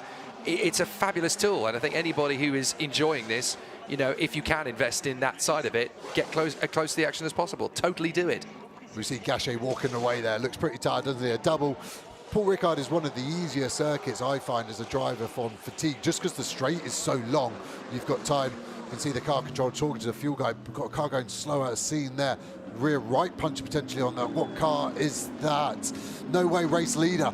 This is going to spice it up. So this was a 30-second lead. Yeah, no problem. Right at the end of his stint. So this isn't too bad. He's cutting all of the corners he can to minimise this time loss. We need to see where Philip Eng is. Was that him just in the back of shot there? Was that the other Rover car? This is just like last year. But this is going to be super interesting. They're so lucky this is in their window. He needs to slow down. That is going to start destroying bodywork very quickly. Yeah, it's already doing it. Look at it. The right rear, it's already doing it. There goes Schiller. He's gone through. So Eng's already gone through then, clearly. But this is totally the worst timing for this. I mean, yes, they're going to have the pit stop, but you need to slow this down. Slow it down. You're going to break the car. Big time, big time. And this is the difficulty as well, because This is what we saw last year. We saw lots of delaminations, we saw lots of tyre cuts, we saw punctures, and it's just happened again. This place is so rough. I think as well, the other thing is they're right at the end of the pit lane, and it's a long pit lane here. 39 seconds to drive through it. He's only at 50, so it shouldn't do any more damage. The guys are going to whip that wheel off. I think they can probably have a quick look around, make sure it's not nicked any brake lines or taken out any suspension components. But that has lost them a lot of time. I would say they're probably going to come back out and be 20, 25 seconds off the lead. They're still in with a fight because they were that far ahead after 3 hours. We've still got 3 hours to go. They're in with a fighting chance of getting back to the lead at some point. Schiller pitted at the same time, so they've decided to take that opportunity and go, right, well, let's maintain this. Let's keep in front of them. Let's match them, and then we can actually leapfrog them. So Philippe continues on.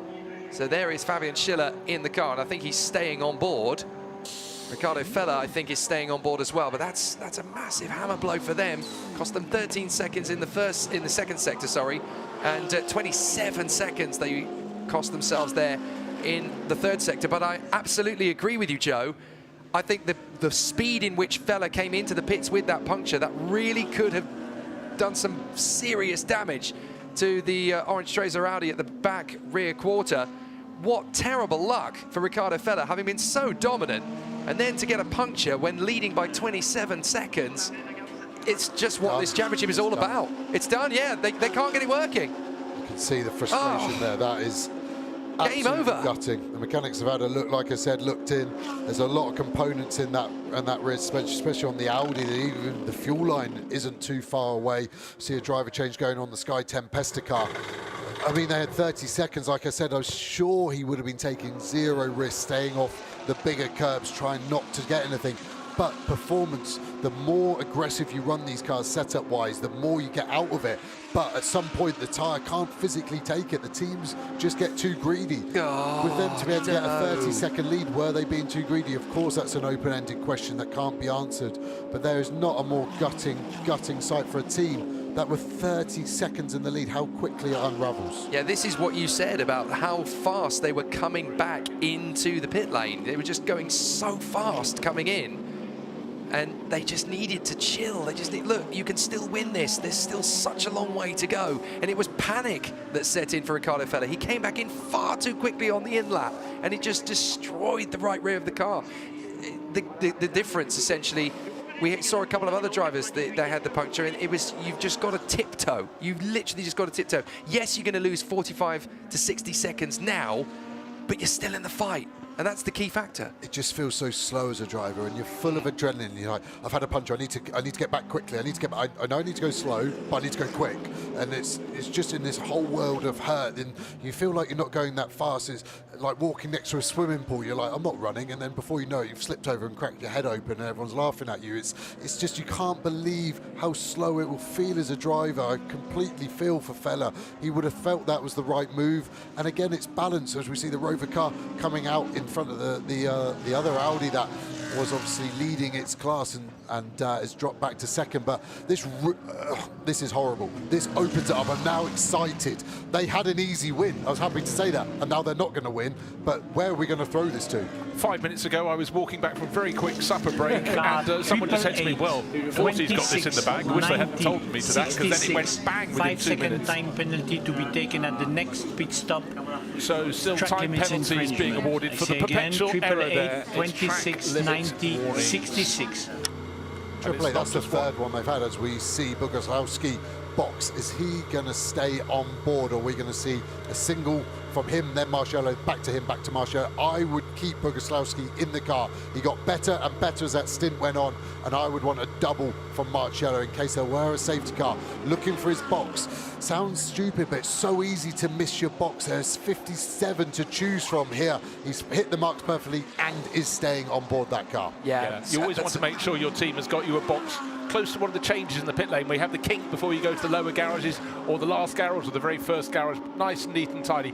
Just 5 seconds in arrears was Timo Boguslawski, but of course with Philippe Eng having pitted, the gap It's been very good, very impressed. Amazing how the complexion of a race can change in 20 minutes when you nip away. But the feel of the race, the night is coming fast now. And I think it's very wise to keep the likes of Timo Bogoslawski into the end of this a double stint and then hand it over to Raffaele Marcello. What time is left on the clock? 2 hours, 45 minutes. Well, this has just been given a massive adrenaline kick, this race, hasn't it? The Ferraris coming out then. Are they going to jump ahead of the Merc? No, they are not, but they've gained a massive amount of time. See, Akonis ASP normally so super slick in the pit stops. Each of the pit stops, the car that started from pole position has been slower than those of the immediate rivals around them. Maybe they just don't want to take too many risks, and AF course are giving chase, going go, go, go. But anyhow, they've lost time again. Yeah, 2 seconds, 2.2 to the Ferraris there. Just not seeing the car fire as it hits the deck.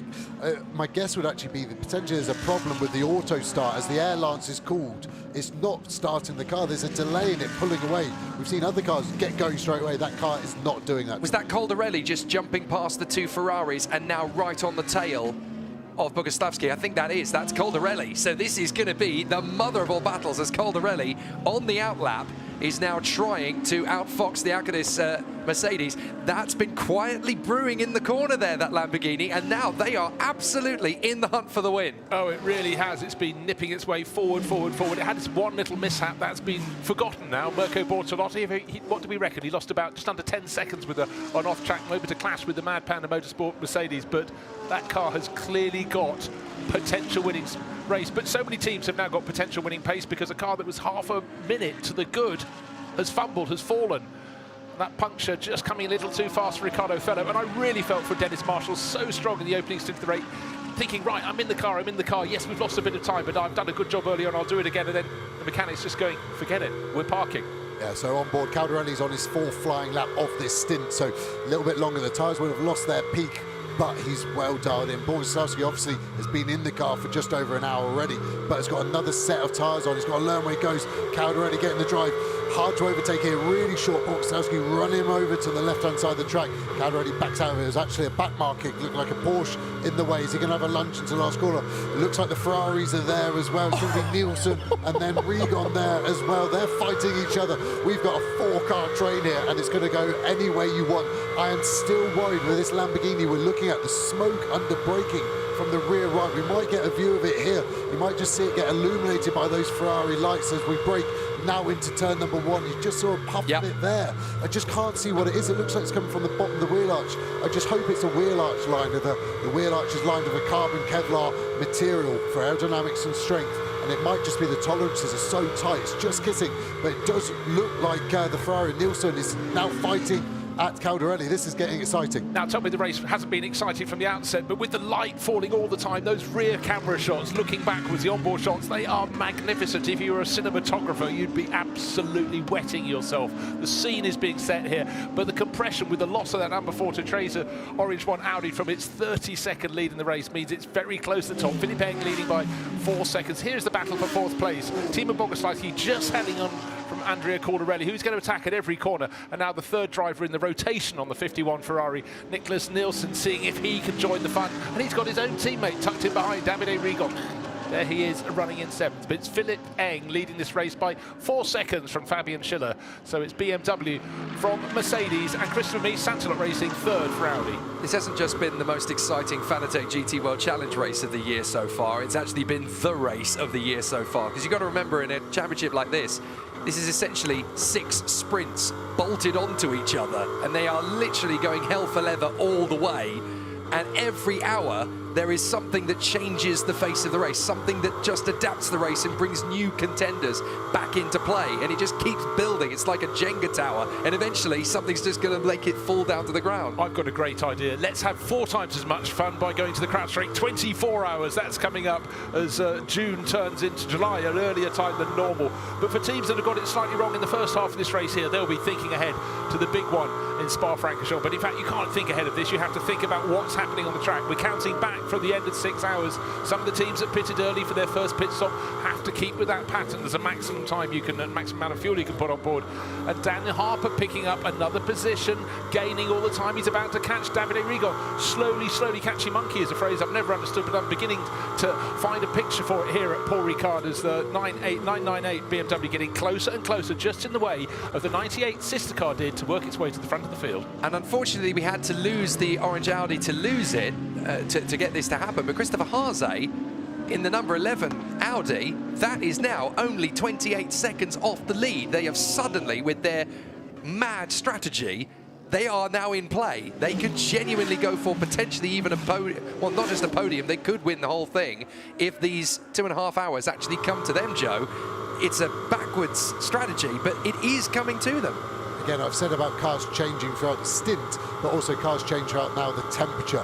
Now we're getting some quick lap times. Philippe Eng just did his fastest lap of the race for that car on the last lap, and so it's going to be interesting to see, and that might be suiting the Audis, obviously naturally aspirated like the Mercedes. As the air cools, you get more air in the engine, you can put a bit more fuel in and get a better bang, which is more power. The turbo cars don't quite get that same sort of positive in the air temp dropping, but this is really starting to liven up.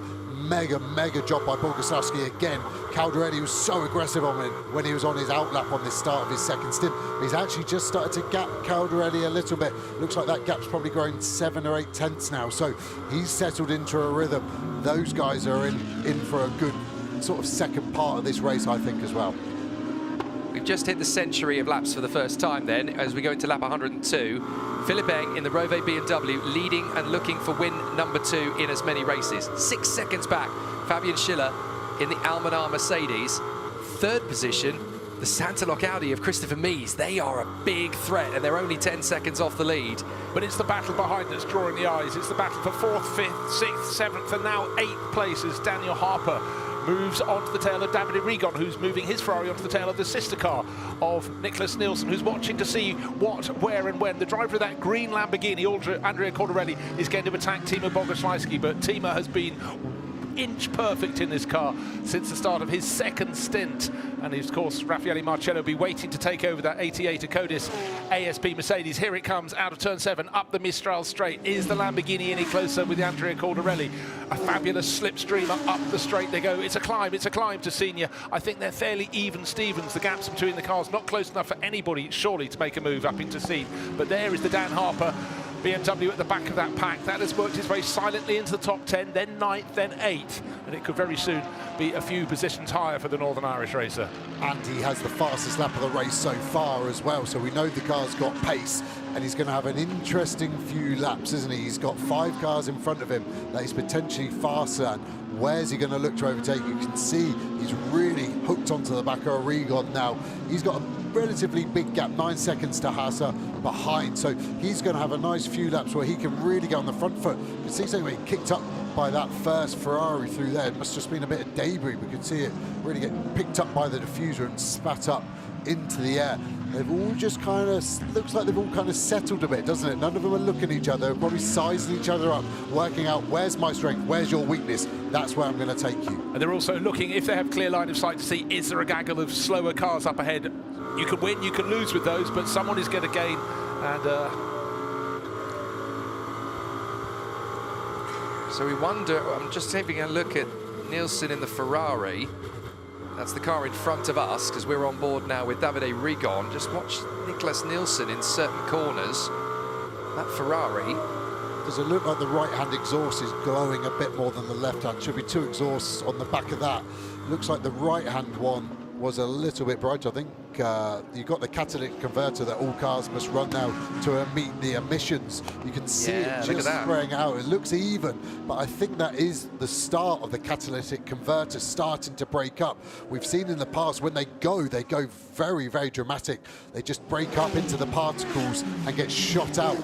The problem could be that when that catalytic converter starts to break up, it shifts and the back pressure of the exhaust rises and you get less power, and ultimately you can blow the engine if it's not correct. So the team will be looking up. Camera guy's done a mega job to pick it up. I thought it might have just been a bit of debris I saw on the previous lap, but I think it was that just being spat out the back. And what we don't know, Joe, is how long that's been spitting out. Of course, as it gets darker, it becomes easier to identify anything that may be untoward. It might just be dramatic sparks, but why are the dramatic sparks? And we've got to see if anything is serious. We've got a brilliant chance to look at it, but unfortunately the lights on the chasing Ferrari are so bright we're getting the bounce back that rather obscures. Then when the brake lights come on the 51 Ferrari, Nicholas Nielsen bracing hard, but we're looking to see there was more illumination on the right-hand side of the back end of that car. Well, we're not trying to knit drama into the race. It has plenty in its own right. And just to refresh you, this brilliant battle for fourth place. Timo Bogoslawski at the front, Andrea Cordarelli, Nicholas Nielsen, Davide Rigon, Daniel Harper. But there's some distance down the track. Leading the race, Philipp Eng for Rover BMW. Hello, does that sound familiar? Well, they won that at the first event. And at the side of the track, oh, dearie me. Lamborghini of some form. Green one, isn't it? It's a mid-green one, so thank you very much for that. It could be. Was that Van Berlo? I don't know. I know Van Berlo's just pitted actually, so it's not the 85. It's one of the Grassers though, certainly. Well, it's not Andrea Cordarelli because he's still in the pack unless he pulled off very quickly after crossing the start-finish line. He's in 5th place overall behind Timo Bogoslawski. Look out for him. I wonder if it's the 58 actually. I was wondering if it's car 58. I might have to turn the lights on. I think it's the Capo. Yeah, I think it's Capo. I think it's Capo. So I think it might be Capo who's just pulled off to the side there. Very disappointing indeed for them, because they were obviously looking potentially on for a podium as well. They were looking at, well, they were currently in 4th position in the prime category, so they had an opportunity there. And it's all just fallen apart. It just gets really, really tough. The more the racing goes on, the more those cars are stretched. But then as you get to the nighttime phase and the cooler air goes through the car, you're obviously trying to find a little bit more power out of it through the nighttime. And with a lot of the cars, you certainly can, Joe. But that's where you're pushing the car to their extremes. And then as the nighttime comes in, you're really starting to stretch the limits. Well, just starting to see there that the driver of 51, Nicholas Nielsen, running a little bit wide at scene, collects it. We're watching this all courtesy of his teammate, who's giving us a wonderful Davide Rigon. Dan Harper comes flashing by, well spotted in the mirrors. You could suddenly get a flash of light. The BMW driver caught this group as they were tussling, kept a little bottled up by Timo Bogoslawski, but he's sitting with a margin still over Andrea Cordarelli of nearly 7/10 of a second, but the fastest driver of the fastest car at this point in the race. Joe said not long ago the fastest lap of the race was set by Dan Harper. 8th has become 7th. Right, who's the next sitting target? It's the other Ferrari. It's the one we've been riding, looking at. There is the BMW between the two Ferraris, and with the BMW leading the race and the BMW in 7th place. Now we've got another in the top 10. Augusto Farfus has done some great work in the car that was started by Valentino Rossi. So BMW very strong at Monza. And Jake, you were saying, where are they in qualifying? Where is the pace? They really struggled to get into the top 10. They squeaked in, but now they're starting to own it a little bit. This is so much more about qualifying for Ferrari, though. They wanted to showcase that they could be at the front and kind of get people's backs up, but they have read this race beautifully. They are still absolutely in the hunt. Nielsen is only 20 seconds off the lead.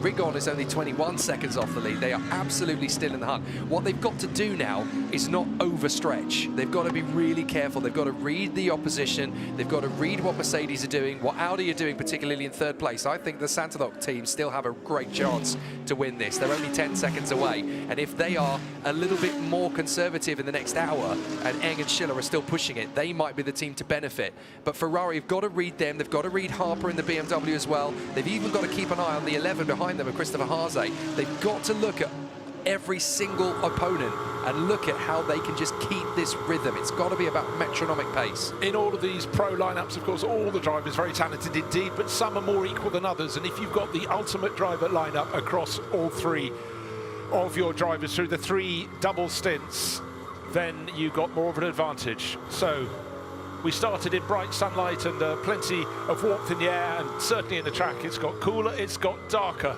And let's take a look back to how it was at the start of the race at 6 o'clock here, and pole position held by Jules Gounon. He got a brilliant start, put Maro Engel in behind him as they ran down to the first of the turns. The Ferraris started 3rd and 5th, and you actually can see they're getting moved back down in the pack, and a little bit of contact for some of them, and it got very busy indeed. But effectively through turns 1 and 2, the drivers largely behaved. Down through turns 3, 4, 5, there were 3, sometimes even 4 abreast. It was very, very tight indeed. But the first problem came right now. A Lamborghini yellow, next to a yellow Mercedes going across the middle of your shot. They got to turn 7 and contact, very light contact, unweighting the Lamborghini. And for Barwell Motorsport, who came here as Pro-Am class leaders, it was over and out. It was short, but it wasn't sweet, Jake. Certainly wasn't. We had plenty of battles after that point, and it was the team from the number 40, Trezor Orange Audi, that really took the fight to the Mercedes crews. Through the pit stops, it was very tight indeed up at the front end, and it was Jules Gounon that was really taking on the attacking Mattia Drudi and Riccardo Fella. We saw some great battles. Next pit stop for from BMW, from the Rove crew, who managed to charge their way forward into position, battling with the Ferraris, and they just picked them off one by one. It's been great battles everywhere you look as well. Even the Hout Racing Mercedes team, who lead the way in their class, ended up tripping over the Porsche of Pure Racing and have still managed to get themselves back into position despite the penalty that followed. Now, the greatest manoeuvre of the race was 3 abreast. The blue Sansalot Racing had had terrible entrance to straight. It lost 2 positions and yet somehow braved it out and still hung on, as the BMW, so quick in a straight line, were too busy fighting each other. But within a few laps, the position was reversed. There was no answer to the pace up the Mistral Straight for the 98 Rover racing car that won at Monza. And the next moment of drama came down at a far slower corner down the bottom of the hill. And Charles Weerts, a tiny bit of contact, and off he went and out of the race. Quite extraordinary for the 32 Audi. It's been fantastic from Dan Serra, Fuoku and Rigon. The Ferrari has been very strong. Fabian Schiller giving us plenty of drama as well. Not quite getting through the first attempt on Timo Boguslavski, but was able to do it the second time for sure. And the battles have been fantastic from BMW. The Rove team managing to get themselves up into second position at exactly the right moment to then start to edge and put pressure on the Orange Audi in front of them. But try as they might, the Mercedes could not shake off the hard-charging BMW closing in on them, as Dan Harper has now come into the battle. There was the big move from Schiller as he dived in on Boguslavski, and there was going to be more pressure from the cars behind. Then we got to see, as the Almanar crew started to push, look, they are really stretching the limits, and as we saw, as each team stretches the limits, 1 or 2 came a cropper, and on this occasion, it was Riccardo Fella in the Orange Audi, desperately trying to get the car back, and unfortunately, by driving into the pits too fast, game over for the team, and a certain victory absolutely taken away. And it looked as though the Ferraris were going to get the jump on the 88 Acodis ASP Mercedes in the pits, but not quite. So they came out behind it. They've been there ever since, but they have been joined, because certainly Andrea Caldarelli in the 63 Lamborghini and the 998 BMW got closer, got in among them, and the order is a-changing. Nothing is changing in the front row. Philipp Eng leading the race by 7.5 seconds from Fabian Schiller, who's still got just under 2.5 hours to go. So that's the highlights. The highlights, I think, will have many more incidents added to their repertoire through the duration of this race. We're going to be going up until midnight when the checkered flag will be flown. Who will get to greet it? We thought it was nailed on for the number 40 Trezor Orange 1 Audi. Such a brilliant run from all 3 of its drivers. But for Riccardo Fella, the frustration that late moment in the lap when the puncture came and trying to get it back to the pits, I think, doing the maths, it pretty much was their in-lap anyhow. And that really came unstuck. So that's why Philipp Eng is leading the race in the number 98 car. Dan Harper has picked up another position. He's picked off 1 Ferrari. That was Davide Rigon. He's got the set. He's got number 51 behind him now. Nicholas Nielsen had no answer. Now, we could have the temperature falling. We are having it down. Air temperature 19 degrees. Track temperature down to 23. So we've lost about 15 degrees of temperature out of that. So conditions are changing. Visibility is changing. And right there, Fabian Schiller pushing very hard indeed in second overall. He has been famously getting all over the curbs at various points on the circuit, and that, for a second up at sea, looked as though it could have been good night Vienna. Yeah, he's really hustling on hard. He attacks every single lap, and that's what you got to do in these sort of races. Looking like he's trying to get a good exit on the run there. One of the Garage 59 McLarens there. And yeah, I mean, the gap hasn't grown massively, has it? 7.4 seconds now to Eng. Mies is only 3 seconds behind him. We haven't really mentioned Mies that much, have they? They've kind of been under the radar a little bit. They've been up there from the start, but they haven't done anything super dramatic just yet. And I just wonder, with the driver lineups they've got left, Gachet's already done a double. We've got Niederhauser still to go, super fast there. These guys, definitely, we're not discounting them anyway, but should not be discounted by anyone watching this race. Too right. This is under the radar strategy as far as they're concerned. They had those great battles with Gachet, and obviously the move of the race when they went 3 wide into senior, and it was obviously Gachet that came out on top. But Christopher Mies is doing what Christopher Mies does best: metronomic, absolutely rhythmic pace, just keeping that Audi in the hunt, not overstretching it, just nailing every apex, nailing every gear change, nailing every throttle application. This is what's keeping this car in the hunt. And when they win, people are going to be a little bit surprised that they're even in the hunt, but they've been there right from the outset. Well, take me back to the conversation I started a short while ago. It's about having some combinations that are more equal than other and balance across all three drivers. This crew has been super strong. Christopher Mies, never dramatic, never clouts curbs, gets out the car, smiles, another professional job done.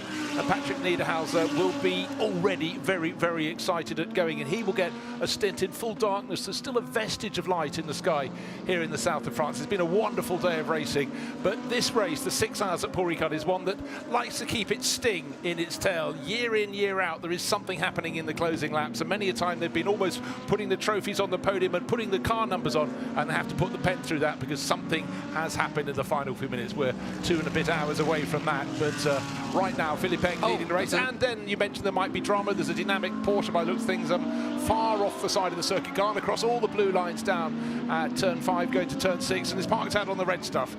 Is that Meyerhaas, the number 10? Oh, no, sorry, that would be an Audi rather than a Porsche. So we've lost another Porsche that's gone for the wayside there. Well, it's in a full power cycle, so the lights flick on and off. It's your first Porsche call as a driver. I don't think it's the BMW there. No, it can't be the BMW. That's a Porsche, there's isn't a bit it? of damage maybe on the front right. It's that theoretical now. Okay, it's the Thai driver. It's one of the dynamic cars. They're running 3 here. He took over from Joop Rapanga. Daniel D'Amato may not get to have a race unless Tanner can work out how to get it fired up again. It's a really difficult one, that. Is it a full course yellow? It's quite far off the track, but it's a very fast part of the circuit, and there isn't an obvious gap in the barrier for that car to be recovered. Seen some interesting, like, rear lights were on them, but not the front, so potentially an electrical issue there. Let's hope they can fire it up and get it going. The positive, if there were a full-on safety car, we've still got a lot of cars on the lead lap, and it would bunch them up, and it would make this almost like a reignitement of another fight that we didn't really need to be reignited. Well, at the moment we've got 15 cars on the lead lap with David Schumacher, the last one into that mix. Dan Harper has picked off another car. He's been remarkable. The last 5 laps he's picked off not 1 but 2 Ferraris, and he's going for the Italians at the moment. He's picked off Andrea Cordarelli in the 63 Iron Lynx Lamborghini. But look at the light over the circuit. Brilliant view from the drone that's now just about positioned above the pits and paddock, looking down to the bottom part of the circuit. And there are some lights static at the outside of the circuit. I think that's the headlights. I think I'm good at that one, of the dynamic Porsche parked at the side. So hopefully Tanat Sathi and Thirical can get that going. I'm not sure what heaven looks like, but I think it looks something similar like that. 57 race cars, a good racetrack, and some nice light in the background. But you do see these floodlights dotted around, but they're not super bright here at Paul Ricard. So you can see where that darkness really gets shone down. They're almost lighting the barriers more as a safety element rather than the track. These headlights are absolutely phenomenal. Used to be a rule when I first started GT racing, there couldn't be more than 8 lit elements on the front part of the car. But now everything's gone LED. It's too hard to place, and now it's just a wall of light. You can see nothing when one of these cars is behind you, but when you're the car using those lights, you don't really care. Right, Harper has another target on the horizon. He's got past Rigon, he's got past Nielsen in the 2 Ferraris, he's got past Caldarelli. His next target, Timo Boguslavski. Here we go. That's going to be a great battle. Well, it's what we call a hard nut to crack, and the hard nut to start is clearly Tanat Sathi and Thirical's dynamic Porsche. The lights have been going on and off down there, but it's going nowhere. But you know what? It's always exciting when you have a fresh challenger. Timo Boguslavski might not have identified there's been a change of potential assailant coming up behind him, but no longer is it the low profile of the nose of the 63 Iron Lynx for Lamborghini, but it's the raw bluff shape of the BMW. But that's the car that still has the fastest lap in the race. Dan Harper's been a star. Dan Harper's been a star. I'll tell you who else is being a bit of a star at the moment. Christopher Mies. I think he's actually going to catch Fabian Schiller before too long. He's taking 2 to 3 tenths of a second per lap out of him. The Santalok Audi, I think, could get into the hunt for second position before too long. Repeat earlier comment. Christopher Mies is very smooth, doesn't take the risk. Fabian Schiller, we've been commenting on, he's bouncing from curb to curb, from pillar to post. No criticism meant for either of them, but smooth is good in racing. Yeah, Boguslavski's getting held up by the 99 car, P18 overall leader in the silver class, but is definitely losing time. Look him down the inside, you see Harper, then Caldarelli, then Nielsen, followed by Rigon. We're following through the corner. Boguslawski's losing time. Harper hasn't been able to close up too much as we look at Caldarelli there.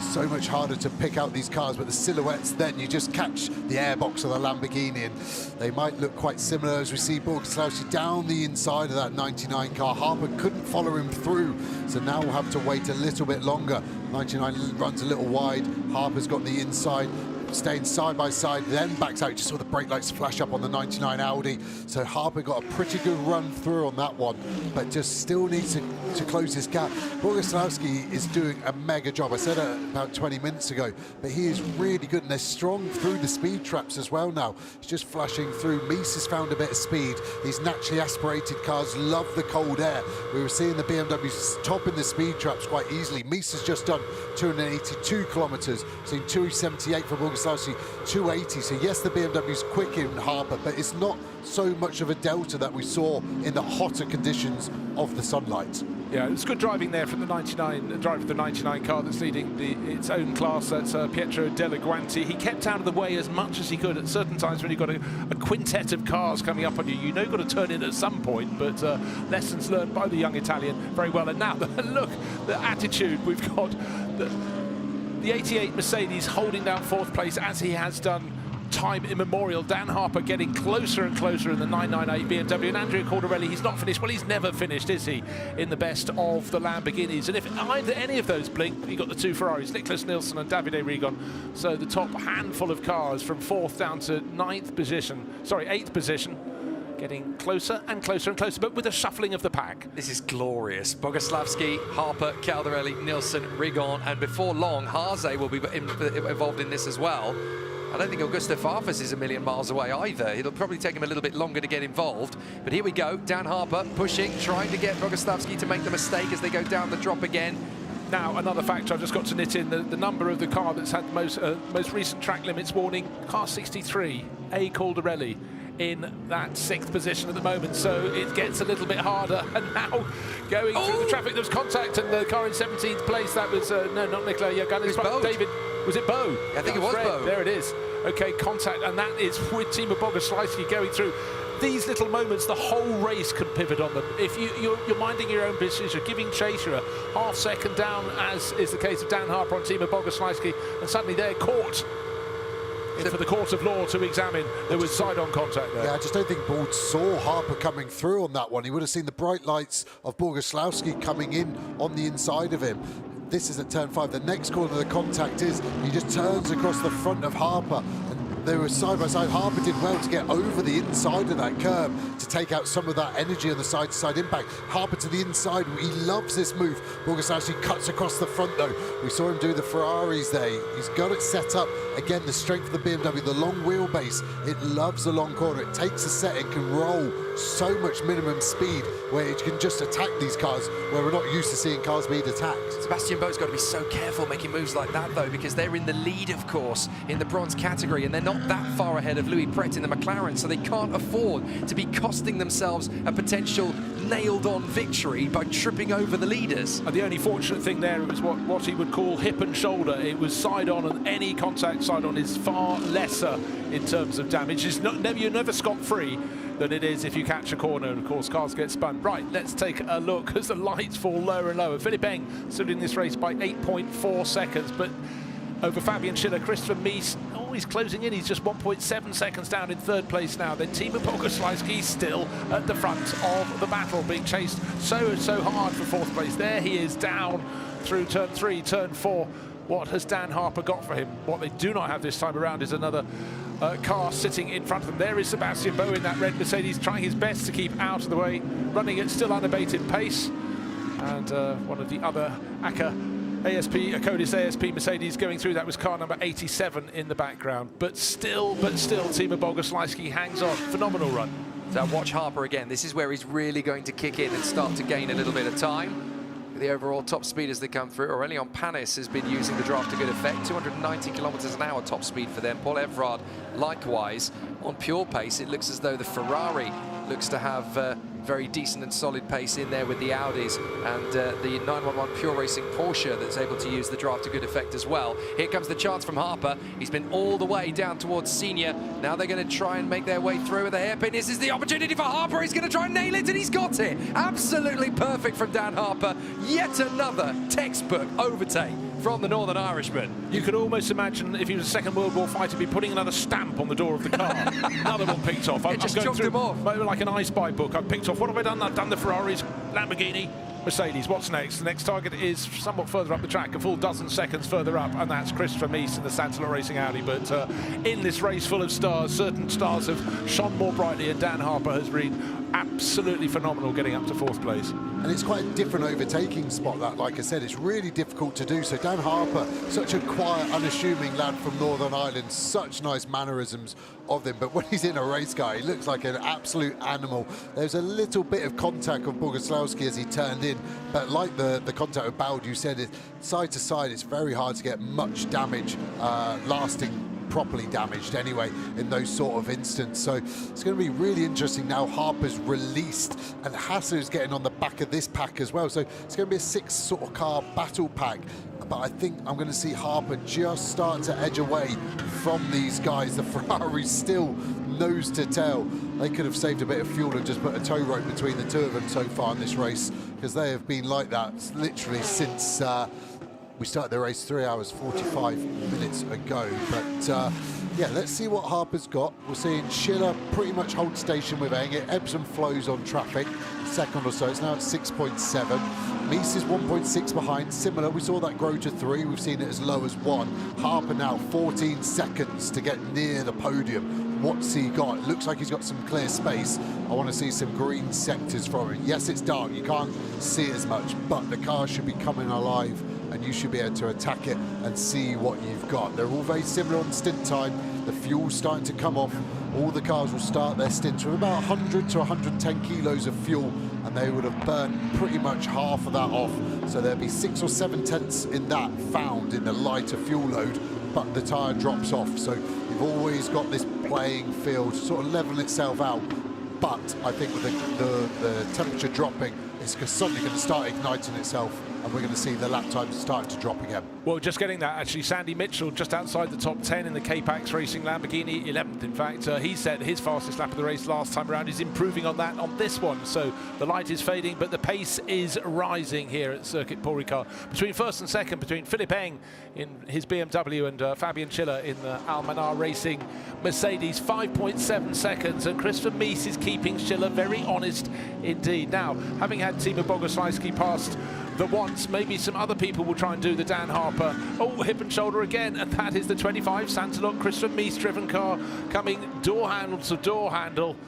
And he doesn't want those sort of interruptions when he's running in 3rd place and closing down on 2nd. Yeah, what makes it more awkward, Mies being an Audi factory driver, he hit another Audi. I'm not putting any blame on him on there, but it is very difficult when you are a factory driver. When I was at McLaren last year, I made contact with a customer, and he sent me a very nice message telling me exactly where I should be getting my P45. So it's hard when you're racing and you've got these external influences like that. But Mies could see Schiller, he could see he'd been held up by that very Audi he made contact with and wants to get on the front foot.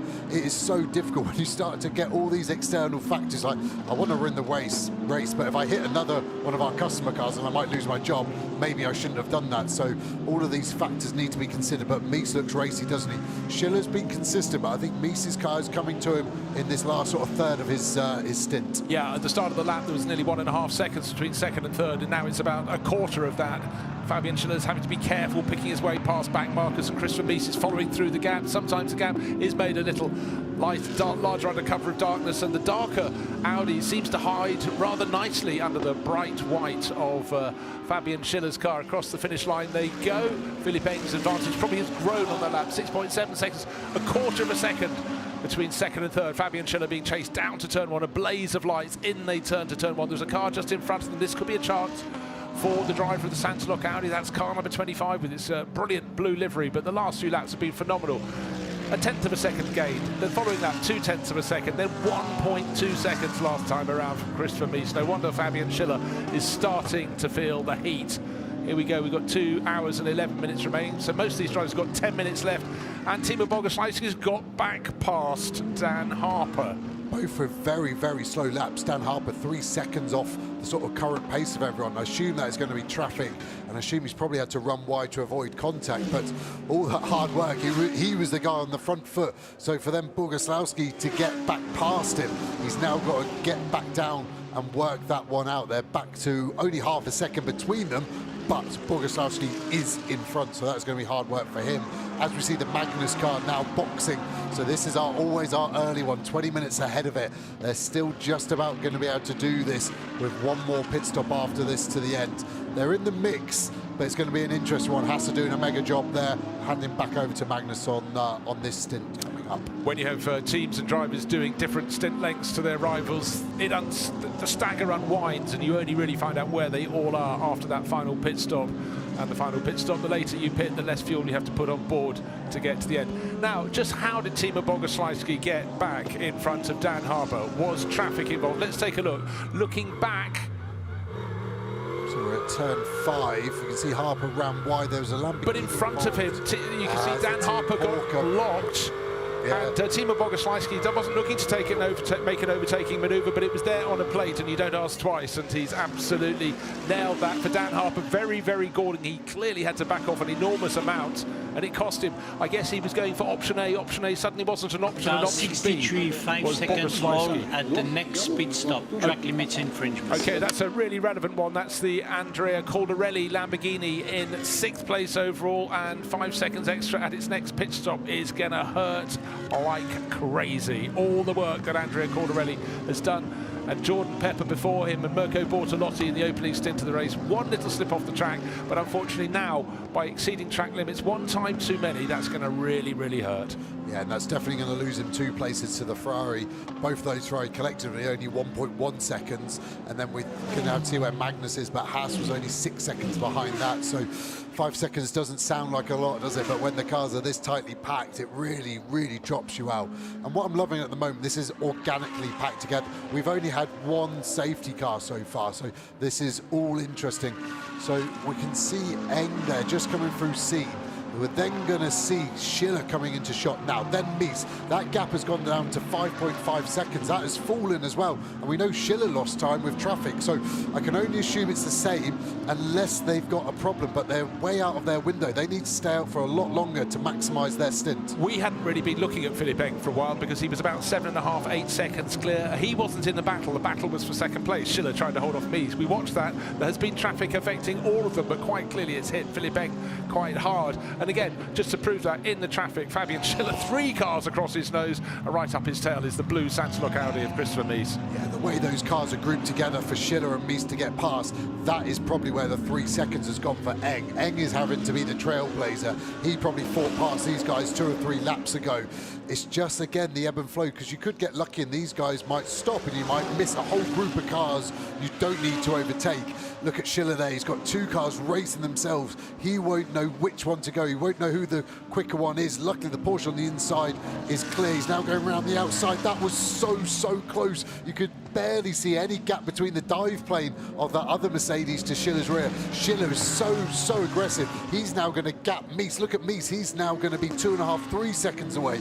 That risk versus reward. Schiller is sailing close to the wind, but at the moment, he is doing a good rate of knots. Well, that was an absolute phenomenal avoidance, but I don't think Fabian Schiller knew anything about it. How close the Mercedes he just passed got to him at turn 2, bouncing over the curbs on the inside. Didn't see which of the other Mercedes. It looked as though it was one of the Winward Racing cars, but anyhow, incident avoided. The driver in second place continues in second place, and importantly for him, the driver in third, Christopher Mies, has fallen back. 88 in the pit, so Timo Bogoslawski has completed his double stints. He's soaked up so much pressure, so that means Raffaele Marcello will exit and complete this race. He will have 2 hours and 5 minutes or so to go racing. His car came in from, was 4th, became 3rd, was fifth, became fourth, and then became fifth, and then back to fourth again. But anyhow, when Marciello hits the deck, let's see if it's a better pit stop this time around from a Codis ASP. Down on the deck, U-Sense was a bit of a problem firing it up again. He didn't look totally quick at getting everything firing. Oh, so in fact, that's the sister car. No, it is 88. Sorry, I lost it in the lights. It suddenly looked a little yellow on the flank. But 88 going back out,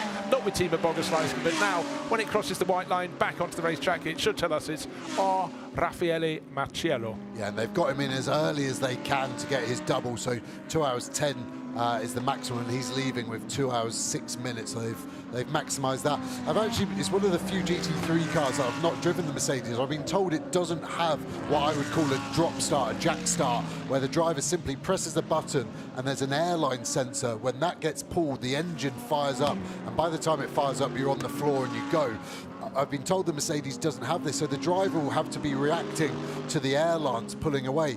I've been in some cars that don't have it, and the air lance is in front of you on the bonnet, so you can see the mechanic flinch, and you guess, and you fire up, and you're okay. But the air lance is on the back of that car, so I don't think the driver can preempt when it's going to go. And it's just a big old engine, I think, to turn over, to crank over, to get the ignition. But all of their pit stops, that one included, have been like 2.5 seconds slow. We're going to do 5 pit stops, 12.5 seconds. As a driver, you would pay a lot of money to be able to have that in your pocket. And we need to remember that at the end of the race, I'm going to be a nerd and delete 12.5 seconds off their position and see where they could have been, in my opinion. Well, let's see if we keep that promise, Joe. But these insights are absolutely enthralling. And of course, when people design racing cars, they don't always listen to the drivers, and they think, well, for all sorts of reasons, this will go there and then. But so many times, you works drivers have to just say, you know, for the next one, could you do it this way? They go, why? Why do I have to? And you explain, and it suddenly makes sense. Everyone needs to understand the working environment to get the ergonomics right. What's got the best ergonomics at the moment? Presumably you'd have to say the car leading the race, but the gap is still 5.5 seconds. Philipp Eng from Fabian Schiller. But again and again, these cars balance the performance. They have.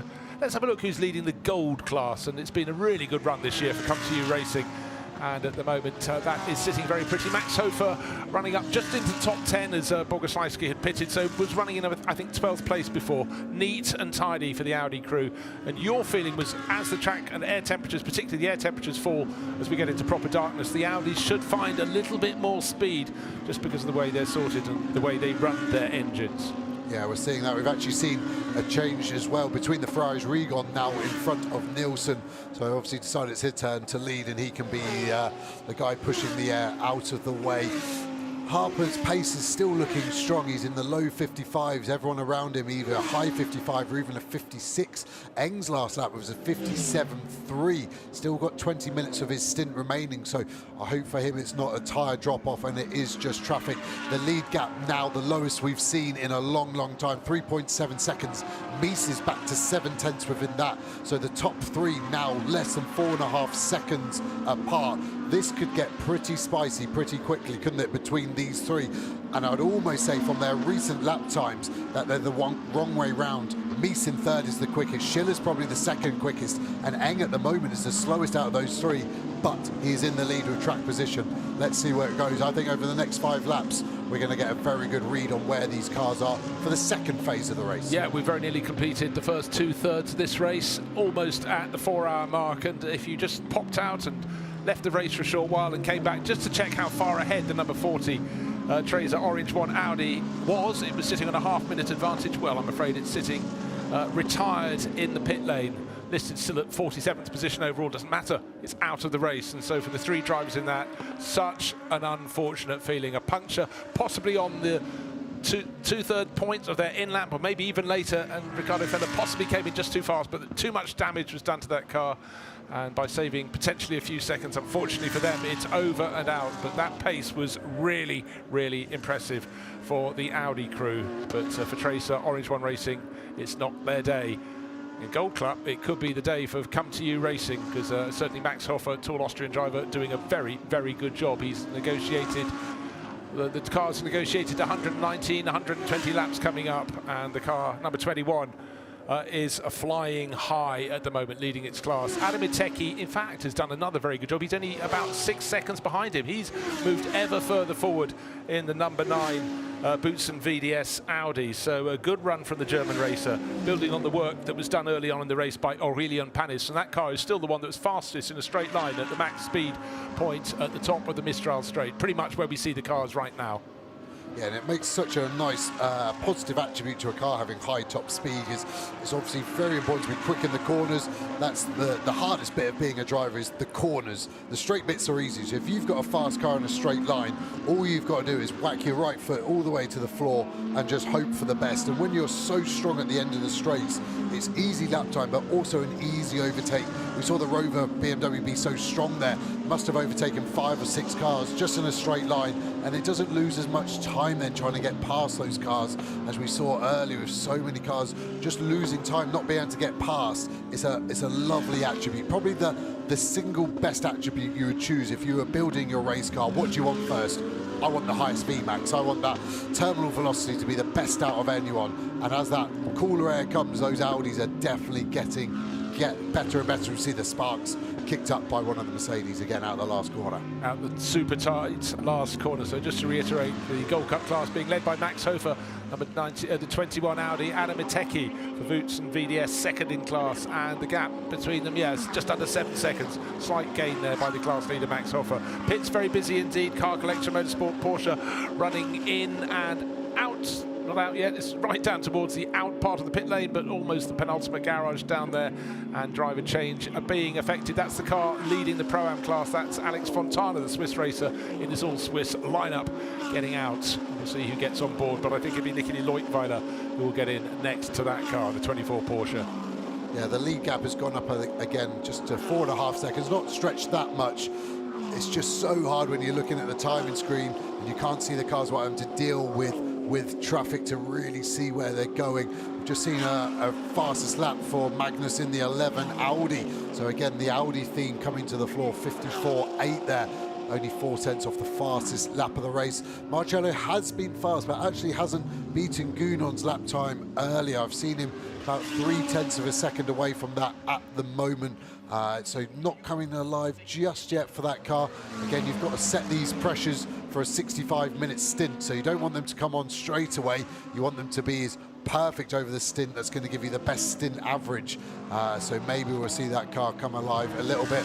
Our Bronze Cup leaders, Louis Pret, doing an absolute mega job. We saw Ramos out earlier, and I think we must have at least 1, if not 2 stints with Chavez. I've actually not seen his name on the timing screen. He started the race, and in fact, because he wasn't starting for the race, we heard Louis Pret down on the grid, the Monegasque driver who's been brought up in Hong Kong, and he is doing a great job. He had high hopes for this race, but you still need other things to happen to make sure at the front. But for Chris Goodwin, all the others down at Garage 59, they should have a smile on their face at this point. They're leading their class and doing it quite comfortably. Michel Gatting, well, doing it very comfortably because it's a 40-second margin over the Iron Dames Lamborghini. So for Garage 59, not the best place McLaren in the field, because that's the sister car, 159, which is 3 places further up, with the Danish racer Kjærgaard at the wheel of that at the moment. But for Louis Pret and the gang, they are leading their class.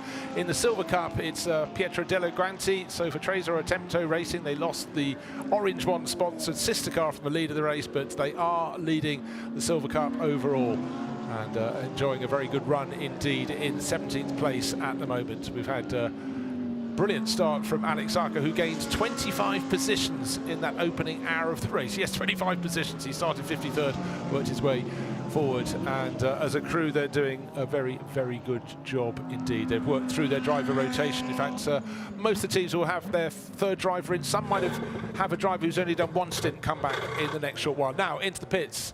We are sitting aboard the 93, which is the Sky Tempesta Racing McLaren, and it's in 25th position overall. And it was a car that kicked off at the start of the race with Eddie Cheever gaining 20 positions. Then it went to Chris Froggatt, then to Jonathan Hui. So they're rotating their way through their McLaren. In the background, it looks like there's been a fire, because very quickly a course vehicle has gone there to extinguish. So whichever team has got a garage up near pit in, and that pall of smoke will be a problem for other drivers coming in. Of course, they'll be below the pit lane speed limit. But now who have we got in the pits? We've got Alex Zarco, the 99. Audi, we've got Jonathan Hui. We can see it's Jonathan's car that's fine. Jeff Kingsley. Porsche. I wonder if it's the Sven Muller car. Just looked like a Porsche headlight to me.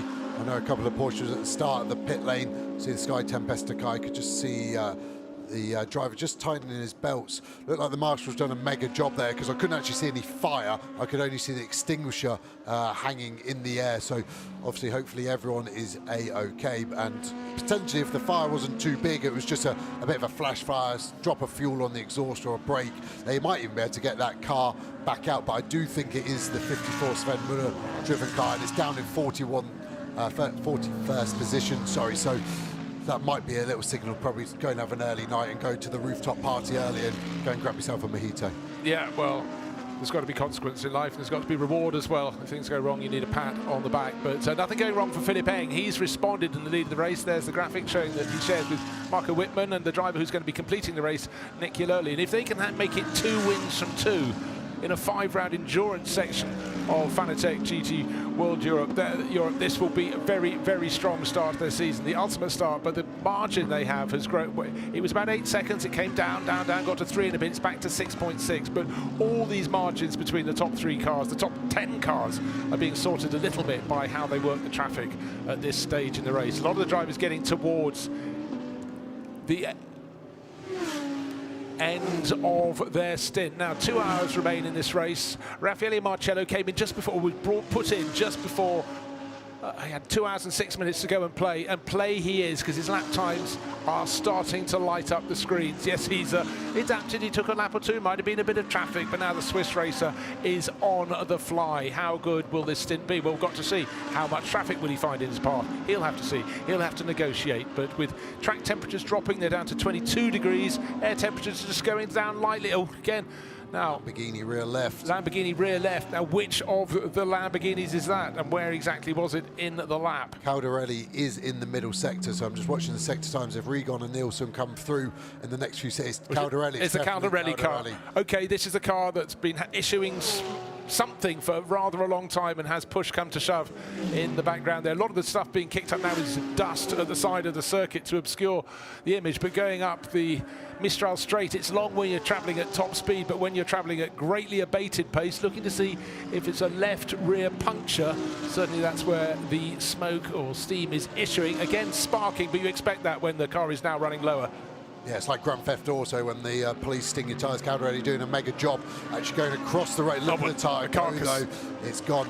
It's going to be close to probably parking up. He may have got lucky there, and the carcass actually flung itself clear of it, and he'll just be fully on the rim now, which actually won't be creating any damage to that bodywork. It will destroy the rim, obviously. Is he going to take the cut through? If he does, he'll lose this lap, so he's better to risk it and carry on the full way round. He did a mega job to cross the track because he was on the left side, and now he's on the right. It's going to be really difficult. We saw smoke coming from that car under braking, but it was normally its rear right, not this left. So we know it's had track limit penalties. Track limits you can only get by crossing curbs. The curbs are rough. They can cut the tyre. The edge of the curb is just a right angle piece of concrete, and they don't like rubber. You can see the wheels still on it, so I don't think it's suspension. I think it is a simple puncture, but it really rules those guys out of contention, and suddenly it all gets shifted. At one point, that car looked so strong, like you said, he lost 10 seconds with the contact, had the spin, and then suddenly they're back in the game. So that car had pace to challenge, but now that's lost 45, 50 seconds even. And he kept a good pace, to be fair, through the speed trap. He was still doing 125 kilometers an hour as that tyre let go. So it was under cover of darkness, so the team chief couldn't see what was going on. That's why he was pressing on so hard. So the Ferraris have been promoted. So Davide Regon is in the 71 car. He's now 5th. Nicholas Nielsen 6th. Augusto Farfus' car, 46. Valentino Rossi's car. He said, "Oh, we won't get a podium." Top 10 was possible. The car that caught fire, we've just been told, was not the Porsche. It was the other one we didn't talk about, car number 33, and that's the Bullet Racing Aston Martin, Jeff Kingsley. So that is very, very frustrating. But for Andrea Caldarelli, this is even more frustrating, because what was looking like a good, solid 5th place, and there is a lot of smoke coming out of the front end of that car. But again, when you go off the line, you pick up all that tyre debris as well. Mechanics are waving. There's something not right. They might have lost pressure in the gun or something. The sheer amount of brake dust coming out, that's the smoky stuff you're seeing. And like I said, the Lamborghini guys have got a brake upgrade, and those pads are obviously taking a pounding. All the cars should easily do 6 hours without changing. Suddenly seeing the pits getting busy, that's naturally happening because it's the end of the stint. But that Lamborghini has got a lot of work to do. I think the mechanics weren't happy. It's going to be a slow pit stop. Right now, what we've had at the end of the previous stint, on its in-lap, we had the race-leading Tracer Orange 1 Audi picking up a puncture and losing out, and then that was probably Andrea Caldarelli's in-lap as well. He too picked up a puncture, the left rear corner of that car, nursed it up the straight, but that moment where he had to cross from the outside of the track at scene, trying to gauge exactly where fast-closing cars were with their headlights, that took a lot of judgment, maybe a little bit of luck, but anyhow, the move was completed. Caldarelli got the car back to the pits, but top 10, kiss goodbye to that. Yeah, and just evaporates so quickly, doesn't it? Teams will now be getting a bit scared. The car's into the box. And we've had a change for second place. Christopher Mies has finally rattled and rumbled and passed Fabian Schiller. So it now goes BMW, Audi, Mercedes, and Philippe Eng, Christopher Mies and Fabian Schiller. So much happening just before we get to this penultimate round of pit stops. Yeah, I was going to say, I wonder if some of the teams are getting nervous now towards the end of the stint. The risk of the tyre getting a problem because they pushed too hard. Do they now sort of make all their stints equidistant to the end? Do you not look to maximise each one and go longer and longer and play for the safety car? Do you actually now hedge your bets and go, if we get a puncture anywhere apart from the last two corners, we're going to lose way more potentially, we're going to gain? Be interesting to see. Normally when you see a car go into the box, it's day done because the result's done. But it did look like from the attitude of the mechanics, they wanted to fix it. This is all valuable night running ahead of the CrowdStrike 24 hours of Spa. They need it. You can see the drone shot. You see the green car in the left shot of that garage, headlights flashing, looking like they're going to fix it. If they were going to retire it, I think they'd turn the power off and save some electricity. At the next pit stop, track limits infringement. So still more penalties coming through, and for the people who aren't having penalties, they're the ones at the party on the rooftop there. So it's looking like a real classic story of two worlds, those that are down grafting and racing, probably having the best fun of all, but those above with a brilliant, brilliant view. And Joe Osborne, right smile there, thinking he might like to nip up there. He'll tell us he's going for supper. If the camera picks you out, Joe, we'll have you rumbled. But Philippe Eng leading this race, 6.7 seconds ahead of now Christopher Mies, the Sansalot Racing Audi. We said it would work its way forward. I didn't think it was going to be until we just had the sequence of pit stops completed. Fabian Schiller in behind. Surely they too will be reporting very soon to the pits, as will be Philippe Eng, who's had that lead go down to 3.5 seconds. He's worked it back out again. And well, let's see, can it be 2 wins on the trot? But we've still got 2 hours of racing. Let's see what happens. Yeah, and just watching Marcello's lap times, they've all been in the high 54s, low 55s, which has pretty much been the quickest, probably on average by 3 or 4 tenths over everyone in front. And the way they've done their strategy, he's basically doing a very aggressive undercut. He's already 20 minutes into his stint, so he's going to have done 8 or 9 laps more, adding 3 or 4 tenths up each time there. He pitted basically from Bogusławski in P5. I think they've got a chance to probably be 4th and maybe only 3 or 4 seconds behind the now 3rd place Schiller car, who obviously is coming to the end of his double stint as well. But I think that Marcello car is going to get a nice little jump up, but he's going to have to go long on every stint, and we've seen going long on the stint isn't always a positive thing for the tyre. So close and yet so far, but cars still coming out of the pits, and one that has come out is the 63 Lamborghini. You read it absolutely right. The body language for Iron Lynx was, we're not parking this car, we're fixing this car, we're getting it out. But always the question is, have we done quite enough fixing? Did we just hurry that a little bit? Did we attend to absolutely everything? So a top 10 finish out of the window, but you never know what points they might be able to recover. But at the moment, Jordan Pepper is down to the 26th position. There it is. Not where you'd expect it to be there. So much going on there. I think because they've just filled it, you can see a bit of liquid coming out, and I think that's just the breather. So as you fill the car, it's all the way to the top and it gurgles out of the breather, and you stop and you come off. And normally you set off, but obviously that car's then gone into the pits. All that heat soak that I was talking about earlier has gone in, and obviously fuel being a liquid expands as it gets hot, so it's trying to get out of the fuel tank and it has to breathe. And I think it was even touching the exhaust, because then you saw a bit of smoke as well. This is what's great about being at a racetrack. You get all these sights and smells. They're absolutely mega. So this is what I was talking about. Have a look at the rear. As he brakes, you'll see some liquid just squirting out. That's the fuel breather. then the flame out the exhaust catches that. The flame is always there, but it's not normally got anything to ignite. But that was just the fuel breathing. I don't think it's a problem. I think it's just finding its natural level, and it will work itself out. The positive thing is burning 3.7 litres of fuel a lap, so there'll be some space in the tank pretty soon. There certainly should. There's a nod to the powers of high fuel consumption, the high fuel consumption of racing cars. But interesting for Caldarelli, or the Caldarelli car, it's come back out behind the race-leading Rover Racing BMW, which owes us a pit stop very soon indeed. Philippe Eng going on to another lap. That'll be lap 129 that he started. He was 6 seconds clear of Christopher Mies, but Christopher Mies has just dived into the pits. And so has Fabian Schiller. So I think this will be the last lap for Philippe Eng in the lead of the race before he too brings the Rover Racing BMW into the pits. But the BMW from second, sorry, the Audi from second, the Mercedes from third, and now Dan Harper with his BMW from fourth place. He kept on catching them. He was 11 seconds down in fourth. His brilliant run comes to an end, and the pits are a very, very busy place to go. But for Philippe Eng, the margin was 6 seconds. He's now 16 seconds, but that's irrelevant because there is the Almana racing car, 16 seconds behind in the pits. That's just according to where the start-finish line has been crossed. But Philippe Eng will be coming in from the lead soon. And we've got a double Lucas Stolz stint coming up. So it's going to be, they've done doubles all the way through, haven't they? Engel, Schiller, now Stolz. Mies, I think, is going to hand over to Niederhauser also for a double to get them to the end. So that'd definitely be my preferred strategy as a driver, to want to do your back-to-back stint so you know what you've got. You see the Audi drop and go so quickly there. Where's it going to be in relation to that 777 car? You can see it there on the stands, drops. It's just that delay, it's painful. I don't know if it's my horrible nature of just not wanting to waste any of my life, but that feels like an eternity. That car's just sat there as the Audi just drives away from you for free. What? Just start the engine, drive. Yeah, well, we'd seen that those positions had just changed before the pit stops, but the gap has been increased, certainly in the favour of the Sansalot Racing Audi, the blue car, number 25 now, with Patrick Niederhauser in it. And we'll see how he stretches his legs, waiting for Philippe Eng to pit from the lead of the race. And waiting for Raffaele Marcello, because he's closing all the time, trying to pick them out in cover of darkness.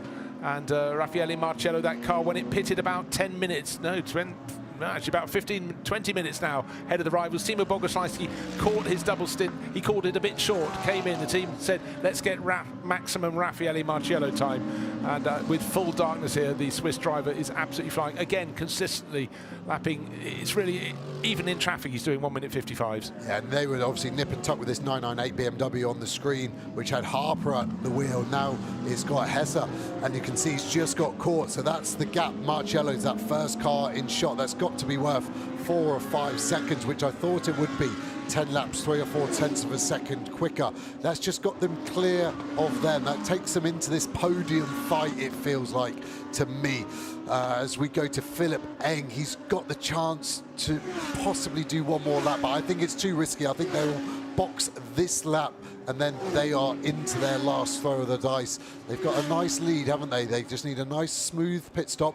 Again, we talk about the drivers just doing everything right, but the team will also just be going through the motions. Their last pit stop was good. It's a 1:27.1, right on the money. They just need another one of them. They've got 6 seconds in the pocket, essentially. So even if you did a 28, you still got a 5-second lead. The worst thing you can do is try and go for a 26, miss a wheel nut, drop a wheel, fuel doesn't connect properly. That's when it all starts to go wrong, is when you try and get greedy with getting some time back. Right, 1 hour 43 minutes or so remaining in this race. Therefore, we expect the cars largely to pit on the top of the hour. We've had 4 hours completed, 5 hours getting towards completion too, but importantly here is not to go one lap further than your tyres may manage. We've had 2 cars having those problems. We had the Trazer Audi that was sitting on a tiny lead in this race, and then the 63 Lamborghini, just looking at it there, is pressing on. It's lost so much ground, that slow puncture, and Philippe Eng diving into the pits. The name goes red at the top of the screens. That means that the British driver in the combination, Nick Yaloli,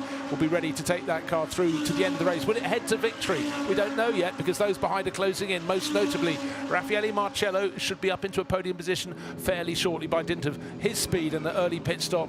And also look too for Dan Harper's car now being driven by Max Hess. That's making very, very good progress. You can see Nick Yaloli there, stood in the pit lane waving him in. It's that helplessness as a driver. You're trying to do everything to make sure it goes right. Race against Nick quite a lot, especially out in China. We had some good fun out there over the years.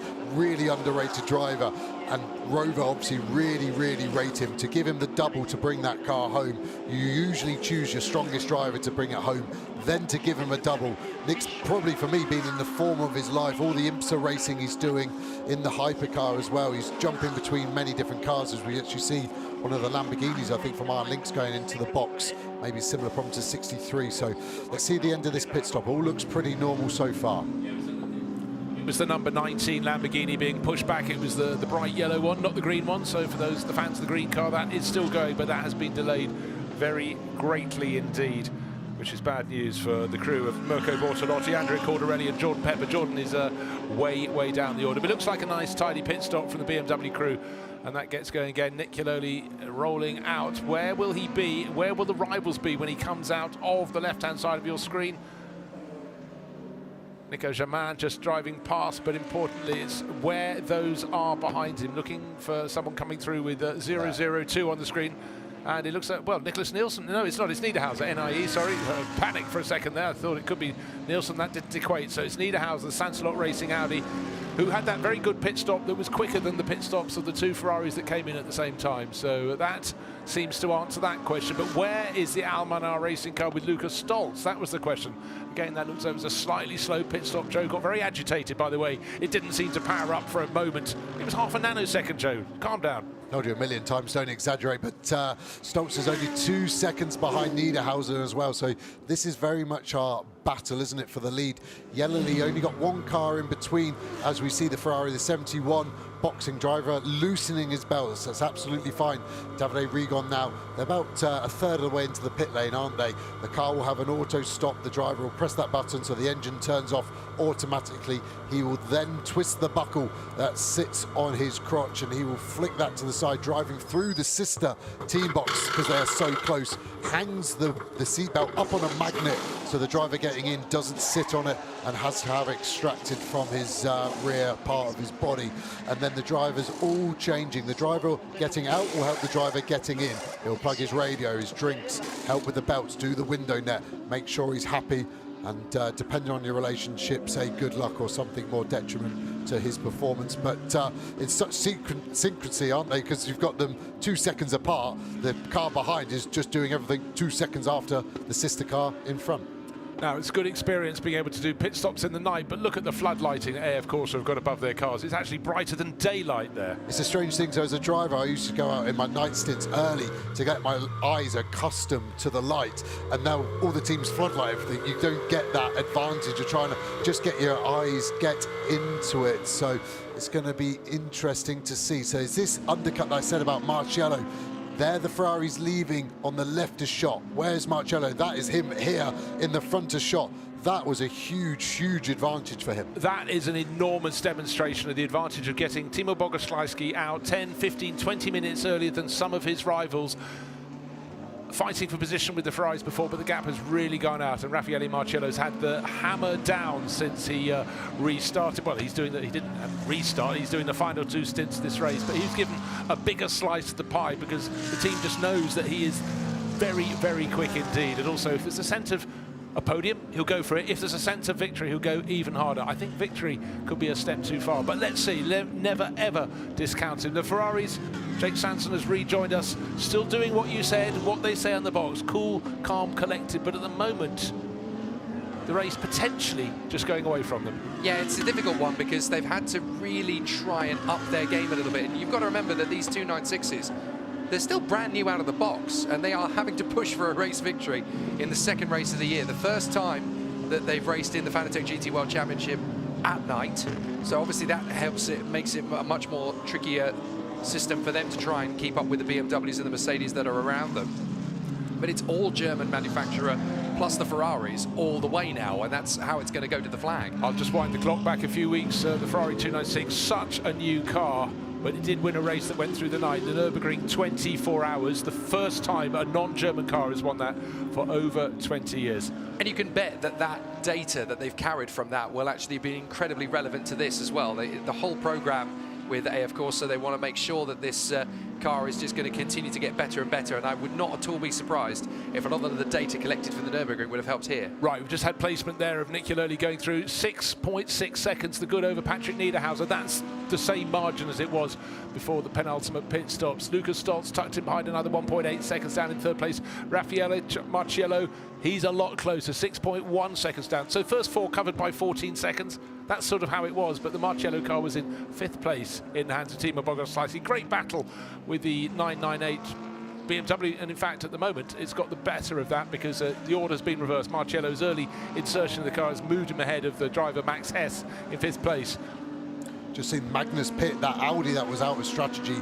Now that's really out of strategy. That was only 32 minutes in, and we know he had to stretch every single stint. Interestingly, that's really similar to when they had to stop on that first stint. That was too early. I can't believe there's a correlation that after 32 minutes there's a problem. The only time I've had something similar at 46, looks wicked, doesn't it, lit up at night, is when you get a fuel pump starting to fail, and as the fuel drops down, it struggles to pump it back up. But I think we would have seen that problem every stint. So yeah, they've been in the pits for 50 seconds, so even if it's a scheduled one, they've now got to do one extra pit stop than everybody else. So that's not just kiss 2 or 3 positions behind, that's going to drop them from their current 8th position down to about 15th, one would say. Oh, and, more problems. Well, sparks are dramatic, sparks are fun, but not when they're coming from your car. And it's the 81 car, isn't it? That's Remy Chevali's car. That's Valenti's behind the wheel. Again, looks like a puncher, doesn't it? Front, or is it a splitter, actually? I think the tyres are okay. Looks like the splitter's maybe hanging down, and it's those skid blocks that normally protect it from a curb strike, but now are having to support it. Looks like the middle part of that splitter, you can just see it bouncing around. To me, it actually looks like it has delaminated. The top part of the splitter looks okay. Looks like the bottom leading edge of it has come away and is now hanging all the way down. So there's going to be no fix for that. A splitter change. Now, matter how good your team are, that's 15, 20 minutes. I'll be surprised if we see that car coming back out. Let's see if it goes up on the jacks. What does that splitter do? You can just see it up on the dollies. down. It's like a child's bottom lip, isn't it, when they're about to cry. He is very sad indeed. Poor Alain Valente, who's doing really, really well. And we've seen that car showing pretty strong across all 3 drivers so far as well. Yeah, it has. In fact, it attracted a lot of the camera's attention, so it must have been doing something very good indeed. But the 81 FIBA car, motorsport car, being pushed back in, that Mercedes. Dramatic under cover of darkness, but they'd rather it hadn't been dramatic. They'd rather the skid box weren't askew and falling down. But right, it's not remove one Mercedes from the race, but certainly remove it from effective charge towards points. Nick Yaloli, though, leads outright, 6.8 seconds, staying very similar. The gap back to Patrick Niederhauser in second in the Santilok Audi. So Magnus, coming into the pits, has promoted the 46 WRT BMW into 8th position. What was that Valentino Rossi was saying earlier? We won't get a podium. We won't get a podium. I wouldn't leave the circuit just yet, Valentino, because the way this race continues to go, and we saw the Lamborghini of Caldarelli fall by the wayside with a puncture. Jordan Pepper now back out, and they've lost 2 laps. So essentially, you know, this could still happen to any of the cars in front. If I'm Valentino Rossi, I wouldn't make for the exit just yet. You might still get some silverware out of this. Yeah, at the time he was saying that, we were thinking, well, a top 10 surely has got to be a possibility. You're in 15th place or whatever he'd reached. I think it was 15th place, actually. And since then, it's been working its way forward, but there have been problems, exactly as you were highlighting there. And for many of these drivers, it's come on their lap when they were probably due to come in the pits. Still cars being reported for exceeding track limits. The stewards will be sick of the sight of yet another memo coming in. Car 38 is the latest one to pick up another warning. That's the ST Racing with Rinaldi Ferrari. And that has certainly gathered quite a few of those before, so we'll wait to see if there's another final warning before a 5-second stop at the next pit stop. We have seen it slow down though, haven't we, the track limits reporting, and I think that's just simple physics again. If we go back to that, it's so much harder to see, and again, as a driver, you know, when the night falls, you can start to run a little wider. The marshals are still looking, the track observers still doing their job. It's just so hard for them to see, especially if they're looking from the front. The lights are blinding, so some corners can still be used to their full advantage and a bit of a margin. But yeah, interestingly, it looks like Yaloli, has been really, really hampered by traffic. Every time we've cut to him, he's always been overtaking someone. So the gap is still at 6.2. I just don't think he's had a particularly clean run. When I start to look now and just trying to put myself in some of these guys' boots, who do I want to be? I want to be Nick Yellerly. He's in the lead. We know the car's wicked. That's a given. But now I'd be thinking, if I was some of these drivers a bit further back, what would a safety car do for me? I might be too far away to win. I think the Rossi car is too far away for a podium. 56 seconds, it's 49 seconds off the podium. But a safety car suddenly puts that on its head. Now, under cover of darkness, it's often hard to pick things out. It's a brilliant battle for Bronze Cup honours. We've got the chasing Garage 59 McLaren with Hugo Chavez, Enrique Chavez, I beg your pardon, the driver who started the race was so impressive, pushing very hard on the tail of the Indian racer Arjun Maini. There was a 0.3 of a second gap between the McLaren in second in class and Mercedes leading, and this could be a corker. And it's great when you get, Jake, the cycle of drivers through the cars. It's sort of like, we'll be fighting in the first stint, let's get back at it here with what would be the penultimate stint of 6. This is going to be a really interesting duel between Arjun Maini and Enrique Chavez. Two very talented young racers, still putting in fantastic displays. I've got a lot of time for Arjun Maini. He's a great worker, really pushes himself. I can remember back in the day when he was part of the Force India Academy, where they had 3 drivers plucked from India to come and race here in Europe. One of those, of course, was Tarun Reddy. The other one was Jihan Dadavala, who, of course, has been in and out of the Red Bull program and various other things. And Arjun was always noted by people, he's the one to watch. He's the one with the 1 lap pace. He's the fastest of the 3. And he's built himself a brilliant career in GTs. He's plugged himself into a fabulous team. They've got a great chance here with the Hout Racing team to go all the way. And Arjun has bags of confidence. I was with him in Monza and he said, how are you loving it? He said, this is the drive of my life. It really is. I'm in a car that I can handle. I know I can drive it. I know the team can give me the support and push me forward. This is what I've been waiting for my whole career. So maybe, having had the Indian Grand Prix a handful of years ago, just on the outskirts of New Delhi at Buddha International Circuit, it might be time to dust it down and get the GT cars to come and race out there. I'm sure the response will be great. For for Arjun Maini, not his brother Kush, it would be just a phenomenal way to launch his career to another stage. Why not? Let's look at that. We've got Akhil Rabindra here as well, who would probably agree with you. They've just come back from doing the Indian Racing League, and there is a big hive of activity out in India at the moment. It's a big country for motor racing at the present moment. There's some big things going to happen over the next 5-6 years. Why wouldn't you take the Fanatec GT World Challenge there? It's a big market for motor racing. They do love their sports cars and they love their luxury cars out there. I think Bud would be a fabulous location to take Fanatec GT World Challenge to. There we are, two out of 3 commentators in the box, since that's a good idea. Joe's still sitting on the fence. But again, it's all about the global expansion of GT racing and so many benefits, and that feeds up into the burgeoning world of prototype racing as well. And drivers like Nick Yellerly leading this race have got a finger in both pies. What a great position to be in as a racing driver. The number 11 car that we saw Gilles Magnus pitting in, they haven't come out again. 7 minutes 22 on the clock for the pit stop alone. So that is looking, unfortunately, like the latest contender to fall by the wayside. When I actually came out of the box, I actually walked past the WRT awning and I saw Charles Witz's car, or at least 85% of it. It looked a bit mullered on the right front, but it was one of those 1 in a million moments. The bodywork itself, not a scratch. The upper side of the car, not a scratch. It was literally only on the axle. We talked about this earlier, Joe. It was just that nightmare angle that you just never ever get, when the way that the Ferrari clipped the side of the WRT BMW. It's a 1 in a million retirement. And where would they have been? They were fighting with that 98 BMW that is currently in the lead. They would be battling for the lead, that would be super interesting. We'd have had Dries Vantour in that car. We know he knows how to hustle that thing very, very efficiently. So, yeah, a little bit robbed on that one, maybe in hindsight. Just starting to see where people are settling in. We've had quite a few new drivers in to come in for their final double stint. Marcello's pace has just slowed off a little in the last few laps. We know his stints have been a little bit longer, but as I look at the timing screen, he's actually fighting it back up quite quickly at the moment. So all is not lost. The interesting one is Stoltz is closing in on Niederhauser. We saw that the other way around, didn't we, when it was Mies instead of Niederhauser and Schiller instead of Stoltz. So that's now been put on its head, only 0.4 of a second. So potential change coming up here. That is the battle I'm talking about. The Audi with this white Mercedes here. That is only half a second as the car kicks up the sparks and starts its 137th lap of the race.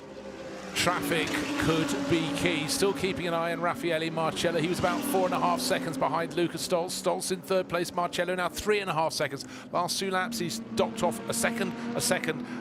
So for the Swiss racer, that number 88 Acodis ASP Mercedes could well be on the podium. At the moment it's BMW, Audi, Mercedes, and Marcello is in the second of those Mercedes. Lucas Stoltz, though, doesn't want to stay in third position. He's all over the tail of the blue Santarot Racing Audi. Car number 25, Patrick Niederhauser. He'll be going all the way to the end of this race. His teammates did the early heavy lifting, and some of it was very, very heavy indeed. And for Simon Gachet, some super impressive never stay die. You're passed on the Mistral straight.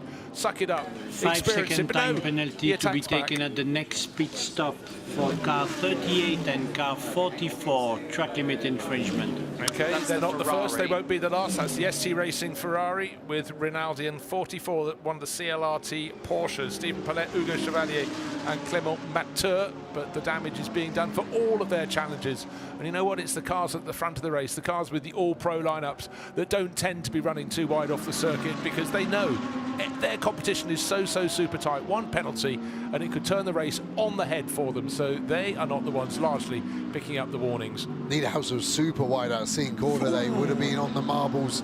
There's a back marker getting close to each other. It'll be interesting to see if Niederhauser struggles for the next few corners. I would have assumed he's picked up a bit of rubbish on his tyres. They're being lit up well. I'm trying to look for any marbles on those rear tyres of the Audi R8s. Let's see what they've got. Niederhauser in that Santarot Junior team. I think he'll be pretty happy to be called a junior along with Mies. Not quite sure they get away with that from a marketing perspective, but they know this car inside out. They've been in it for years and years, but this is going to be a big fight. Stoltz's real thing as well is he's knowing he's getting caught by Marcello at the moment at nearly 6 or 7 tenths of a second a lap. In that last lap alone, 1.3 seconds taken out of him. So that gap, Stoltz needs to get past Niederhauser, otherwise Marcello is coming to say hello. He's most certainly is. He's not going to be polite, he's going to be brusque and knocking on the door very hard indeed. Right, top 4 cars covered by under 10 seconds now. 7.2 seconds from first, Nick Yaloli to Patrick Niederhauser. A blink of an eye back to Lucas Stoltz, the 77 white Mercedes in the background. Look for the second Mercedes in the grouping. It's coming fast. Raffaele Marcello in number 88. He's got a couple of back markers. Actually, only one back marker between him and the car that he's chasing. His long-time rival, Lucas Stoltz. Both superstars in his Mercedes, but of course, one will always want to beat the other. 4.5 hours into this race, the top 4 cars covered by 10 seconds. You've got 8 cars within a minute of each other, all on the lead lap. Bring on the CrowdStrike Spa 24. It's going to be biblically good, isn't it? The battles are still raging, and there's still a little bit more to come from it, I think. Yeah, we'll have 15 cars, even more than the added to this incredible 57 car entry list here at Paul Ricard. 72 cars going to go out and play in the CrowdStrike 24 hours. Be the largest ever field, all GT3 running field of 72 cars. Quite phenomenal. Right, Lucas Stoltz, Raffaele Marcello. There's the graphic. A second gained on lap 136. Almost identical, another second, a little bit of small change the following lap. 1.4 seconds between friends, let's call that. The next time around, the gap has come down and down and down, because of course Lucas Stoltz is busy. He's trying his best to take second place from Patrick Niederhauser. Yeah, but I think he just lost at least one of those lap gains in traffic in Le Bousset as the Lamborghini cut across the front. Marcello, very calm character, but I think how quickly he got on the headlight flasher. He's now past him, so he can see Stoltz, he can see Niederhauser. That's his podium. What's he got in him? Yellerly at the moment seems to have an answer to the pace of those guys. 6.9 seconds to this guy, Niederhauser, from Stoltz, from Marcello. Max Hesse is another 6 or 7 seconds back, so at the moment we can't really factor him in. But these 3, I think, are going to get very close and very interesting soon. And interestingly, Yellerly can't quite match the pace of Lello, so Marcello is going quicker than him as well. So if he manages to deal with these 2 and get through, then the win is very much on the march. Let's talk a quick moment while we've got a chance before this really heats up about the podiums in class, because we've got a great battle going on in the Gold Cup. ComTU Racing Audi, the Boutsen VDS machine of similar ilk, and the Winward Racing Mercedes M157. They are 10th, 11th and 12th overall, and they are battling their way for the Gold Cup victory. That's going to get better and better as the next 90 minutes goes on. Then Garage 59 have taken the lead in the Bronze Cup. They've managed to get past Enrique Chavez, past Arjun Maini, so that has changed hands. The Garage 59 McLaren now leading the way in the Bronze Cup from the Harp Racing team. The Iron Dames are doing a great job. They have worked their way steadily, slowly, catchy monkey, to third position in front of the AF Course Ferrari, the 488, that is, of Andrea Bertolini. So they have a great chance of a podium. They could even go for the win, depending on what happens to the two cars in front of them. Then you've got the Pro-Am Cup, Car Collection Motorsport, Alex Fontana still in the lead, 33rd overall at the moment, in front of the ST Racing with Rinaldi Ferrari in second, and young Aaron Walker, the British teenager, doing a great job in the Get Speed Mercedes, having come out of the world of Iami and Rotax karting only about 2 years ago, and blonking himself straight into a GT3, and he has not put a wheel wrong out there. He's done a fantastic job, considering he's one of the youngest and most inexperienced of the drivers in the field. Well, it's not just a good job, it's a great job, because he's doing this in darkness, alien circumstances for someone with a karting background. You learn and you learn fast, but your eyes are never stronger than when you're about 17. Indeed, and do you know what? I asked him before the race, well, this is a really exciting season for you, Aaron. What do you think about this place? He went, I hate it. I can't stand it. It's a horrible circuit. It's not my kind of racetrack at all. And yet, here he is, gunning for the podium. He's doing a great job in the Pro-Am category. So, right on board with Raffaele Marcello, because he can see his prey. That's second and third in front of him. Patrick Niederhauser, Lucas Stolz and Raffaele Marcello. Let's see where he's finding his game. Joe, how are you reading this situation?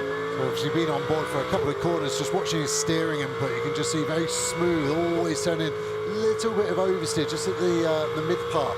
The wind did change direction earlier. It became a side wind as you joined the back straight, so might just be feeling that. See the rev lights. It doesn't look like he's very happy to shift early. Normally the cars are optimized where you shift, where the rev lights all change color, but he's going way into that. We're not going to see it on this gear because we are in top gear coming into scene. Just starting to the inside of Stolz. Once he got a little break, leaves it, he does go down to fifth, hooks the inside. See the sparks coming on Stolz, everyone getting wider and wider on the track limits. I think there's still one floppy there. Great on the brakes, look at that. Edges out, goes a little bit wider off the track there, gets it in, and off he goes. Stolz a little bit quick on exit, but Marcello looks good on entry at the moment. Opens this corner up. Is he going to use any curve? Just grazes it, perfect. Again, good drive off the corner. What's he got? Looks like we've got a bit of straight line speed advantage, even though both Mercedes, again, depending on the wing angle, even the rake, is Stolz going to defend? We go to the outside, Marcello down the inside, last corner move. Stolz is going to get a good drive on the wider, but less angled corner out of there. Is he going to do it? Marcello on the outside. This is going to be interesting into T1. He's going to get the better acceleration, though. They're going to go side by side, and he's going to get side draft on the run to the first corner. This is all going to be about how brave Lucas Stolz is going to be into the first corner on the brakes. He is brave. He decides to go for it. Marcello backs out. He thinks, right, well, I can't get you there, so I'm going to get you on the Mistral. In fact, I might even get a better run out of turn 2, and I might just be able to send it up the inside into turn 3. He's going to commit to it. This is going to need to be brave. They bang doors, and that has forced the Almanar car wide. He's going to get back on the road in front, so that is going to be an argument from the Akadis team. Advantage by contact, but it's not going to matter anyway. He's going to come back to the inside line. Careful, boys. You cannot ding-dong these Mercedes around the Paul Ricard circuit without taking some scalps. They both drift out wide as again Lucas Stolz tries to defend from Marcello, and these two drivers are banging 7 bells out of each other. You saw Marcello lift his hand up in frustration, and you don't see that often. Stolz is never going to let someone go around the outside of him at 1, but I did think into 3, he'd given Marcello the door. They didn't want to lose space. Marcello now down the inside. Stolz giving him the room. Interesting, I did feel like Stolz gave him the space into 3, then decided to fight back, cut the corner, and then more contact. Again, that was super interesting, really risky on both parts, but shows you for a podium position what you're willing to put on the line. Now, I also think that that pass up the Mistral, a message might have come through from the team. You rejoined the circuit but out of turn 3 into turn 4, kept an advantage you should have maybe lost. Now, unfortunately for Iron Lynx, Iron Dames, their 83 car, Michel Gatting was going to be bringing it home, but unfortunately it's been put back into the garage. Yeah, I'm sure it had wheels on it when it came. I think the team have already taken them off, but I fear a little bit for Lamborghini that they're not getting this reliability that great ahead of a 24-hour race. They'll be going back to the base there at Bologna and working on a solution, because we've seen mega pace from the car over a lap, over a stint, but not for 6 hours. The only Lamborghini we have left in the top 10 is Mapelli at the moment, P9. He's still on the lead lap, but we've seen so many fall by the wayside. I think the team will be advising Mapelli to just watch out. Big slide there from Marcello. He came off the curb. He's pushing hard, but look at the gap that he's lost to Niederhauser. 1.8 seconds was lost in that battle with Stoltz. That's a lot of work to do. However, Niederhauser has caught Yellerly down to 4.7. So somewhere we've lost 2 seconds of that lead to second place as well. So this isn't over, is it? I don't know how to call it at the moment. There's a lot of things in play. This race has just got started. We've got an hour 17, and this is essentially now a Fanatec GT World Challenge sprint race we've got now to the end of the race, because we've got 4 cars separated by less than 8 seconds, and they are going to go for the battle into the night, and it's going to continue to cool down. They're going to get faster in the final hour as well, I reckon. Just such a shame for the Iron Dames. They had worked themselves up into 3rd position in class. Now they're gone. Who else is going to fall by the wayside? I'm still a little bit nervous about these Mercedes cars. Well, let's have a look. I did notice that the rear right light on the Lucas Stoltz Mercedes was rattling around a bit as it ran up the Mistral straight. But the gap is very, very impressively coming down. Patrick Niederhauser, 3 laps in a row, has reduced the gaps. The race leading Rover Racing 98 BMW, but Raffaele Marcello has just put in his car's fastest middle sector. He is only 6.6 seconds down on the race leader, maybe with some damage, maybe not, from very light contact with Lucas Stoltz, but Nick Yellerly, there he is, car number 98. Round the corner he goes, onto the start-finish straight one more time. That'd be 143 laps on the board, but then comes 2nd and 3rd, sweeping through behind him, and 4th as well. So maybe we'll have less than 8 seconds between first and 4th, but most importantly for Yellerly, the gap to 2nd place, that lap it stabilised. It's 3 seconds now, just under 4 seconds actually, but any moment now Patrick Niederhauser is going to have to look in his mirrors, because Raffaele Marcello is on a charge behind him. And look what Stoltz has lost. Stoltz now nearly 2 seconds behind Marcello, so that car's not going particularly well. Marcello is about 20 minutes longer in the stint, so he's only got about 7 more laps. What the other's going to do, as soon as we get to 65 minutes remaining, they can all get to the end. But at the moment, for example, Yellerly still has, what, nearly 40 minutes of his stint potentially remaining. The longer you go, the more luck you could get with a safety car pit stop, but you're not maximising performance. Marcello is forced into a massive undercut, potentially going to have 25 minutes more on those fresh tyres while those guys hang out for a safety car. That might never happen. What's the low-risk strategy as the leader? People are probably going to do the opposite to you. I think Yellerly's got to go somewhere in the middle. I'd expect him to stop with 55 minutes remaining. Kind of be in the middle, maybe a bit sort of beige as a strategy, but I just don't think you can afford to do anything too risky as we cut to the Silver Cup battle. And it's a brilliant Audi route at the moment for the Silver Cup battle, because the Trezor Attempto racing car that started way down in the field, they've worked their way up to 17th place. Alex Acker is behind the wheel, but then we've got Lotte Hezemans and Andrea Colla, and that's just changed hands. The ComTU Racing Audi number 12 has just got into 2nd place, having got past Andrea Colla in the Boutsen VDS. They're still scrapping away, but that isn't over yet by any means at all, because in 4th position you've got Alexei Nezov in the Mad Panda Mercedes. They're only 2 seconds back from the top 3, and then get this, Benjamin Heat is there in the GRT Grasser Lamborghini, just a second back from Nezov. So it is still a 5-car battle for the Silver Cup podium. It certainly is. Benji Ites really closing in on Alexei Nezov there, so a second gain last time around. Another second gain will put him onto his tail, but for Alex Acker and the crew in the 99 Attempto car, going very well for Audi, leading that class, so still a fair distance to go. Will Marcello get 2nd place? Give me a few more laps, I'll give you the answer, but the fact is his smooth driving style, he's got to get more out of his tyres, he's got to stretch them for longer, but he's pressing. Could this be, given his trademark? Last year was a glorious year for him, gathering titles by the handful. After several years of slight frustration, plenty of speed, but not the results to go with it. But he wants this one. You can clearly see that. Acodis ASP, Jerome Policon's team, wanted it. They've worked their strategy very well.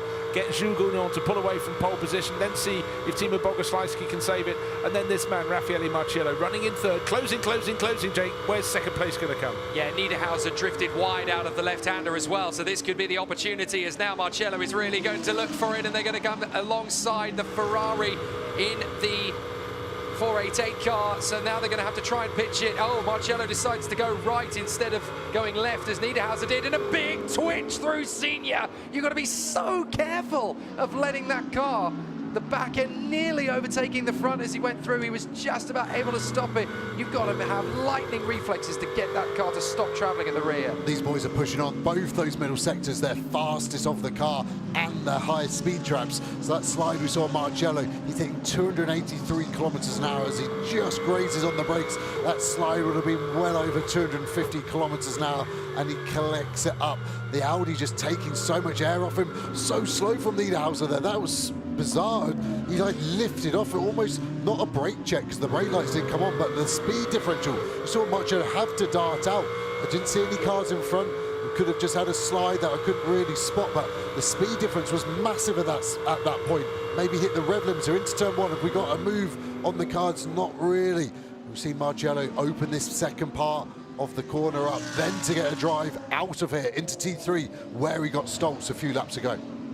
Trying to get Niederhauser to make the mistake, but Niederhauser grew up in the world of, you know, Formula 4 and GP3 when you're scraping around for every little bit of a gap. I can remember him at Sochi a few years ago having the mother of all last lap battles with Marvin Kirchhofer, ironically enough, and Dean Stoneman. And they had an absolutely fantastic final lap battle at which Patrick Niederhauser came out on top. He was the one that was able to keep his cool for the longest, and he is here trying to throw everything that Raffaele Marcello throws at him back in his face, and doing a fantastic job. That Audi should have lost the position at least a lap and a half ago. It's keeping it strong. It certainly should in that moment. Well, let's take a look at the race vision powered by AWS. Top speed on the exit of Scene. Raffaele Marcello, it might have been last time around when he got a bit of a drift on there.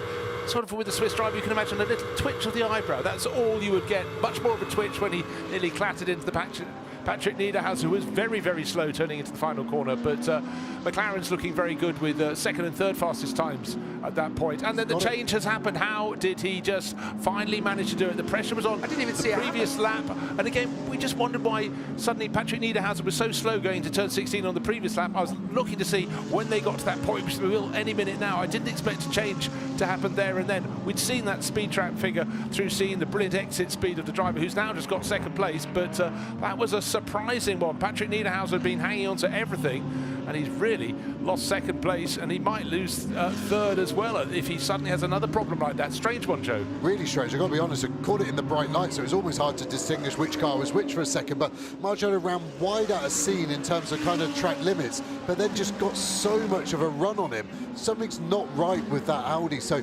it's the Audi goes wider than Marcello, yeah, so he didn't have to just back out of it. He did it a few laps ago, and I said to get marbles on your tyres. Just gone in too hot. He knows Marcello's quick. We saw he's the quickest man on the exit of that corner, and he knows he had to defend. But his over-exuberance with the defence has ultimately lost him the position. I don't know how many times I'm going to have to mention it, but now Marcello, 2.8 seconds behind the lead. Do you remember me saying I think they've lost 12.5 seconds over their competitors over the pit stops?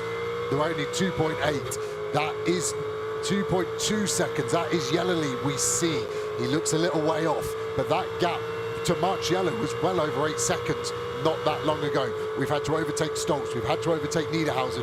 We're coming at this moment in time. He's going to be boxing in the next 8 minutes. I don't think we're going to see a lead change on this stent. What's the gap? 2.2, 1.9, 3/10 of a second. It's coming. Is it this stent or next? Well, it really doesn't seem to matter to Raffaele Marcello. He's prepared to push on whatever, running wide, a little bit wider still, stayed within track limits, but he wasn't within limits of not scaring Jerome Policon. Here we go. Raffaele, quick is good, but please don't throw it away. You've done all the hard work. In fact, about 30 minutes ago, the gap was 15 seconds. Yellowly's slowing as well. Is he?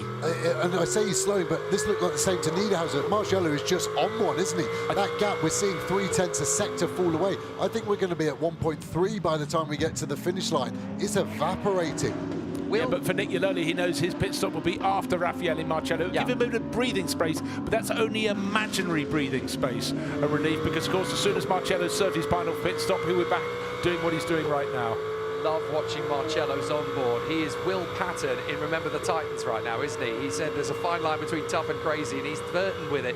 1.2 seconds is the gap. He has just completely hammered Yellowly's advantage on the last lap, a second and a half. If he makes that up on this lap, he's going to be in the lead by the time we come back round to the One of the most start straight. impressive things is the fact that almost every time you look at Raffaele Marcello in clear air, he's lapping. He started the stint doing high 1 minute 54s. He's now at the end of the stint. The tyres have probably not got a lot of life in them. Low 1 minute 55s. That is absolute excellent. Nick Iannoli trying his best to hang on, but he knows he will get some relief fairly shortly. He may be passed before, probably not before the pit stops, because Marcello giving chase is due in very soon. How soon do we reckon it is, Joe? So we've got 7 minutes maximum, so it's going to be, I don't think this lap, maybe the one after, just how it's falling on it. But Iannoli's not slow. Marcello is rapid. That's the oddity about this situation. Well, he shook out Patrick Niederhauser. Now we've had a change for 5th place because Max Hesse has gone back to 6th in the 998 sister car to the race-leading BMW, and Antonio Fuoco has got a Ferrari back into the top 5. The sister car, Alessia Rivera, is in 7th. That was closer and closer and closer to Nick Iannoli. They both drifted a little bit wide through Senior that time, and look, Marcello is actually off the road trying to catch up to Iannoli in front of him. There is very little between them in terms of position on the track. Now, surely you're not going to send that. I tell you what, Iannoli is definitely thinking about the final turn, though, isn't he? He's got so much raw speed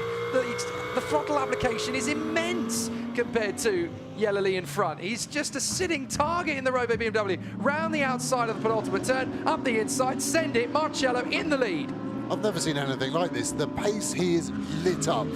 You touched on it, Bruce. His pace has been metronomic, within tenths. You watch his onboard, it looks out of control, which shows you he's extracting every last second of it.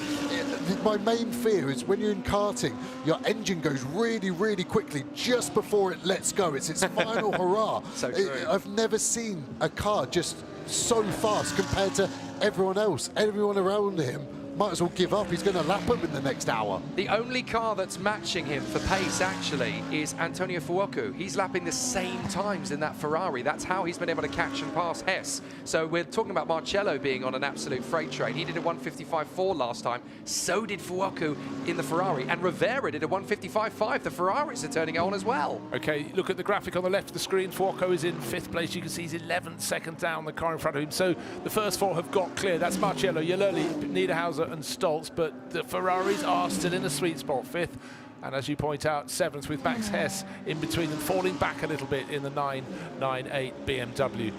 Battle for 3rd place though, Santalok Junior team, Patrick Niederhauser, he'll go through to the end of the race with one more pit stop, still ahead of Lucas Stoltz, but they've both been shaken out, as has the erstwhile race leader Nick Iannoli, because Raffaele Marcello has chased, he's caught, and he's passed all 3 of them.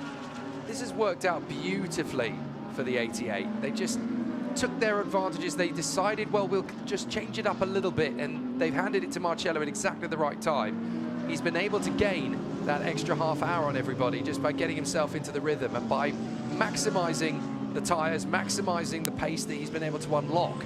He's been able to find a good 20 seconds, roughly, in the last half hour. Now, it's been absolutely phenomenal. Wind your minds back if you can. So much has happened between now and the start of the race at 6 o'clock in the evening. Don't forget, Jules Gounon got a brilliant start from pole position, was pulling clear. Then we had the safety car, so it wound him back to the front of the pack. There have been those slower pit stops than their rivals. That's all been factored in. But the ultimate factor has been Raffaele Marcello, chasing. However, in between Gounon and Marcello was Timo Bogoslawski, was under so much pressure, normally holding down 4th place. He resisted. We had Simon Gachet on his tails and thinking he will go past, he will surely go past. He didn't go past. So it is a 3-driver effort in the team. They are now leading. They started from pole, you might say, how undramatic, from 1st to 1st, but it's been a story, dropping down, coming back. Yeah, I think Bogoslawski's 2nd stint as well was really stellar. We saw Dan Harper carve his way through the top 10, overtook Bogoslawski, and Bogoslawski got him back. Yes, there was a bit of traffic, but Bogoslawski was the only one to ever get Dan Harper back.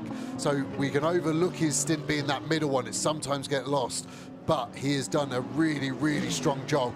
Marcello will box this lap. There's no more time for any more laps after this, but he has done a mega job. Pulled out 1.4 seconds already. I think it'll be nearly over 2 seconds by the time he boxes as we cut to the Stoltz Niederhauser. Stoltz has found a bit more pace again, or has Niederhauser lost? They're both in the mid 55s, but Marcello's in the high 54s. It's just relentless, his pace. It's just eating away at everyone's margin. It's absolutely relentless. Terrific from Raffaele Marcello. He's made better time in the last half hour than Steve McQueen's wristwatch. It's absolutely phenomenal what he's been doing. Yeah, well, look, his most recent lap was only a third of a second off the ultimate lap he's done in that car, so he's managed to still, right at the end, having passed 3 rivals, has unseated all of them, still stretch the advantage with quick lap after quick lap. Why lap in the low 1 minute 55s if you can finish your stint with a high 1 minute 54? Finish his stint, he will, flashing into the pit lane, going off across the screen into the pits, and of course abated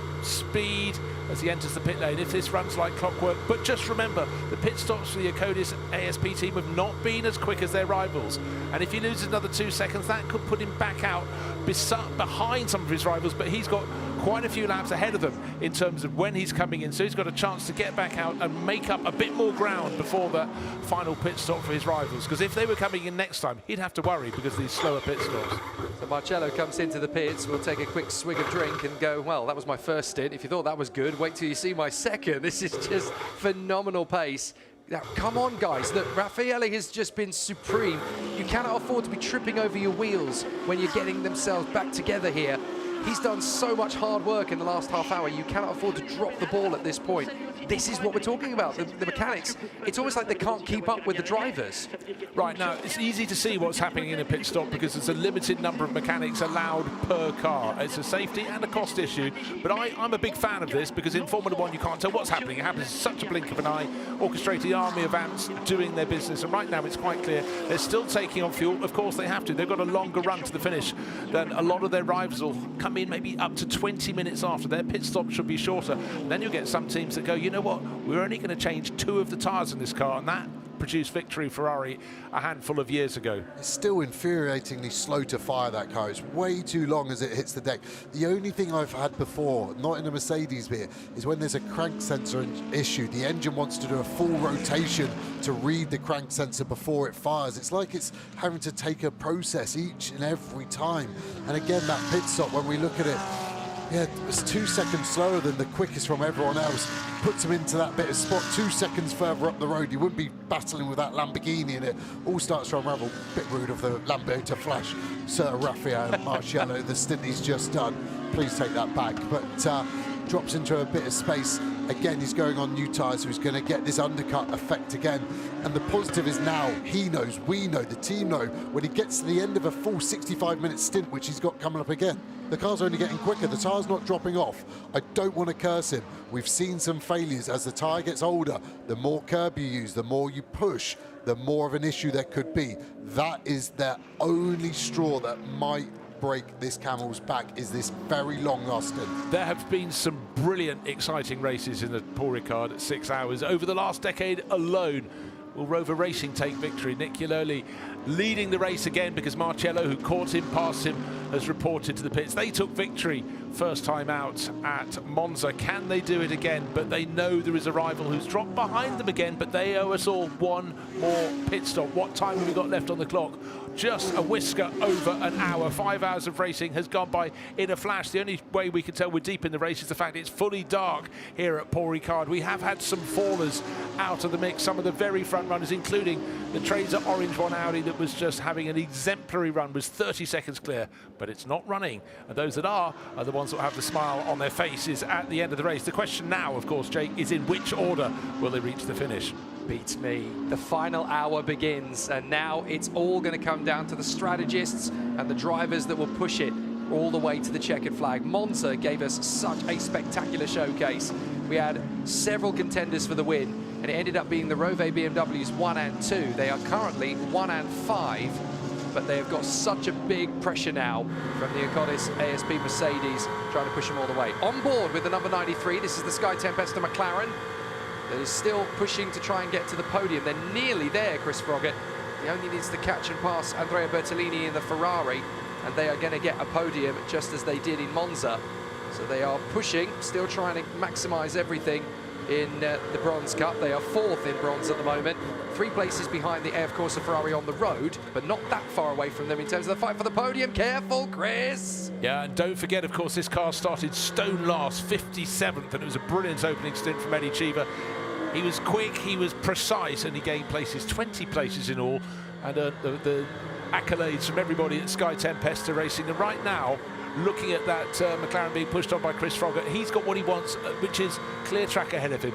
This is what you want, trying to find your marking points around the light, your turning points, and there's a lot more debris towards the edge of the circuit. You could see him sliding a little bit wide there. Hope he was pitting, because that's where he was heading. He looks like it was intentional, so loosening the belts, getting ready to loosen all 4 of them. So he's just doing his last hip one. A couple of other things to do. He's got to drop the window net on his left side, not the one closest to us. That one will stay there. Unplug his radio. We're telling the team, I can see you. Normally the driver, he's unplugging it now. So as soon as you see your box, you can unplug your radio. The car will turn off, door up, and we've got a driver change going on as well. They're having a little mini race here with the Trezo Attempto Audi as well for who's going to gain the most places over the course of the race. It's a dead heat at the moment, actually, because they started 53rd and 57th, so they were 4 places apart. They're still 4 places apart, so it's going to be really interesting to see which car is actually going to beat the other in terms of who's made the most gains. So many things to look for when you look through facts and figures and statistics, but Eddie Cheever the third strapping himself in. He had that brilliant opening stint, gaining the 20 places that really propelled it up the order. You can see shorter figure than Chris Froggatt, so a lot of adjustments. They've done it many, many times. Just forget one of them, and the final stint won't feel very comfortable at all, but I'm sure Eddie Cheever has a little checklist in his mind. We're going to get a change of the podium in Pro-Am. It looks as though the Get Speed Mercedes number 2 has got a problem in pits. Aaron Walker, that car is not moving and hasn't for the last 5 minutes in pit road, and that is going to promote Denoual in the Porsche. They are just coming into the pits, the CLRT Porsche, for their final pit stop, and that's going to promote them up. And Yellowly is in the pits as well. And he did that thing where I thought he'd go in the middle of the stint, 45 minutes. Not as long to go as Marciello, but he could have gone another 15, 20 minutes. So the Rover team have hedged their bets on that one. Just hope for their sake that it wasn't just the best set of tyres. They didn't prepare them right, pressures weren't bang on, because we've seen that car be fast all race and kind of go through the field. It's the first time we've seen it get caught and then overtaken. So hopefully a fresh set of Pirelli rubber for Yellowly will give him another go at Marciello. Let's go for round 2, hopefully, in a few laps. Well, let's hope it's a little more even, because certainly Marciello seems to be fighting with some advantage. His sheer speed, phenomenal. Gold Cup, 3rd place, Alberto Di Folco, sharing with Aurélien Panis and Adam Iteki, so a good run for them in the Boots and VDS Audi, but of course this final run of pit stops could cycle the order around. The battle for the win in bronze has gone to the pit lane. That's going to be fascinating, because you've got Chavez and Maini, who are both in pit road together, so the pit crews are actually racing each other to get out onto the circuit first. So fascinating challenge between those two. And Arjun Mayani, they were only in the pits for 1 minute and 4 seconds, I do believe. Oh no, they're still in pit mode, my apologies. I was actually looking at the stint time, 1 hour and 4 minutes. But no, that's going to be an interesting battle all the way to the flag between the 2 bronze cars battling away for the victory. And the McLaren, the Sky Tempesta car, they've actually got out of the pits in 20th position. So they've made up another position on their rivals out there. So this is going to be very, very tight. They're going to make top 20, no problem. And they should, if they continue to make the gains they are, they're going to reel in that Ferrari in 3rd position, no problem. Right, the telling moment is going to come when all the crews have had their final standard pit stop. Should be pit stop number 5 in this 6-hour race. As it stands, if you've just walked into your office or somewhere where you're catching this on the screen, Patrick Niederhauser is leading this race for the 25 Santilot Racing Audi, being chased by Lucas Stoltz in the Almanar Racing Mercedes, but the 2 cars that were in front of it have just served their final pit stops, so look out for Raffaele Marciello in the number 88 Mercedes, fallen to 8th place, and likewise the BMW that Nick Yellowly will take to the end of the race, that's fallen to 6th. This order will shuffle. The gap between them when they came out of the pits after it, though, Marciello has gained 6.6 seconds on the Rove BMW after the pit stops, so that shows you that the team that has been the weakest over the leading competitors in terms of fast pit stops, they've still managed to gain about 5 seconds after the pit stop. So that's very impressive stuff. As there goes Patrick Niederhauser, just lapping traffic, trying to stay as far away from Lucas Stoltz as possible, but the gap has come down to less than 0.3 of a second. Stoltz could actually make the move here on Niederhauser before the pit stop. It would actually be in his best interest to do so. The only other thing to factor here would be, so everyone needs to do the minimum pit stop time. The fuel has to be connected by the same amount of time. So it'd be interesting to see if they short fuel. So they have to fuel, but they don't have to put all the fuel in. So these guys that have got another 10 minutes of this stint, they're only going to have 40 minutes, so you don't need the full amount of fuel. They can be 30, 40 kilos lighter than the other guys, so they won't have to take it. So as we see, Niederhauser boxing, everyone's starting to blink, aren't they? That was a box after 52 minutes of a stint when it could be 65. No one quite knows the optimal strategy just yet. They will know in about 53 minutes and 15 seconds. So Lukas Stoltz takes the lead back from Patrick Niederhauser. There's Niederhauser's Sansalot Racing Audi in that lovely blue livery in the pits for the final time. Fresh set of Pirelli racing rubber brought out for them. And again, with this limited number of mechanics allowed to work on each of the cars at a pit stop, of course, not only do they have to change the tyres, they have to see if there's any bodywork damage, anything else, but no real time to fix it, just to keep things simple and straight. Right, Raffaele Marcello in 7th place. However, that is not a realistic 7th place, because those that are running a longer stint to have the shortest final stint are in front of him on the track. But they will have to have that pit stop. He has had the final pit stop for the Acodis ASP Mercedes. Will he be in front of the Niederhauser car, the Audi we're looking at now, number 25? When that comes to rejoin, he ought to by law of averages, because he's also been very, very quick indeed. Marcello has since his pit stop. There's the Audi back on terra firma. And are these the lights of Raffaele Marcello coming through, waiting to see it come through? Nope. There he is with a blue identity. No, that's an Audi, I think. Sorry, I've called that wrong. Trying to spot him in these lights. They're all so bright, aren't they? Well, they're phenomenal. I mean, the last handful of years, the power, Marcello flashing through, the Audi only just getting to the point at which you can start to accelerate away from the pit lane. Who else is the Audi behind? Just got past as well. I think that's the car literally just in front. So Niederhauser has closed that gap to Yellerly. It's going to be a big fight for second place, I think, here. Once everyone filters through, this ultimately is the second place fight. Niederhauser and Yellerly, I think, will be the guys. See dust being kicked up there. So much stuff to be caught on your tyres off the line. But yes, there's Yellerly getting held up by one of the Get Speed Mercedes. But importantly, he was just in front, having made that slightly earlier pit stop. Was it going to work? Was it not? Well, it doesn't matter. A few tenths lost here or there, but he's still in front. That's the key. The second Rover BMW came into the pits on that lap as well, so Hess has rejoined in 8th position, just behind Niederhauser. So they still have a decent chance of a top 5 finish.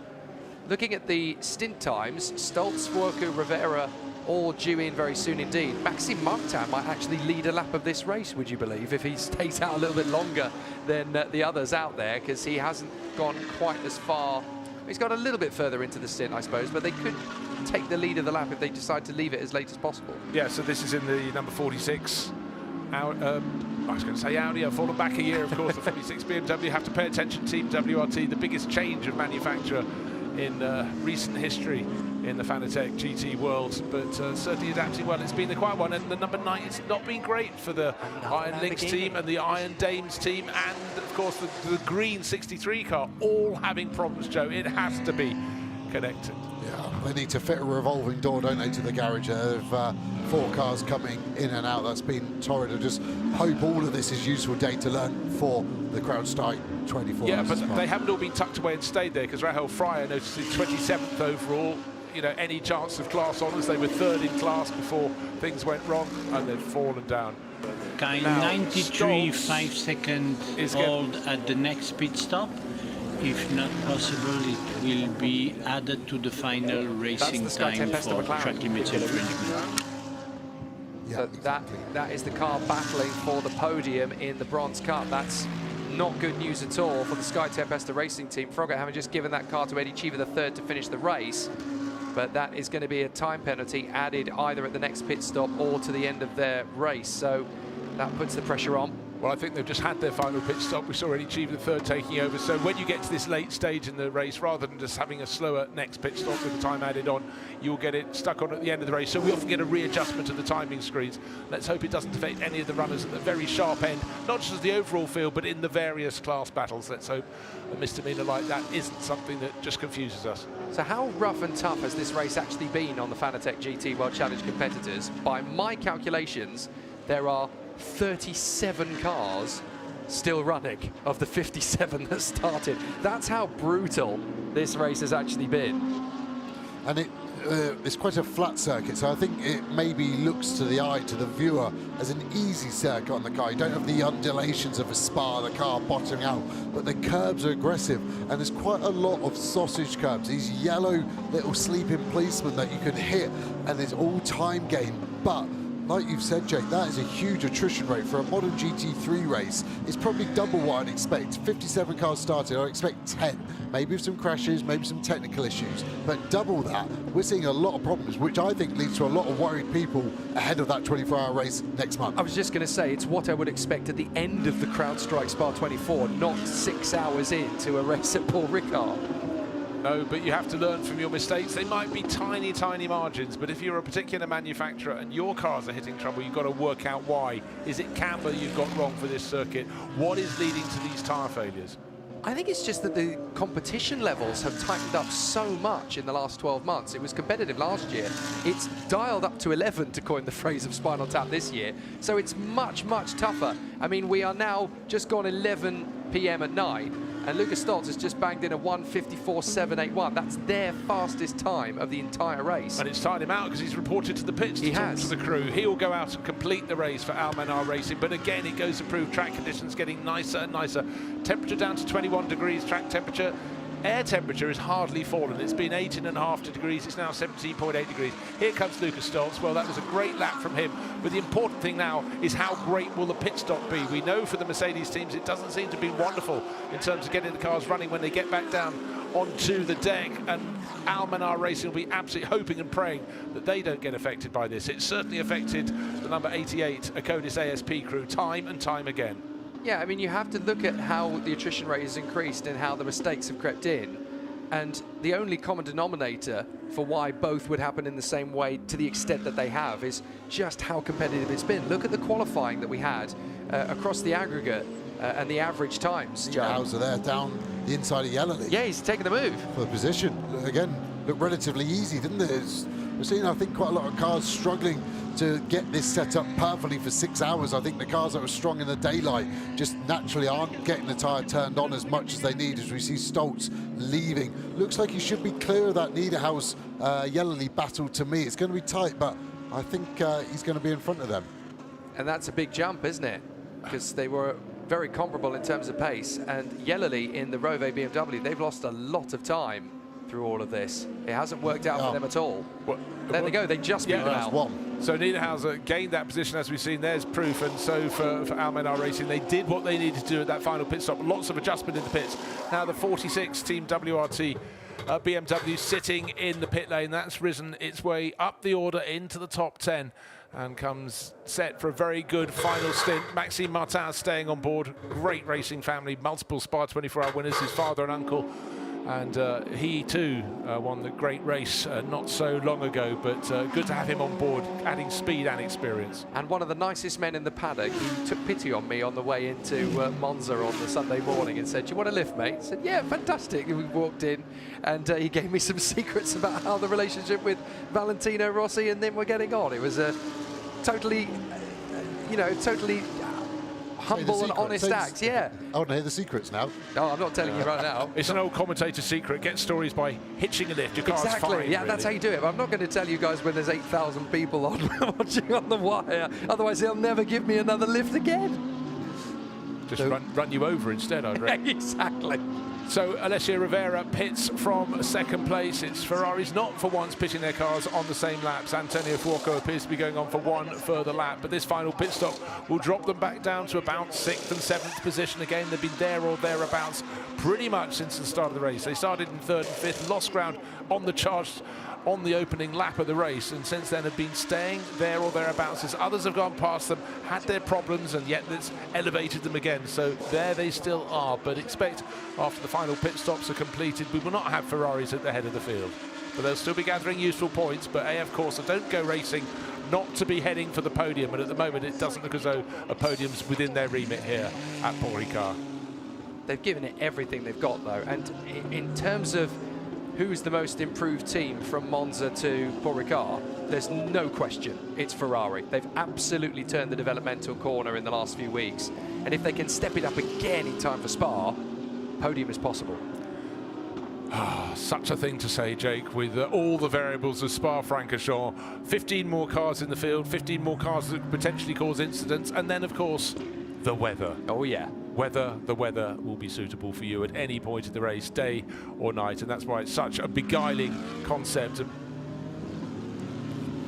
Now, looking when we started the race, and only about 2 hours ago, we had beautiful golden light when we looked down from high above the pits, as we are now, looking down to the corner at the bottom of the circuit, which is Virage de la Sainte-Baume, and now it's properly dark. There is lighting, but you're quite right, Joe. It almost illuminates the barriers rather than the racing circuit surface, but the lights on these cars, the progress in the last handful of years, drivers of a decade ago wouldn't believe the illumination, and these cars so bright as they come up the Mistral Straight. Yeah, you can see the cars, literally 200 meters of bright white light shining all the way down out of that dark abyss here on the southern coast of France, and I think there'll be a few drivers wanting to wander off into that darkness. When you look at that retirement list, I feel for the 40 car, we said about it having a 30-second lead and everything looking so sharp for them.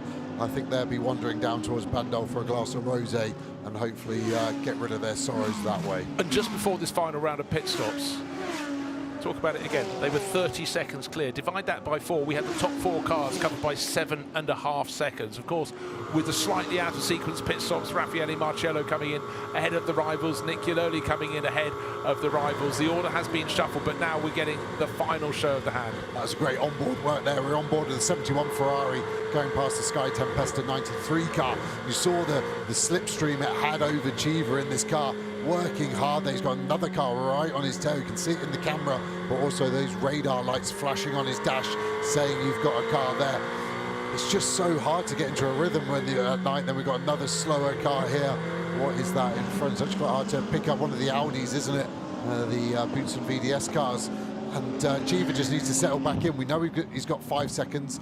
I'm sure the team have told him. Sometimes the team have to decide how the driver will react. If the driver will react angrily and overdrive, then they won't tell him. If he would get angry and then want to dig deep, they will tell him. And again, that's where the team can really work out what's going to be best to get the result they should be aiming for. Just 3 cars still to pit then for the final time. The race leaders, Antonio Fuoco in the, of course, Ferrari, the number 71 car, that still needs to pit. There's also a pit needed by Drouet, who's in 9th position in the 87 Mercedes, the Acadis car.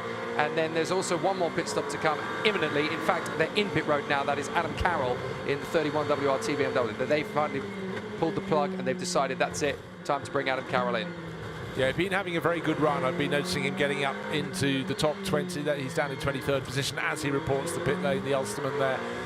But again, he's really enjoying a sort of renaissance of the GT3 world. But with Fuoco owing us that pit stop, that means Raffaele Marcello will be in the lead of this race going into the final stint. He's been setting superb laps. His margin over the chasing Lucas Stoltz, so it could be a Mercedes 1-2, is the best part of 9 seconds. Patrick Niederhauser means it'll be in 3rd place, 10 seconds covering the top 3. This is still very, very competitive, but the 2 cars that started on the front row of the grid are still 1st and 2nd, but so much has happened between then, when the cars were led off to the start of the 6 hours, and now Jake rolling his head there, rolling his eyes. Time penalty added to the final racing time. Pit stop infringement. Okay, so pit stop infringement then, unfortunately, handed there. But yeah, you mentioned the fact that the front row men are going to be 1st and 2nd when all of this plays out. That doesn't tell you anything about how good this race has actually been. They've dropped back, they've lost positions, they've fought their way back into position. Leaders have taken opportunities off them and then had problems. We had Charles Weerts dropping out of the race in the WRT BMW. We had Ricardo Feller, the orange Audi, dominating. At that point when they took the lead, they extended the gap to half a minute, and then they had the puncture. It all fell apart for them. We have no idea where Gilles Magnus in the Audi. They could have been strong up in the top 5-6 had things continued to go their way.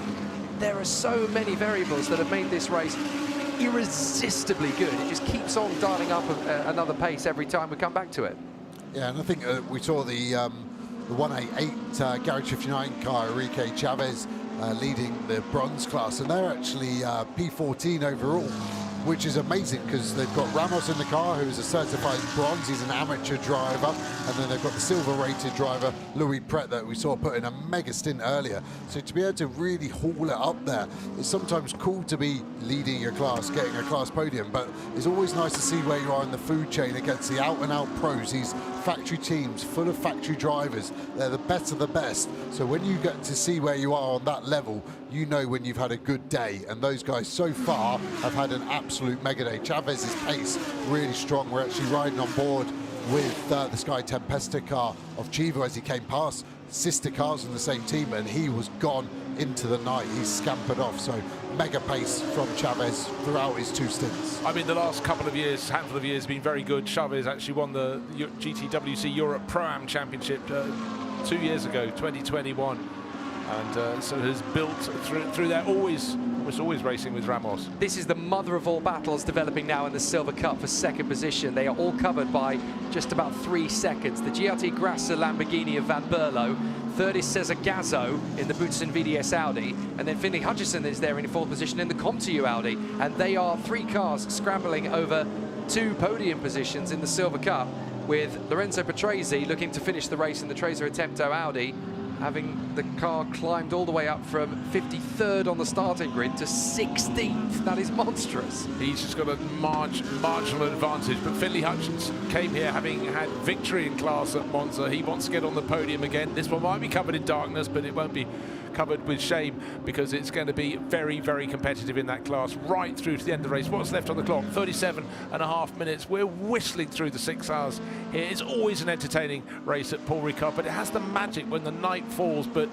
unusually high level of attrition. A lot of the incidents have been really rather minor, but they've taken cars out. I mean, Tanat Sathi and Therical not so long ago, we saw him just park at the side of the circuit and for several laps try and get that car fired up. No apparent damage from anything. It simply had a mechanical problem by the looks of things, and he wasn't alone in that. It hasn't been a race of too much contact. There's been a little bit of rubbing here and there. That's good to report, so it shows the driving standards continue year on year to rise in this championship, which is very, very good news indeed.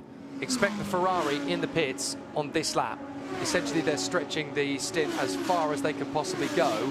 So I reckon, Antonio Fuoco, this is going to be the lap when the Ferrari comes in, if not the lap after that, because they are really stretching it to the limit of the stint. Yeah, and he's just on his fastest lap. We saw that with Stoltz right at the end of the stint as that fuel burns off. And the driver knows he doesn't need to look after the tyre. He can give it absolutely everything.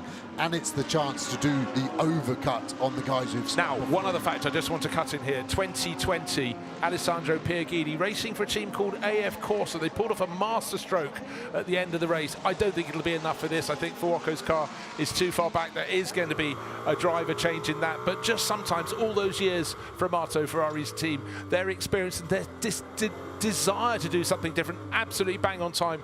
In comes Antonio Fuoco. Can they do anything different? We'll keep an eye out on this one. How many tyres are they going to put on this car? Can they say, do you reckon you can take it home without us changing all of them? Maybe just the outside tyres, the left-hand ones. Well, they could do that. They've obviously just set their fastest lap. And don't forget, there's only 35 minutes still to go. They don't have to put full tank in. Exactly. They could go a really short stop. They had a 52-second gap on Marcello. They had 1:05 on Stoltz, so the win might not be possible. Second, it's pushing it, but they might just. Third, absolutely possible. Well, it's a roll of the dice. For lap after stint after stint, these two Ferraris, 51 and 71, came in at the same time. This time they've decided to delay by several laps. It could be a masterstroke, or will it be a flop? The pit stop will be shorter. Final rip-off screen strip taken away, waiting to get that car down on the deck. You can see the mechanic on the front left-hand corner waiting to pull up a lever that will drop the jacks, car back onto the deck, and the big question is, where will it slot back in? It's almost always been alongside the teammate, the 51 car, Alessio Rivera at the wheel of that. Where will it be? But there's Marcello. Marcello coming through the blue little strip. Stoltz is going to be about 10 seconds behind him. There goes the Ferrari. So Stoltz is going to come out. Can they beat Niederhauser? That's going to be the key. If not, they're going to have to push like stink for the podium. So there goes Niederhauser. They haven't beaten them out, so they're going to have to really push it if they want to get the Ferrari back on the podium. Yeah, well, Yeloli's gone through as well. Looking for Max Hess, the 998 car. Very hard to pick it out. Out comes the Ferrari. Looking to see who's tucked in behind. I think he's come out into 5th place, possibly 6th. I might have missed one under the darkness, but what that means is Raffaele Marcello back into the lead of this race, and he's still putting in quick lap times. The clock continues to count down, and what could tilt any of this, or all of this, one could say, would be any late race penalties. But looking at the penalties being issued, they've not been for the cars at the front of the field. The pro drivers, that's why they're pro drivers. They're staying within the white lines. You know, it was a good idea, but their pit stop was a 1:27.5. It was exactly the same time as Marcello's.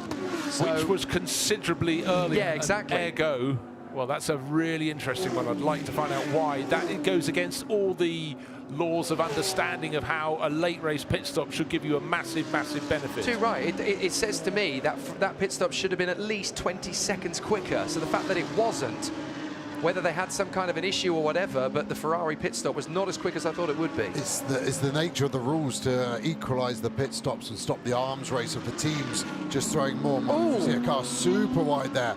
Was that Ferrari himself? It was. It was. He's got a load of rubbish on those brand new tyres he just got strapped on. But the minimum pit stop time, it doesn't matter what you do in it. The fuel has to be connected for a certain amount of time. So it doesn't matter if you want to put less fuel in, change half the tyres. The car has to be there for such a similar time. There's no time saving to be had effectively. So the only thing they can do now really is hope that that light fuel load, coupled with the fresh tyres, is going to give them a decent 5 to 10 minute advantage over the cars out there that are slowly winding down in the final part of the stint, that they might be able to fight their way back. They're in 5th position. Yellowly is a few seconds up the road from them. The podium is, do you know what? The podium is only 11.6 seconds away. That's doable in half an hour. It's pushing it, but it is doable. I think that's going to require a fair bit of assistance for that margin to be closed in on. And the assistance will only come from an incident around some of the front runners or a group of traffic only being in front of the front runners. But still, these drivers press on. They live in hope. And Nick Yellowly pressing on. It looks like it could be 2 wins on the trot for the Rover racing car, but that was discounting the pace, the sheer pace across all 3 drivers, but particularly Raffaele Marcello in the 88 Acodis ASP Mercedes leading this race. Last time round he was 9 seconds clear of fellow Mercedes racer Lucas Stoltz, and Stoltz was passed earlier in this race when it was already dark by the 88 car. Not a sister car, 2 rival camps looking for ultimate glory. Patrick Niederhauser, he's 11 seconds down on Stoltz in 3rd place. So he'll be the top Audi runner, has been pretty much all race the Santalot racing car. Then comes the BMW of Nick Yellowly. He's another 4.7 seconds back. So looks like it's going to be ultimately glorious, or at least a podium for the Rover BMW team. But if they can pick up a 1st at Monza and a 4th place here, that is a very, very tidy combination of points to have, because certainly at Monza at the opening round, a lot of the front runners, including the race leading car here, the Acodis 88 Mercedes, came away with a round, fat nothing. Indeed, and not only that, but the sister car that came home 2nd at Monza is going to be 6th if things stay at this hour. So that's a good return of points for both cars. Looking at the classes outside the Pro, in the Gold Cup, we're still having this fantastic duel between the Comte Racing Audi of Maxime Soulet, who is in 10th overall now, in front of the Butson VDS number 9 of Alberto De Folco, and the Winwood Mercedes that dominated qualifying with the 2 cars 1st and 2nd in class. Well, Mario Zug is the only one still going, and they are in 3rd position in front of the Iron Lynx Lamborghini of Leonardo Porcini by quite some margin. They are a full 2 laps clear of them, so I think that's the podium set in the Gold Cup. Not necessarily in that order, though, to coin the phrase of Eric Morecambe. Silver Cup, Trezor Retepto Racing Audi, Lorenzo Petresi leading the way, 16th overall, and doing a fair job continuing to push that car forward. The Grasser Racing Lamborghini, Glenn Van Berlo, is in 2nd position in the class, 19th overall at present moment, and still going full guns blazing as he continues to make waves around the circuit. The Butson VDS car of Cesar Gazzo is only 8 seconds back from Glenn Van Berlo, and Finley Hutchison in the Comte Racing Audi is only 2.4 seconds back from them, so that could go all the way to the end of it all. The Bronze Cup, the Garage 59 McLaren is leading in 14th position, ahead of Arjun Mayani in the Haupt Racing Mercedes. There's not a lot to choose between those 2 either. So that's going to be a handful of seconds by the end of the race if Maini keeps up the pace, and they are comparable for lap times at the moment. Third is the AF Corsa Ferrari of Andrea Bertolini, the 488, and they are still just about holding on in front of the Sky Tempesta McLaren. That last penalty definitely giving Eddie Cheever a lot of homework to do. And finally in the class, you've got the Pro-Am Cup. The car collection Porsche, Alex Montana, still leading in front of the ST Racing with Rinaldi Ferrari. Isaac Tumtumlo Lopez is at the wheel of that one. And after the problems for the Get Speed Mercedes, it's the CLRT Porsche of Stefan Denoual that has climbed up to third position. Aaron Walker has gone back out onto the circuit, I should point out. They haven't retired the car, but they spent 8.5 minutes in the pits fixing the damage, whatever it was, for the Get Speed Mercedes team, which has dropped them out of the podium. What an amazing race it has been right from the start, and we've got 28.5 minutes still to go, and it could all still change again. Yeah, well, that's the important thing. We live in hope of further change. It's looking as though it's going to take something extraordinary to shake Raffaele Marcello and the 88 Mercedes from the top of the tree. In the lead of this race, Pro-Am Club leaders still. It's been such a good run for Car Collection Motorsport with their Porsche there. Alex Fontana, Swiss racer. Good to have him back in the championship, and he is running very nicely there.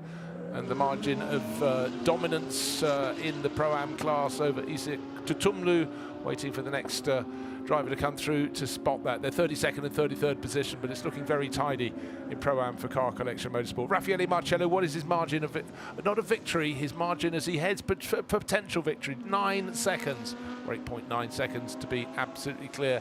Patrick Niederhauser,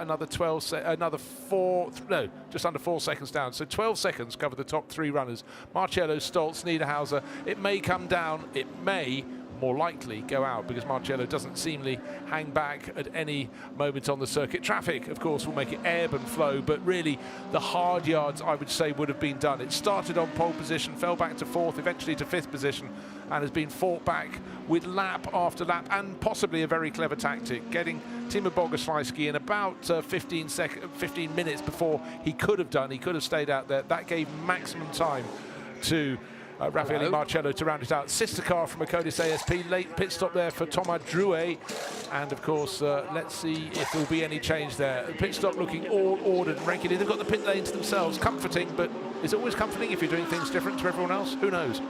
Looks like one of my birthday parties, all my mates there waiting to be in the pit lane. So yeah, they rolled the dice. They went as long as they could on every single stop, and that's how you make 5 minute stops get you through to 25 minutes remaining. So he'll probably have as much fuel on as they did at the start of qualifying. So he's got a chance to really go for the fastest lap of the race. We've seen how strong the Mercedes has been. I love seeing this Porsche at night. Just saw the back of it. The whole bottom of the bumper is the exhaust. You just see it glowing.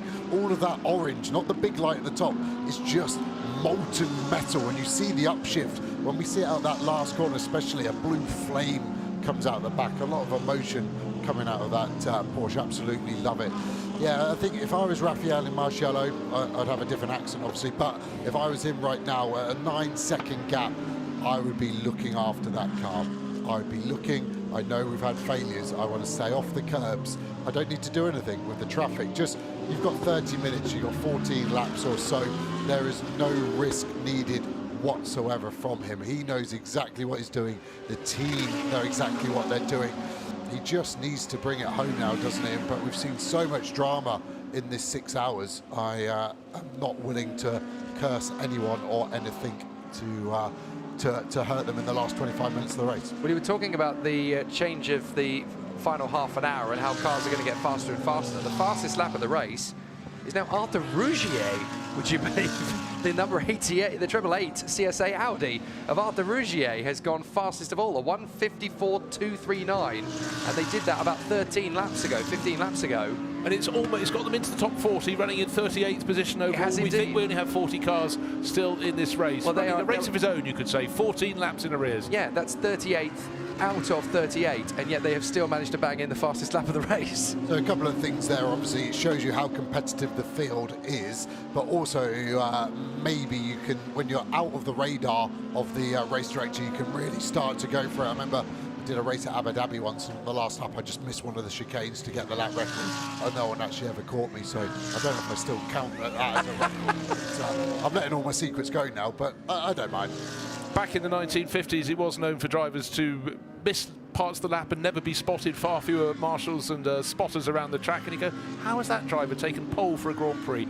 Surely not. Well, no, it's absolutely guaranteed. It's a bit like walking into an airport lounge when you haven't got the right access. Just pretend to be on your phone, walk fast, look serious, and just hope you get in and get a free coffee. You wouldn't believe how many times I've done that. Nothing beats free coffee. You'll try any trick in the book if you need to have a quick shutter. Marcello, Stoltz, Niederhauser, Yellerly, 17.6 seconds between these 4 cars. This is the Gold Cup battle. Second position for the Boutsen VDS Audi, number 9. This is actually the car, of course, that gave a bit of a headache to Valentino Rossi in qualifying earlier today when they popped out of the pits a little bit too quickly and caused a puncture for the 46 WRT BMW. It's all fair in love and war, though, because the number 46 car is in 8th position overall, and the number 9 is in 10th position overall. So the WRT BMW still beating them. Just looking to see if we're going to have any change. It's certain irony, this race that was building to a final crescendo. It now looks as though as we run to the finish, where's any place changing going to come in the top 10? Well, quite possibly Max Hess trying to fight back and take 5th place from Antonio Fuoco to top or the best place of the Ferraris in this race, number 71 at the moment, but I can't be sure. You want a position change in the top 10. There might well be one for P10, because suddenly Marius Zug in the Winwood Racing Mercedes, they are all over the back of Alberto De Fulco, so that could change hands, and obviously that's not just going to be for the top 10, that's also going to be for second in the gold category. There's not much to choose between those 2 cars at all, and Zug really is ramping it up. The gap is down to a second now, and if they get into second position, then Souley in the other Audi, the Comte U car, is only 9 seconds further up the road. So if they make a mistake, that win could potentially come their way. Yeah, I would think that Souley's got enough experience. He's had a couple of seasons away. He's back and driving beautifully in the darkness. Again, using all the experience being brought to bear. Silver Club being led by Lorenzo Patrese, and this 99 car has been propelled from outside the top 50 to the lead of the Silver Cup and has kept it through its cycle of drivers, showing all 3 have been doing a very, very good job indeed. And one slip up from them, though, and then Glenn Van Berlo will be going, thank you very much. He's second in class. Of course, we're talking about slip-ups. It doesn't have to come from the driver. It can come from the machinery, it can come from the tyre. We've seen it several times over the course of the race already. 22 minutes to go, and it's very tight. Look at that, the top 3 in the Gold Cup, Souley, De Fulco and Zug, that's 10 seconds. That could still swing. Very, very easily that could swing. All that takes is tripping over a back marker, a puncture, something going wrong with the internal workings of the engine at this late stage under the pressure. That's still very changeable. 10 seconds with 22 minutes. This race isn't even won yet in Gold Cup.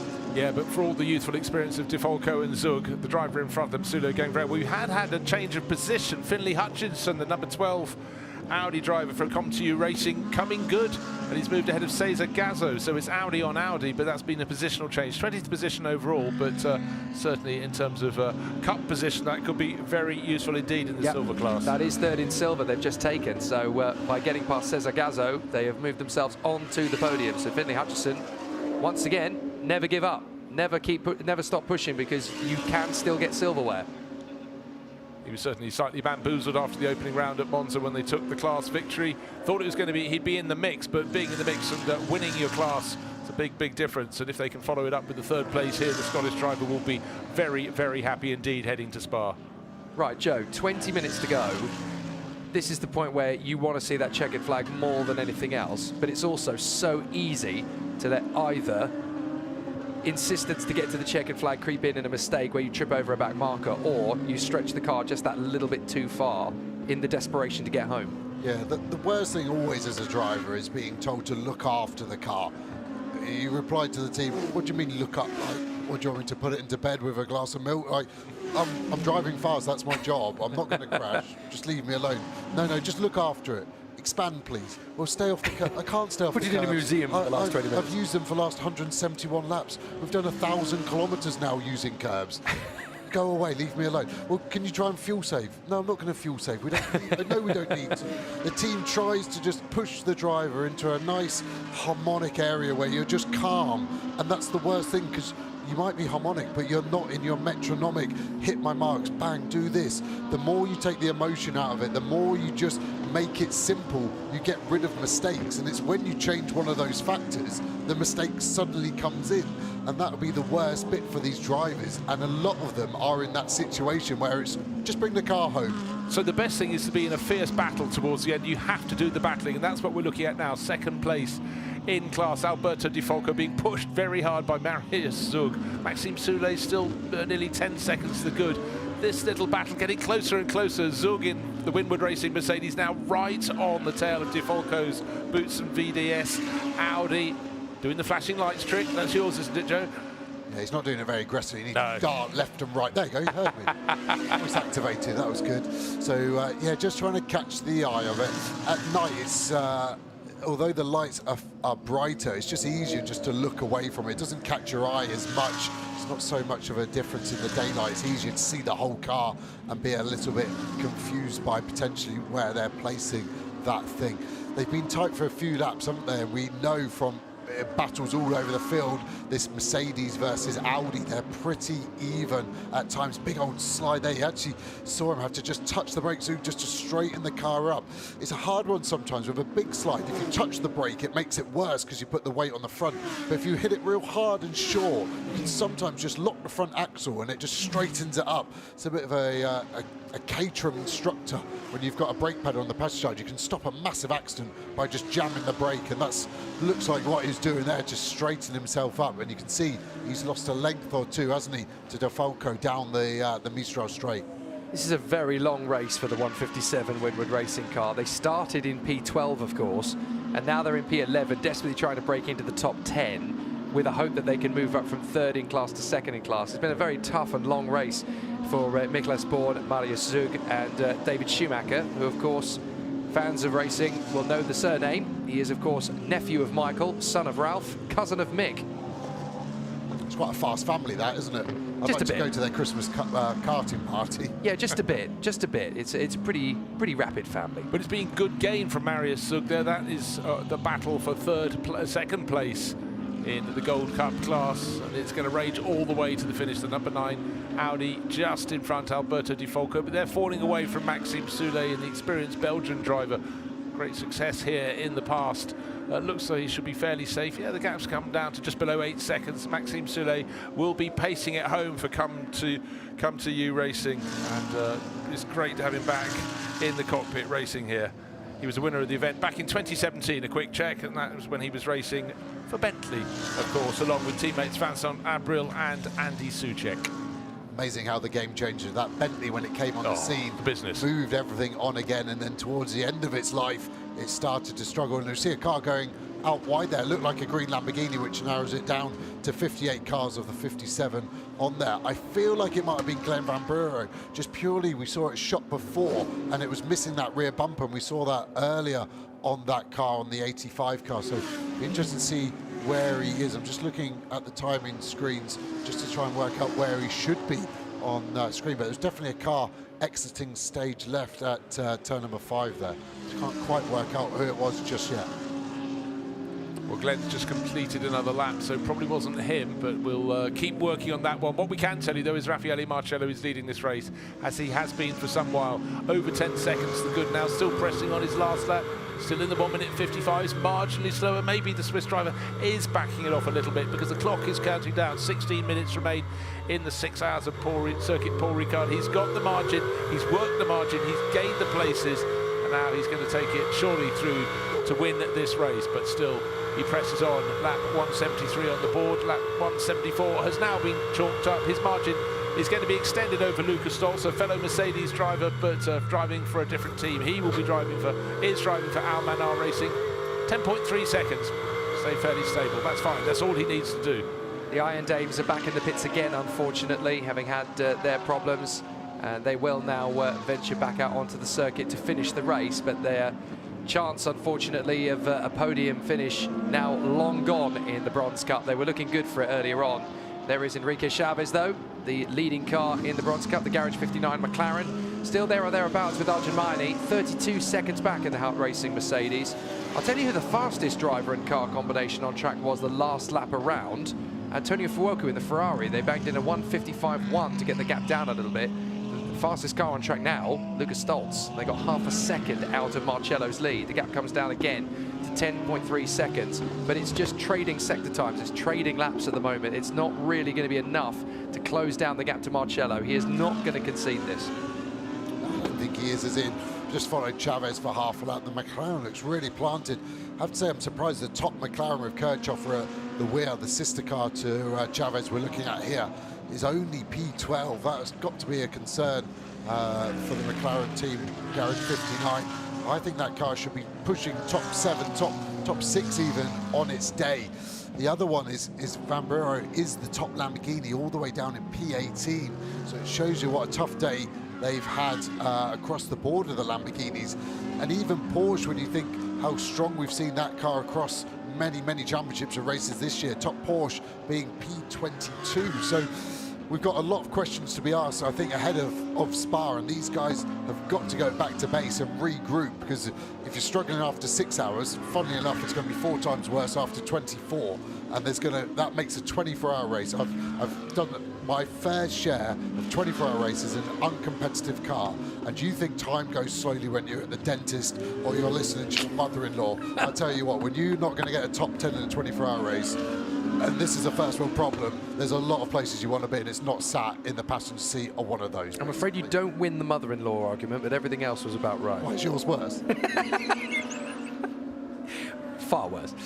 Yes, no, Well, Marius Zug has struck while we were having a little bit of a laugh there. He's been putting so much pressure on Alberto Di Folco, and it had to tell. He caught him, he pressured him. It took about 5 laps, and he had to take a bit of a risk, but he's moved up to 2nd place in the gold class. Maxime Soulet still sitting on advantage. It is coming down to 7.2 seconds, but there was the battle being sorted out. Winward Racing were 2nd in class. Marius Zug, were 3rd in class. Marius Zug has moved ahead of Alberto Di Folco. Good move. And looking at the lap times, they're gaining 0.6 of a second per lap with a 7-second deficit. There's time to take the win. They could do it. Well, what have we got left? 12.5 minutes, and let's just. They could catch him. But I don't think Maxime Soulet's been famous for leaving the door open. No, he's not really. I tell you what, Marius Zug. He's listened to his mother-in-law. Yes, indeed. Marius Zug's really going to have to dig deep and find something special to go after him. In terms of 1 lap pace, they are quicker. Yes, they're making about half a second to 0.6 of a second per lap. But this could come on the last lap if they manage to catch up to Soulet at the very last. We could get a change of winner in the gold class, but it's really going to be such a nail-biting finish. So Winward will be on the phone to Marius. Come on, put your foot down, get on with it, go. You can get him, you can get him. Now, at this late stage in the race, the last thing Antonio Fuoco wants is anything getting in his way. The 71 Ferrari really pushing on. The car in front is nothing to do with him. The car he wants to have in front of him is Nick Yaloli, who's holding down 4th place, the 98 Rover Motorsport BMW, but that's 6 and a bit seconds up the track. But again, the thing that really strikes me, Joe, as I listen to the Ferrari, is that low guttural sound it makes. It's not a sound you go, that's a sound a Ferrari makes. It's really not, is it? It doesn't sound stressed, which is great for a race car. You don't want it revving its nuts off for a long endurance race, but yeah, it's got so much torque low down. It does lose the Mercedes in the high-speed corners. Again, we know the Mercedes is probably the best at any high-speed corner. Maybe the BMW starting to rival it for that crown, but yeah, it just doesn't seem to have to push too hard. Obviously a V6 in that Ferrari now, hybrid in its road car configuration, but obviously just normal petrol and go in that twin turbo V6. Yeah, a little bit difficult for him at the moment. 6.6 seconds behind Yaloli. We've got 2.7 behind to another BMW of Max Hesse, and that may be a bit of a concern. 2.7 can soon evaporate with a little bit of traffic, but that Mercedes actually that we were flashing at has pulled a good gap, hasn't it? Must have pulled a second extra over the last lap over us, so need to go back and try and find a little bit more pace. Last lap was a 56.3, so really sort of a second and a bit, 2.2 off the fastest guys, what they're doing at this moment in time. But yeah, some traffic up ahead as well.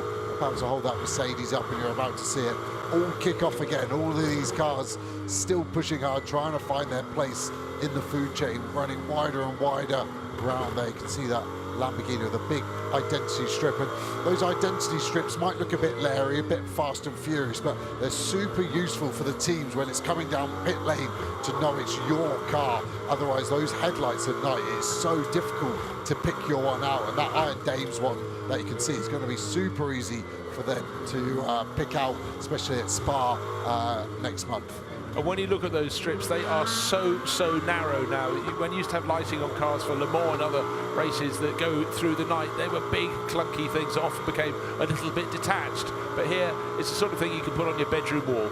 Zug has got the gap down to 5.3 seconds on Souley. The gold win might just happen. We are down to the last 9 minutes. The gap's come down to 5 seconds. They are absolutely eating up the road. Well, Marius Zug just banged in his fastest sector of one of his laps, the second sector of the 3-sector lap. So he's coming good, but surely, I said surely when it was at 10 seconds, it's now down to 5.5 seconds. Marius Zug for Winwood Racing could close in. It took him quite a while to get past Alberto Di Folco, and if he comes up short, he'll be cursing any lap that he didn't quite catch the move if it had come any earlier. But Maxime Souley, he'll be getting information coming up to him from Come To You Racing. You're leading the Gold Cup class, don't let it get away from you, but I think he's going to be able to control this. Sorry if I've been a bit slow, but I think that was Zug we were following when we were on board with Folco then. We saw the Mercedes in front and actually pull away from us. Yeah. I think it was the Winwood car. So we can see the pace it's got. It was pulling away from the 5th place overall Ferrari. Yeah. So that is how much pace it's got, and that is why the gap, Jake, like you've said, is evaporating to Souley.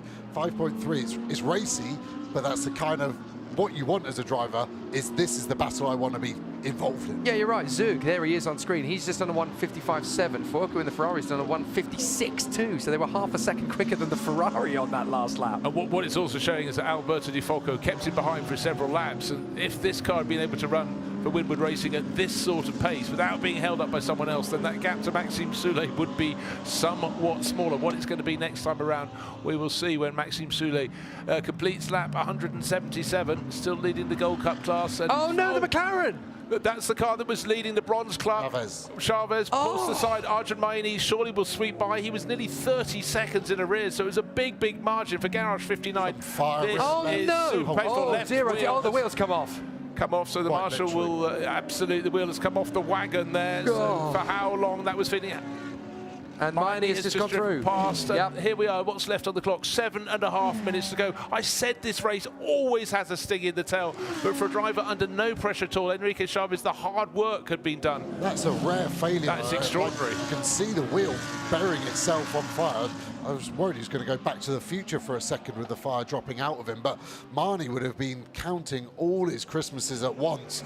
Chavez, again, a rear left hub failure. The curbs are so brutal here.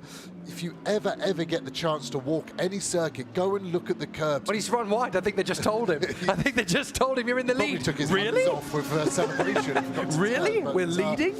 Yeah, there's a brutal curb on the exit of 5. There's 3 big yellow sausage curbs. And when we ride on board, it shows you how well these cars ride it. But that energy's got to go somewhere. So look at the car coming to stop. You can see the rear left on fire. What that will be the grease from the drive shaft. So connecting the differential to the hub. Oh, go on, Marshall. Oh, like that. I thought he was going to hit it with the I thought he was set fire. But yeah, so that's just the grease. Very spectacular. But yeah, it's a hub failure, drive shaft failure all at once there. That's Chavez did a mega job to back off, because one, that could have been a massive crash, but a wheel detaching from the car has got so much energy that can hurt wherever that ends up going. I was half expecting him to blow that out like a birthday candle rather than kick the thing, you know? Yes, well, there you go. But now, so the problem for one McLaren, it does mean another one will get up onto the podium in class, which will be Eddie Cheever for Sky Tempesta Racing. That car started stone last, down in 57th position. It's risen to 19th, which will become 18th place any moments now. So it just goes to prove you never, ever give up. But again, it's history repeating itself, because they managed to snatch the podium at Monza in the final 10 minutes of the race, and they've done it again. I'll tell you what, the rabbit's foot that they have got in the Sky Tempesta Racing garage, I want one of them, because that is proper luck. So Raffaele Marcello leading this race. It's been static at 10 seconds. He's been protecting that lead for quite some while over Lucas Stoltz. With his experience, with his pace, he should manage that. Where will the changes come? Looking at the gap between Maxime Soulet and Marius Zug, it came down to 3.5 seconds. It's back to 4.7. A bit of traffic there, or maybe Maxime just responding. And for Winwood Racing, Marius Zug is taking some monster risks, just going past where the McLaren parked at the edge of the circuit. That's 188, tucked below the barriers. That being the car leading the bronze class. What a cruel finish there, 7.5 minutes short. A slight irony, right? That's where the 93 car broke down in qualifying and was put behind the barrier as well. So where that car broke down is now where it inherited the podium from. Its sister car. There's, yeah, like you said, a lot of rabbit foot luck going on there. Marcello just looks like he's stroking it round, doesn't he, from the outside. Really no pressure, 10 seconds. 4 minutes remaining. Gunon sat on the pit wall just texting. He's probably a little bit bored now. Just always interesting to see. So it's 4 minutes 15 seconds. So they're going to squeeze another lap, aren't they, when they get to the clock? He hasn't got the gap to back it off. So he's going to do another 2 flying laps, which doesn't sound a lot, but it soon adds up. And that's nearly 12 kilometers of driving still to go. Right, can there be any late changes? Nick Yaloli in 4th place is actually closing slightly on Patrick Niederhauser in 3rd. At the moment, it's the 2 Mercedes, Raffaele Marcello and Lucas Stoltz. Niederhauser holding on in the best of the Audis to 3rd place, but maybe, just maybe, the car that took victory at Monza, the 98 Rover Racing BMW, can gain another place and get on the podium, which would be a phenomenal start, a 1st and a 3rd to their 2023 Fanatec GT Endurance Series season. But here we are riding on board with the 88 Acodis ASPT Mercedes of the race leader Raffaele Marcello. 10 seconds resolutely clear of the chasing Lucas Stoltz. Surely he's got this one in the bag. Will there be any other changes? Silver Cup still being led as it has for much of the race after a brilliant opening stint from Alex Arca. Drove from 53rd right up the order, and Lorenzo Patrese trying to bring it home, and Riccardo, father and mother, standing in the pit lane pointing at the screen. It's distraction tactics when you're counting down. The minutes are very long indeed, but there aren't many more of them left. I don't think he's moved in 6 hours. That's where he was when we caught him in the first stint. But yeah, mega job by those guys. Super recovery.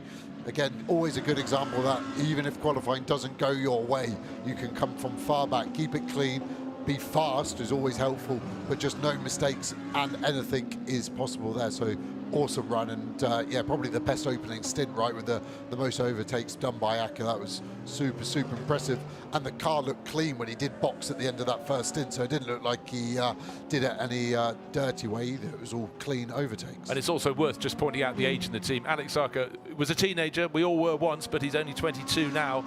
Then Pietro Delaguanti, born in 2004. That really hurts, doesn't it? So super young, whereas Lorenzo Patrese, born in, I've got to blink before I say this, 2005. They are so young, yeah. 2 young teenagers in that car, and it could take victory in its class, in the silver class. So a phenomenal run from that young trio.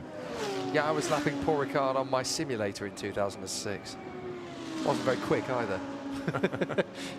This is close between Soulet and Zug. Soulet is literally trying to match Zug for everything. At the same time, we've got Hess all over the back of Fuoku in the Ferrari. Yeah, and the other Ferrari's in trouble because it's slowing. Alessio Rivera just lapped in over 2 minutes. Yes, he did. About 6 seconds, so he's slowing. What's his margin over Maxime Martin? Will the car that was started by Valentino Rossi gain another place and get up to 7th place? That would be quite a charge for them, but problem for Rivera. He's holding down 7th place. Possible damage to the car. Can we see that? It's quite hard under cover of darkness. That's the sister car. That's sorry, that is Rivera. Someone with an IQ higher than mine, so 4 or 5. What was the Ferrari spitting out the sparks earlier? Was that the 71 or the 51? Because I can't see any obvious damage. I just wonder if those sparks were a clue to something that. I think it was the 71 because it was the car in front at that point. What's interesting, yes, he's slow. Why is he slow? You can be slow because you've got no power. You can't go fast around corners, and he's slow in the speed trap. So it looks like a power issue rather than a handling issue.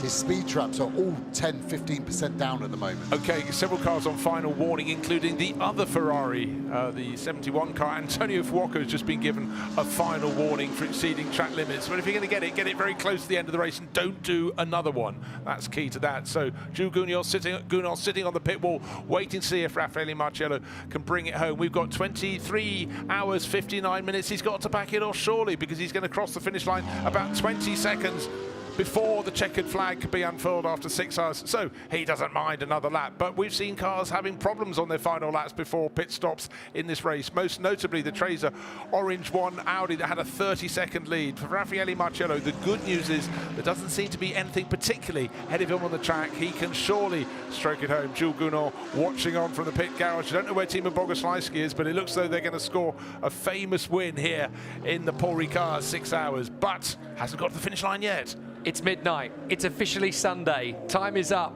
And the Fanatec GT World Challenge Europe, powered by AWS Endurance Cup second round, looks like it's going to be cantered home by the Mercedes with Raffaele Marcello at the wheel. The Akonis car that got onto the front row of the starting grid did a fantastic job. Banged it on pole position. The combination of Marcello, Gounod on Boguslavski, so strong. There is a couple of potential final stings in the tail as Rivera is struggling on the final lap of the race. Sule versus Zug, they are trading sector times. The gap's down to 2.7 seconds. You're going to need a miracle if you're Marius Zug, and you're going to take the victory now with 2.7 seconds and 1 lap to go. Well, Nick Chiolotti's got an even smaller margin in his fourth place BMW. 2.1 seconds is his gap to Patrick Niederhauser. I think the Swiss driver Niederhauser in his Audi should hang on to third place, but no one is going to do anything at this late stage. Mistral Straight has been completed. Tick through Beausset goes our race-leading Mercedes. Raffaele Marcello just got the twisty corners to end the lap. For many laps, he's been 10 seconds clear of Lucas Stolz. We know these drivers, they know their Mercedes so well, and they're pacing it through to the end of the race. And it's almost right now, it's the penultimate corner for Raffaele Marcello. Lucas Stolz will surely come home in second place. He had a tidy margin of 6 seconds or so. The final corner negotiated, the power put down for the final time. The lights flashed to those on the pit wall. Why not blind your pit crew? That's exactly what Raffaele Marcello does. He's had form, he's now allied that with fortune. And lights are flashing. Wins in the Endurance Cup are super special, but the longer races are the ones that really have the attitude and the atmosphere. A victory here at Paul Ricard in the 6 hours. Chalk it up to a Codis ASP. Lucas Stolz crosses the line in second place, and Patrick Niederhauser, I think, is just holding on Nick Chiololli by under a second at the end in third and fourth position. And there's the gold victory. Maxime Sule taking the victory for the ComTU Racing Audi in front of the Winward Racing Mercedes. Are you kidding? The Boutsen VDS Audi is behind them. So, having had all that battle, Zug tried his best to catch Soleil, couldn't get it done. What a fantastic comeback. And then in the Bronze Cup, we know it's going to be the Haupt Racing Team Mercedes. Arjun Maini is going to take the victory in fantastic fashion. 14th position for them. But the Tracer Attemptor, they're going to come through for the victory in silver. Riccardo Patrese boy done good. Patrese goes crazy. Patrese goes crazy. He's now allowed to move from the footprints he's had in the front of the screen there.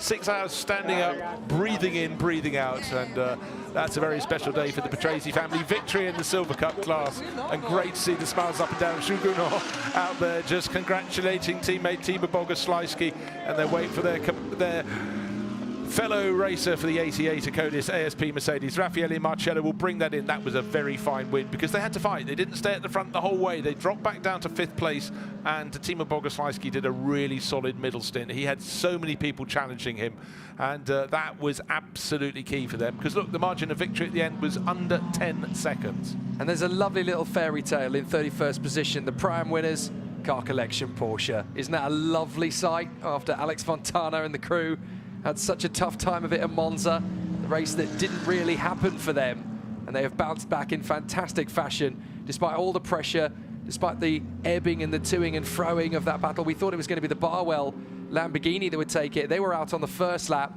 We thought that the Ferrari might come good, but they ended up losing a couple of laps. Denoual in the Porsche, Aaron Walker in the Mercedes, they all came to take it, but Fontana in the Car Collection Porsche held on for the Priam win, and that's a fabulous result for them too. So much happened in the 6 hours at Paul Ricard. It's been an absolutely superb advertisement for the Fanatec GT racing scene. Bronze Cup winners there, proof Arjun Maini, Sebastian Boe and Hubert Haupt taking that class win with a very impressive 14th place overall. But outright winners, Raffaele Marcello, Timo Boguslavski, and the driver who started it, Jules Gounod, led away from pole position. That's been a really strong race, but we have to remember and tip our hats, doff our hats, if we will, for the number 40 Tracer Orange 1 racing crew. They were 30 seconds clear in this incredibly competitive race series, and then it went wrong at the 2/3 distance point in this race. Sutton shouting from the grandstands. Such a dramatic moment. There's a lovely moment there, just as he was coming into the pit lane. Marcello just gave the transmission tunnel a little pat. It was like, thank you, darling. We did all right today, didn't we? It was, yeah, so a moment when you're by yourself as a driver, it's sometimes just finally go, oh, we did it. I can now breathe. That's been 2 hours, 6 minutes since he got in the car of full stress. He might be thinking, yeah, I pushed you really hard, but you responded and you didn't give up on me. 5 different classes, 2 Mercedes taking the wins, 2 Audis taking the wins, and a Porsche taking the win. Germany dominates in France in fantastic fashion across the classes. And there is the winning crew into victory lane after 6 hours around the Paul Ricard circuit. The 1,000 kilometers goes the way of the Acadis ASP Mercedes team. They were miserable at Monza. It didn't go their way. They made it a dominant win in the end after such a fantastic charge from Raffaele Marcello in the final 2 hours. What a performance. Is he the greatest GT driver in the world right now? It's a good argument. Well, let's go down and hear from what will be very, very happy winners. Down with Gemma. Congratulations, that's a fantastic result. It was a long 6 hours. I watched it right at the end there, Jules, just bringing it home for Lalo there. Yeah, mega job from the team. I think we all delivered today a really great job, especially the team. The car was amazing. I went for dinner and then Lelo was P5. I come back, it's P1, so I have to rewatch the replay, but I think he did a good job and Timo did a good job in the middle. So I'm just really happy for Mercedes, also 1-2. I think at the moment our car, we know it's in 7 years and it's working really well. So thanks to AMG, thanks to our team for pushing to the limit, and to my teammates. Well done to you. Timo, a quick word. Jules set it up perfectly for you for your stint there. You had a great start, you took it over, and you had a tough stint. Oh yeah, I was just a bit of fight, so and quite a lot of traffic, but yeah, I mean the main target was like not take any track limits and just to be safe. Yeah, that's it. But yeah, did amazing job as always. So Jules also. So I think yeah, the setup was really good one. I mean the car was mega. Yeah, many thanks to the team and to the MG. Congratulations, Lelo. You were flying. Yes. Yeah. As always. No, I mean it was good. The car was really good. Of course, I think I was struggling less with pickup compared to others, because then in my second stint I was not quick as the first one. I mean, I think when you have pickup, then you start to slide. But I mean, for sure the car was mega. I was able to recover a lot. We've been quick all the weekend, so yeah, it's nice. Congratulations. Well done to all 3 of you and to the team. Thank you.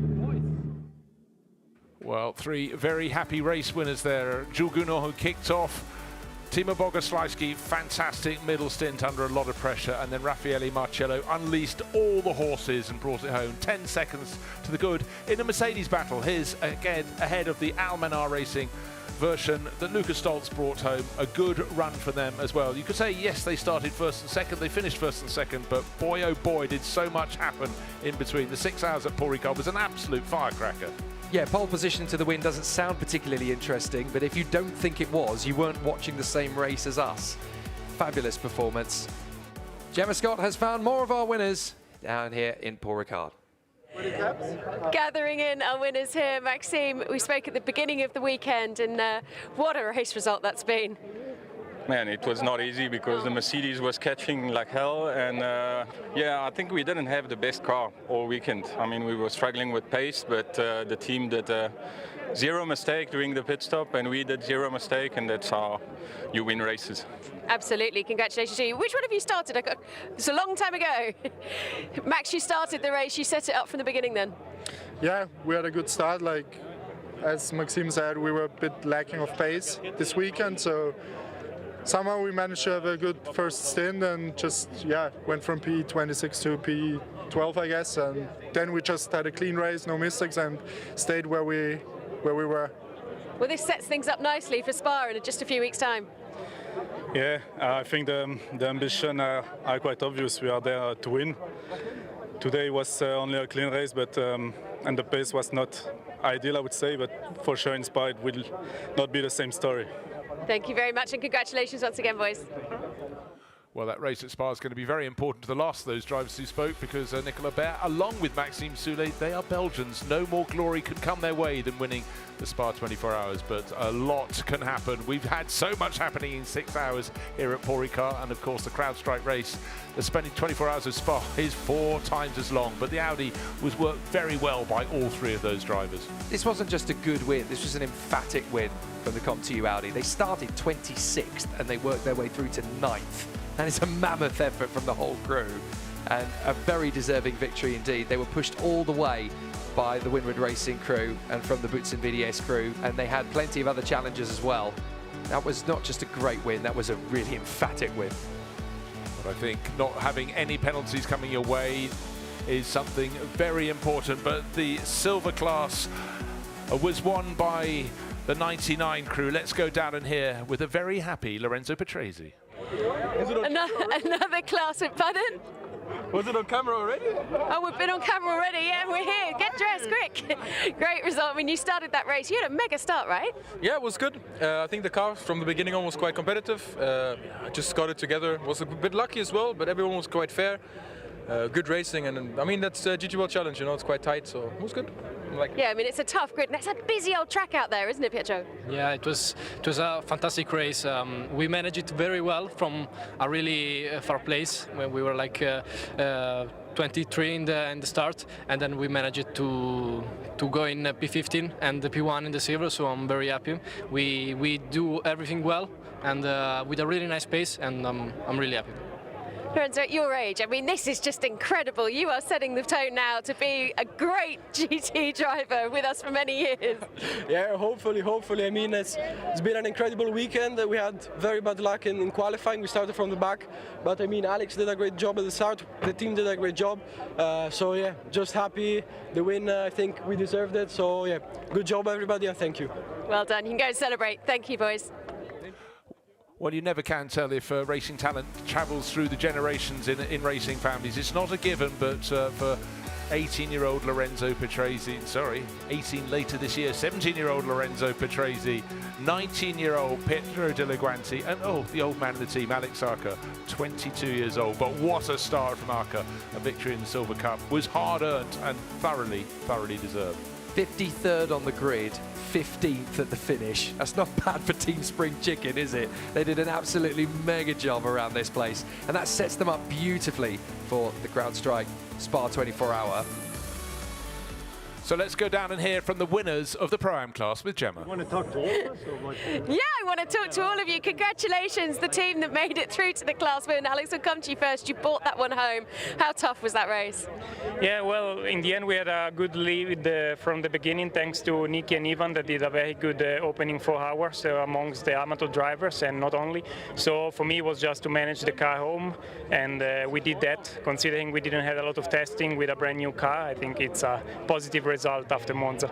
Absolutely. I mean, you look very relaxed now. You know, the work was done early on. Indeed. Yeah, well, I'm so relaxed because Monza was just a terrible experience for all of us.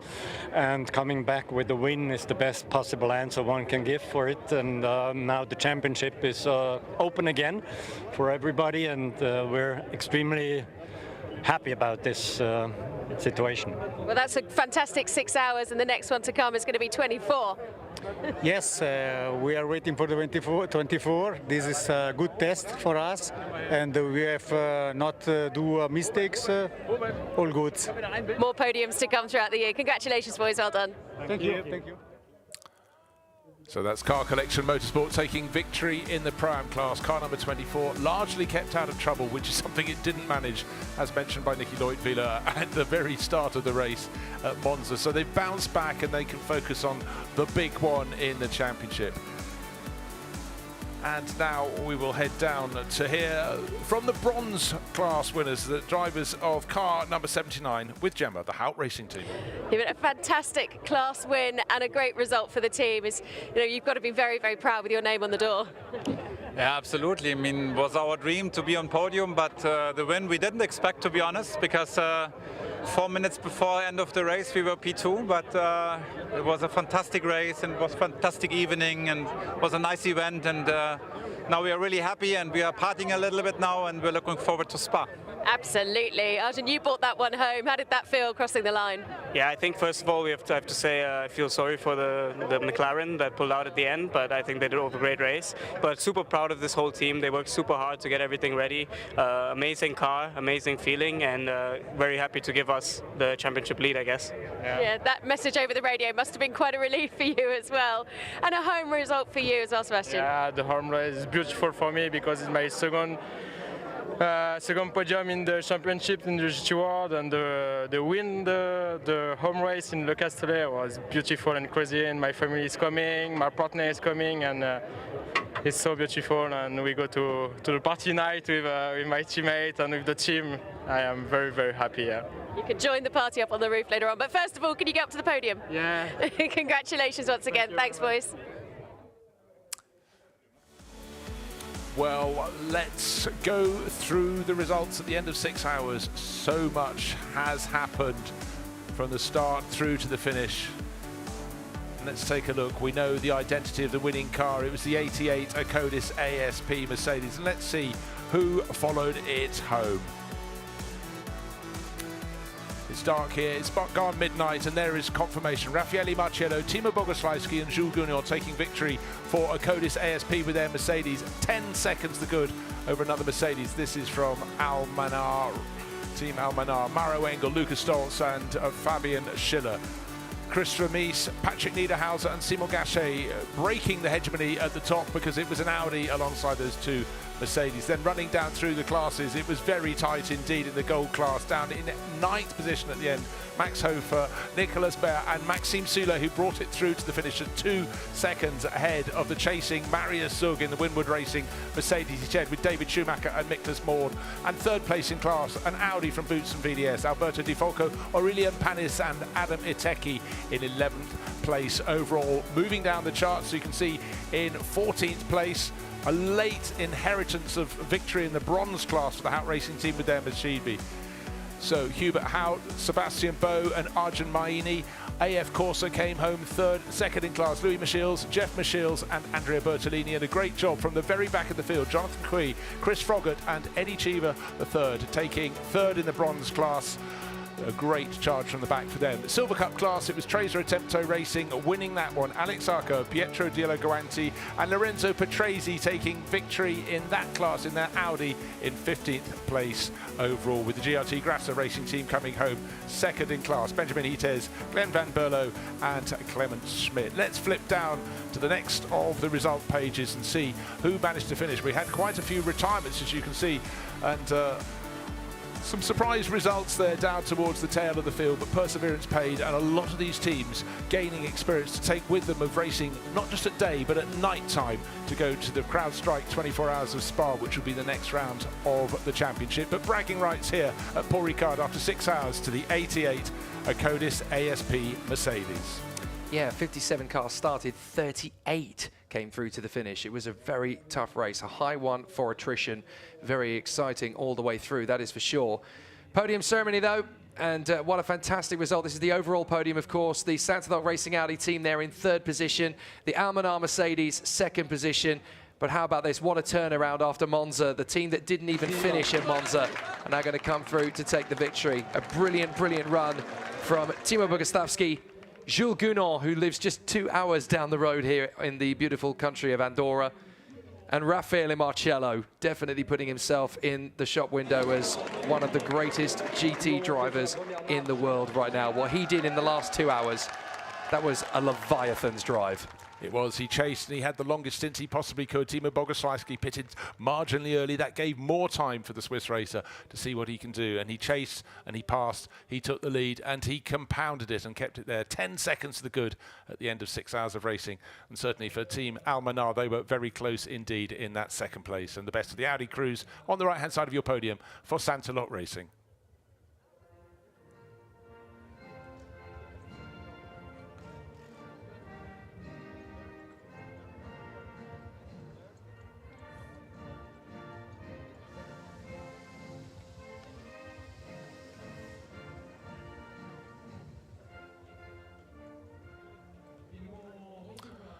So the Marseillaise ringing out.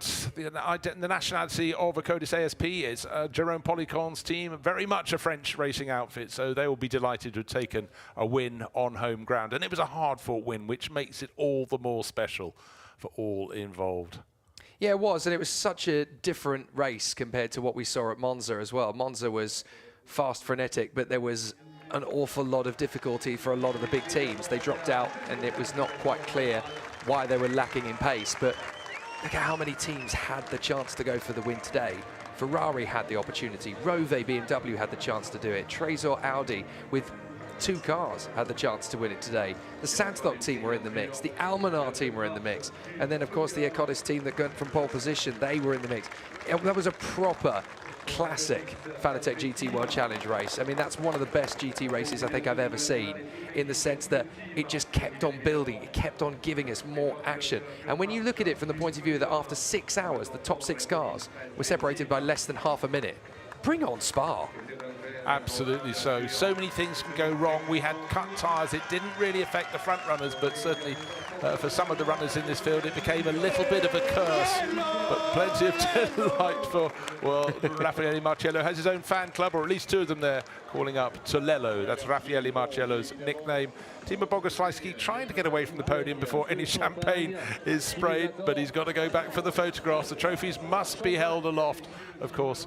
And there we have Fanatec GT World Challenge. It's been a fabulous race. We thought yesterday that there may be a visitation of the rain. We only had the clouds, the mountains didn't tip them into rain, and now it's time for the rain to fall, or the bubbly to fall. It will be sprayed over the podium here. We will have the other podiums for the other classes, but the overall victory going today to Raffaele Marciello, Timo Bogoslawski and Jules Gougnot. They're doing the spraying of the champagne. Team Almanar up there as well, and the blue-suited Santalot Racing Audi crew on the right-hand side of the podium. All 3 of them have got a very tidy helping of points. Yeah, the drivers get busy with the fizzy, and that's very nice to see on the top of the podium there at the Circuit Paul Ricard. Fabulous race though. After 6 hours, we had so much in terms of a storytelling, in terms of an absolute battle for the victory, some great performances all the way through. And Paul Ricard really delivered, and that's what is great about this race circuit.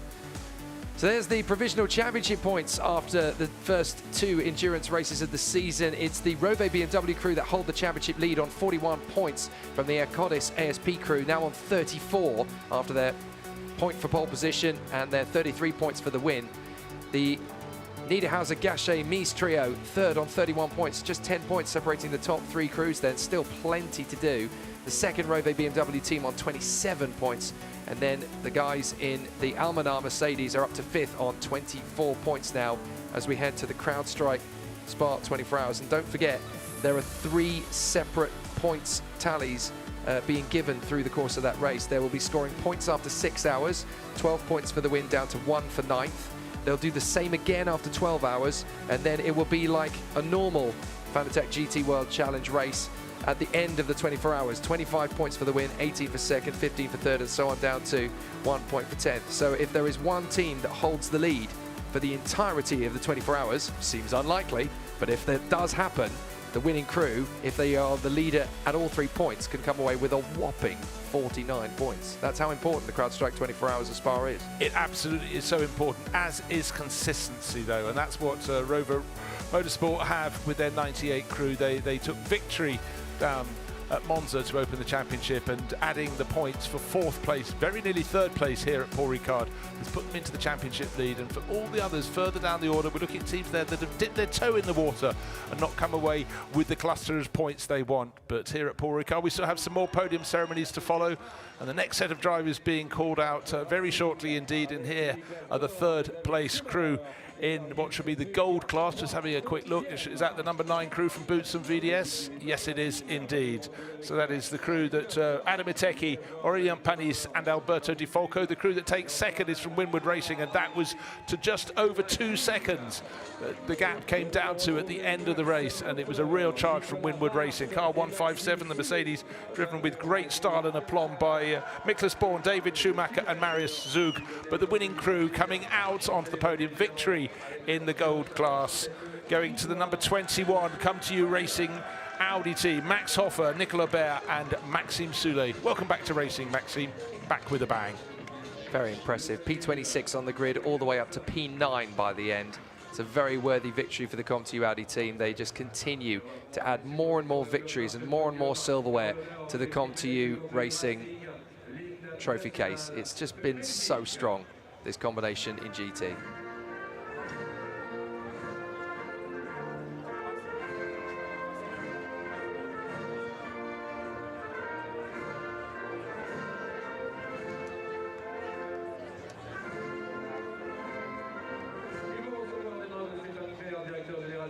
So the Belgian national anthem will ring out particularly for the class winners, but also for the team in third place, Boots on VDS, but that doesn't have a Belgian driver among it, whereas the winning crew has two of the three.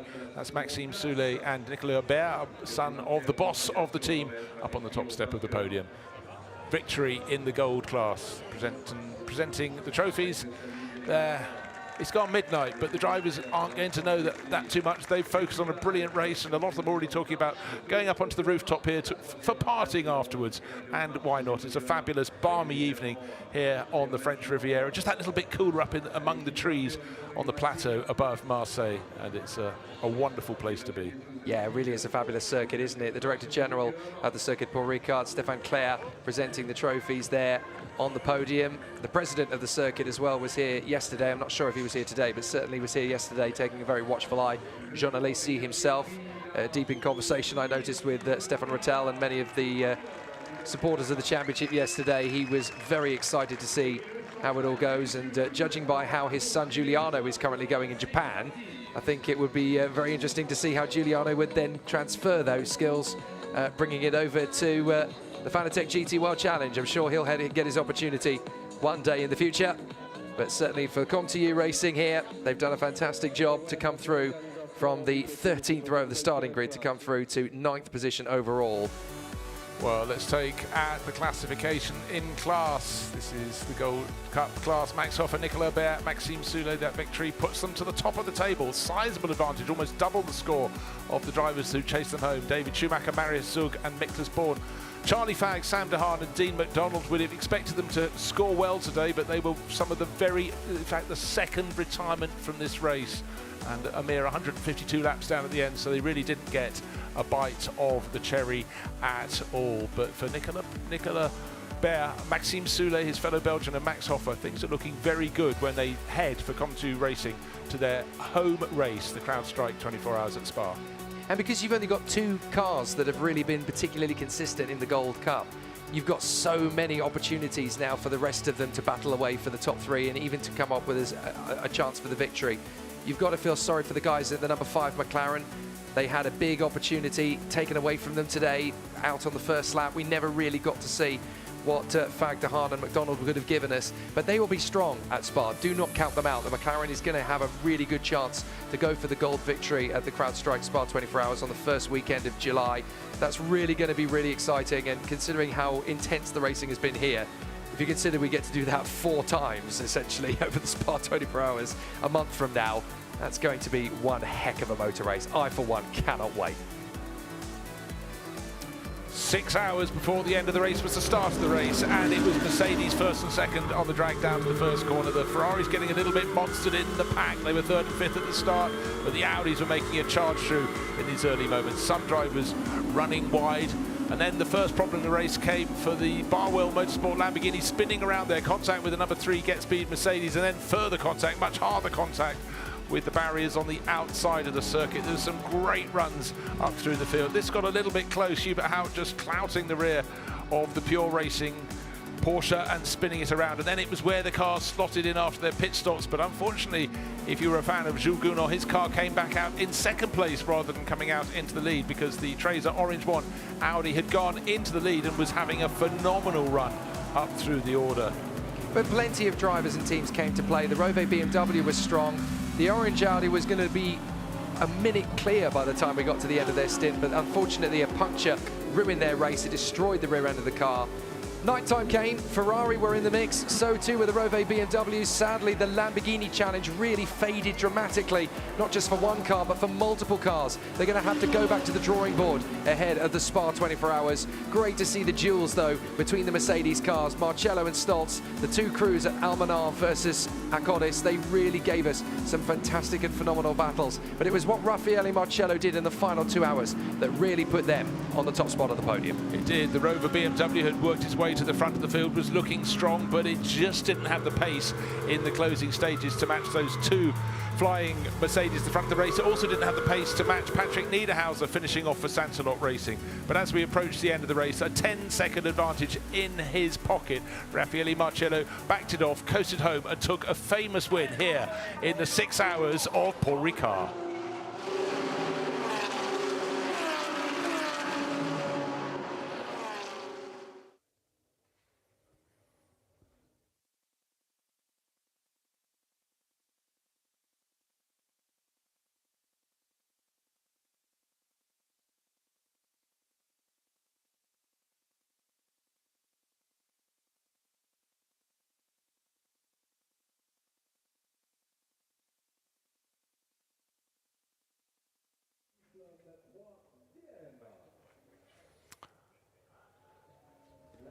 The podiums continue. We have 5 podiums in all, and it's another Come To You Racing crew coming out onto the podium. That is the crew of car number 12, the Audi driven by Sam de Jong, Loris Hazemans and Finlay Hutchinson.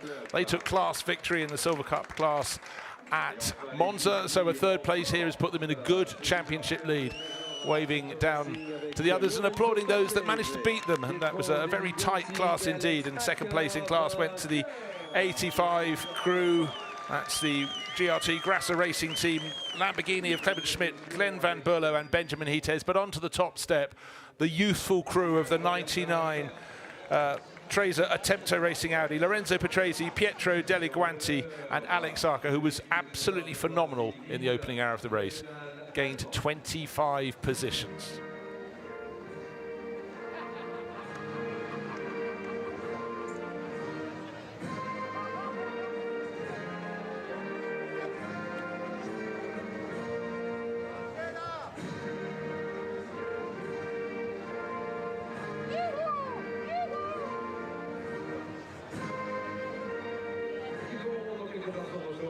This has got to be one of the youngest winning teams in Fanatec GT World Challenge history, hasn't it? I think the average age is a whisker over 18. It is quite astonishing what these three men have done, and certainly a fantastic start to this young legacy. They could really build on this as well. This is only the first victory for them, and they arguably should have had the chance to do so at Monza, and it all fell apart. So goodness knows what it's going to be like when we get to the Spa 24 Hours. They have a really genuinely strong chance of picking up some big points in the Silver Cup. They certainly do, but obviously what all young drivers want is constant track conditions so they can hone their craft, and that's often far from what you get at Spa-Francorchamps. But we could yet have a wonderful sunny event, and maybe this year's CrowdStrike race, by having moved forward almost an entire month from its regular slot, might find it better, more clement, more constant weather.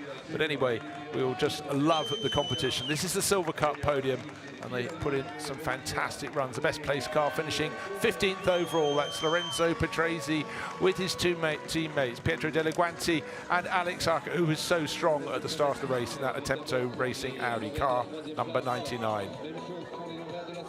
Fabulous run, great battles, great passion with these crews as well. They all took their turn of fighting for the victory. They all deserved to be on the podium. And that's one of the great things about this particular category.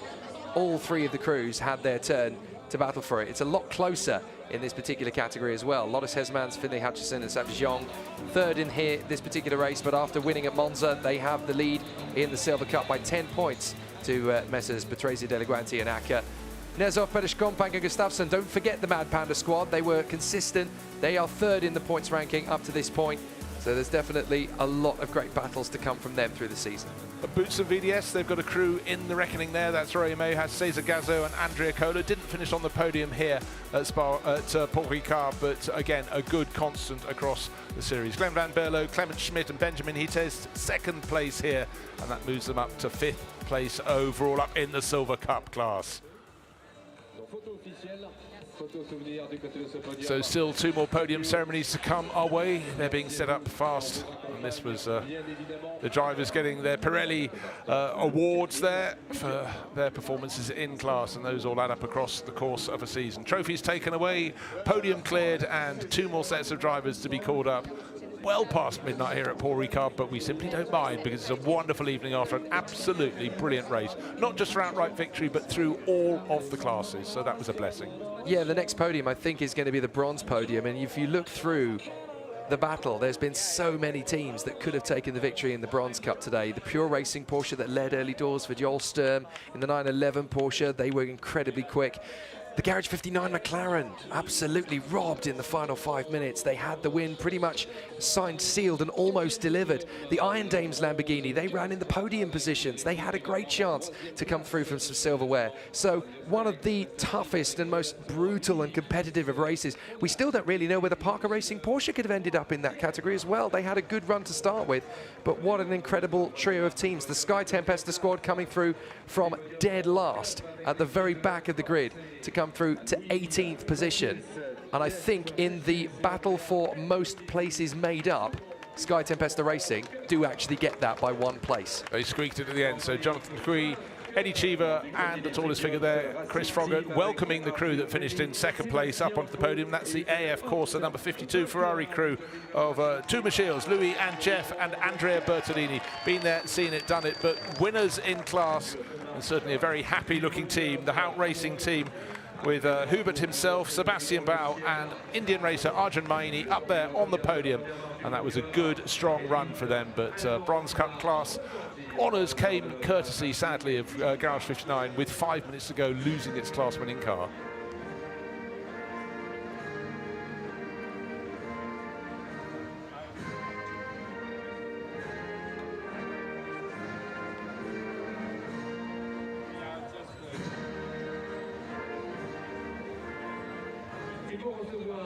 I mean, how many race teams can say they've made up 39 places on their starting grid positions? Very few that are telling the truth. That's very true. Yeah, very true.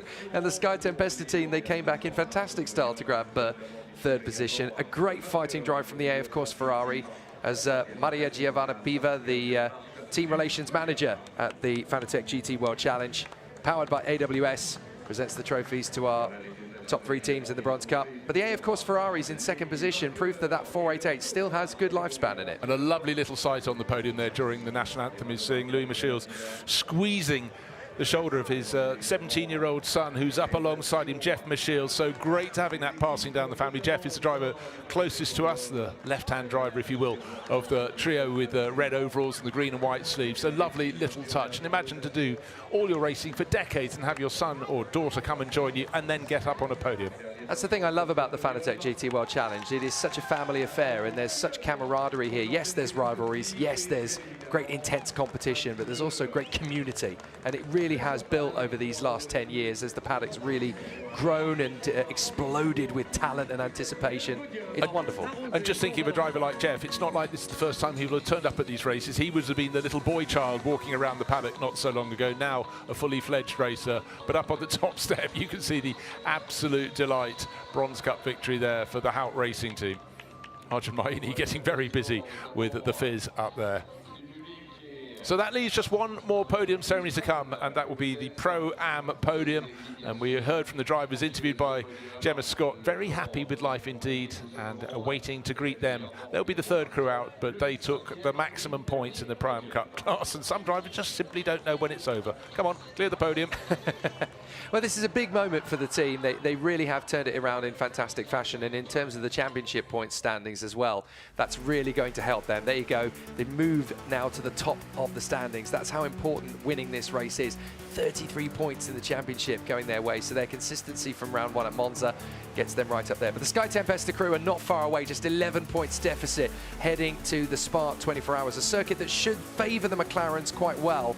And I have a feeling that that's the opportunity for the Sky Tempesta Racing team to haul up a big result. The Pure Racing team tied on points with the Renoir's Porsche, so there's definitely still plenty to do. That 2nd position for the Ferrari crew does put them right up into the top 5 as well. Still very early doors in the Fanatec GT World Challenge endurance category, in the bronze category. Here we go then, the Pro-Am Cup. CLRT making their way to the podium. I don't think they were expecting that any more than we were. No, they certainly weren't. Stefan Denouel was the only driver named for that car for quite some while. He then drew up some support and was joined by Emil Combs, and up on the podium as well comes the second place crew, Rinaldi Racing. That's Sole lady on the podium. Samantha Tan racing with Rinaldi. So many years racing BMWs, and this year changing across and competing in a Ferrari. So good to see that ability to chop and change. Isaac Tutumlu and American racer John Miller up there as well. And then coming through to take the top step of the podium, Car Collection Motorsport. A dismal, very, very short run race for them at Monza, but Pro-Am class victory here for them with their Porsche. Alex Fontana, Ivan Jacoma and Nicky Leutviller, who of the three was the most delighted come the end of the race.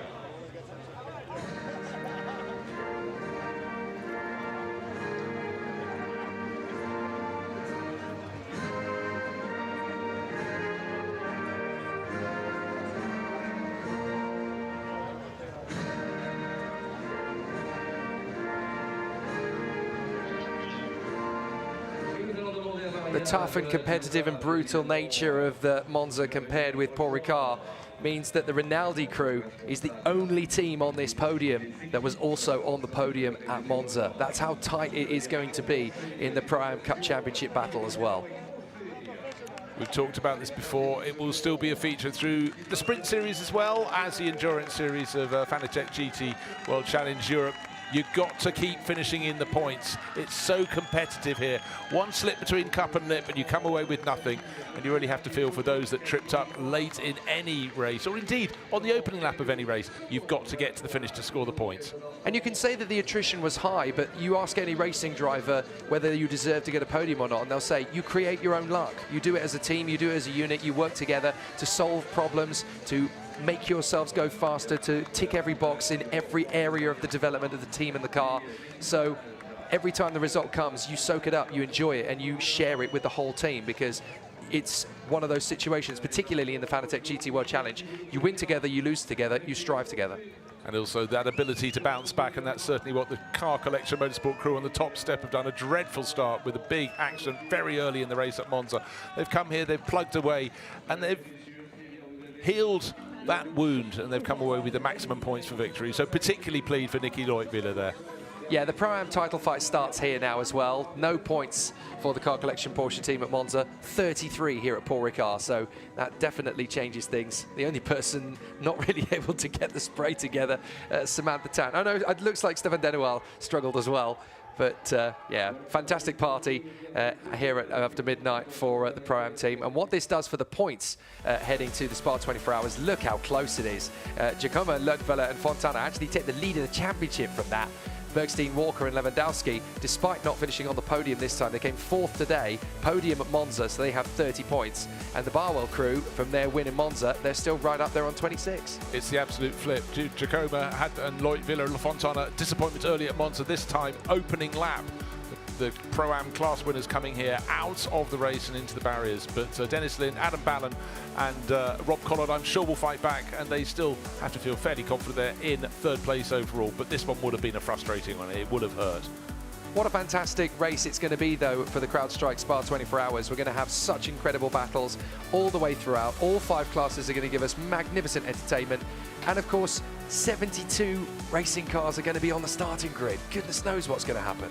Well, one of the beauties of this game is so many manufacturers come here to tilt for glory, but at the moment leading overall with all the championship points from around the various the championships around the world, from Asia to Australia to America. AMG Mercedes leading the way from Audi and Porsche. And that's it. That's goodbye from me, Bruce Jones. Thoroughly enjoyed commentating with Joe Osborne, who was so brilliant with his insight, and with Jake Sanson. We had so much fun commentating on the race here, but it was the teams and the drivers who provided the action, and the stage was set at Paul Ricard. We hope you enjoyed it. Do make sure you watch Spa.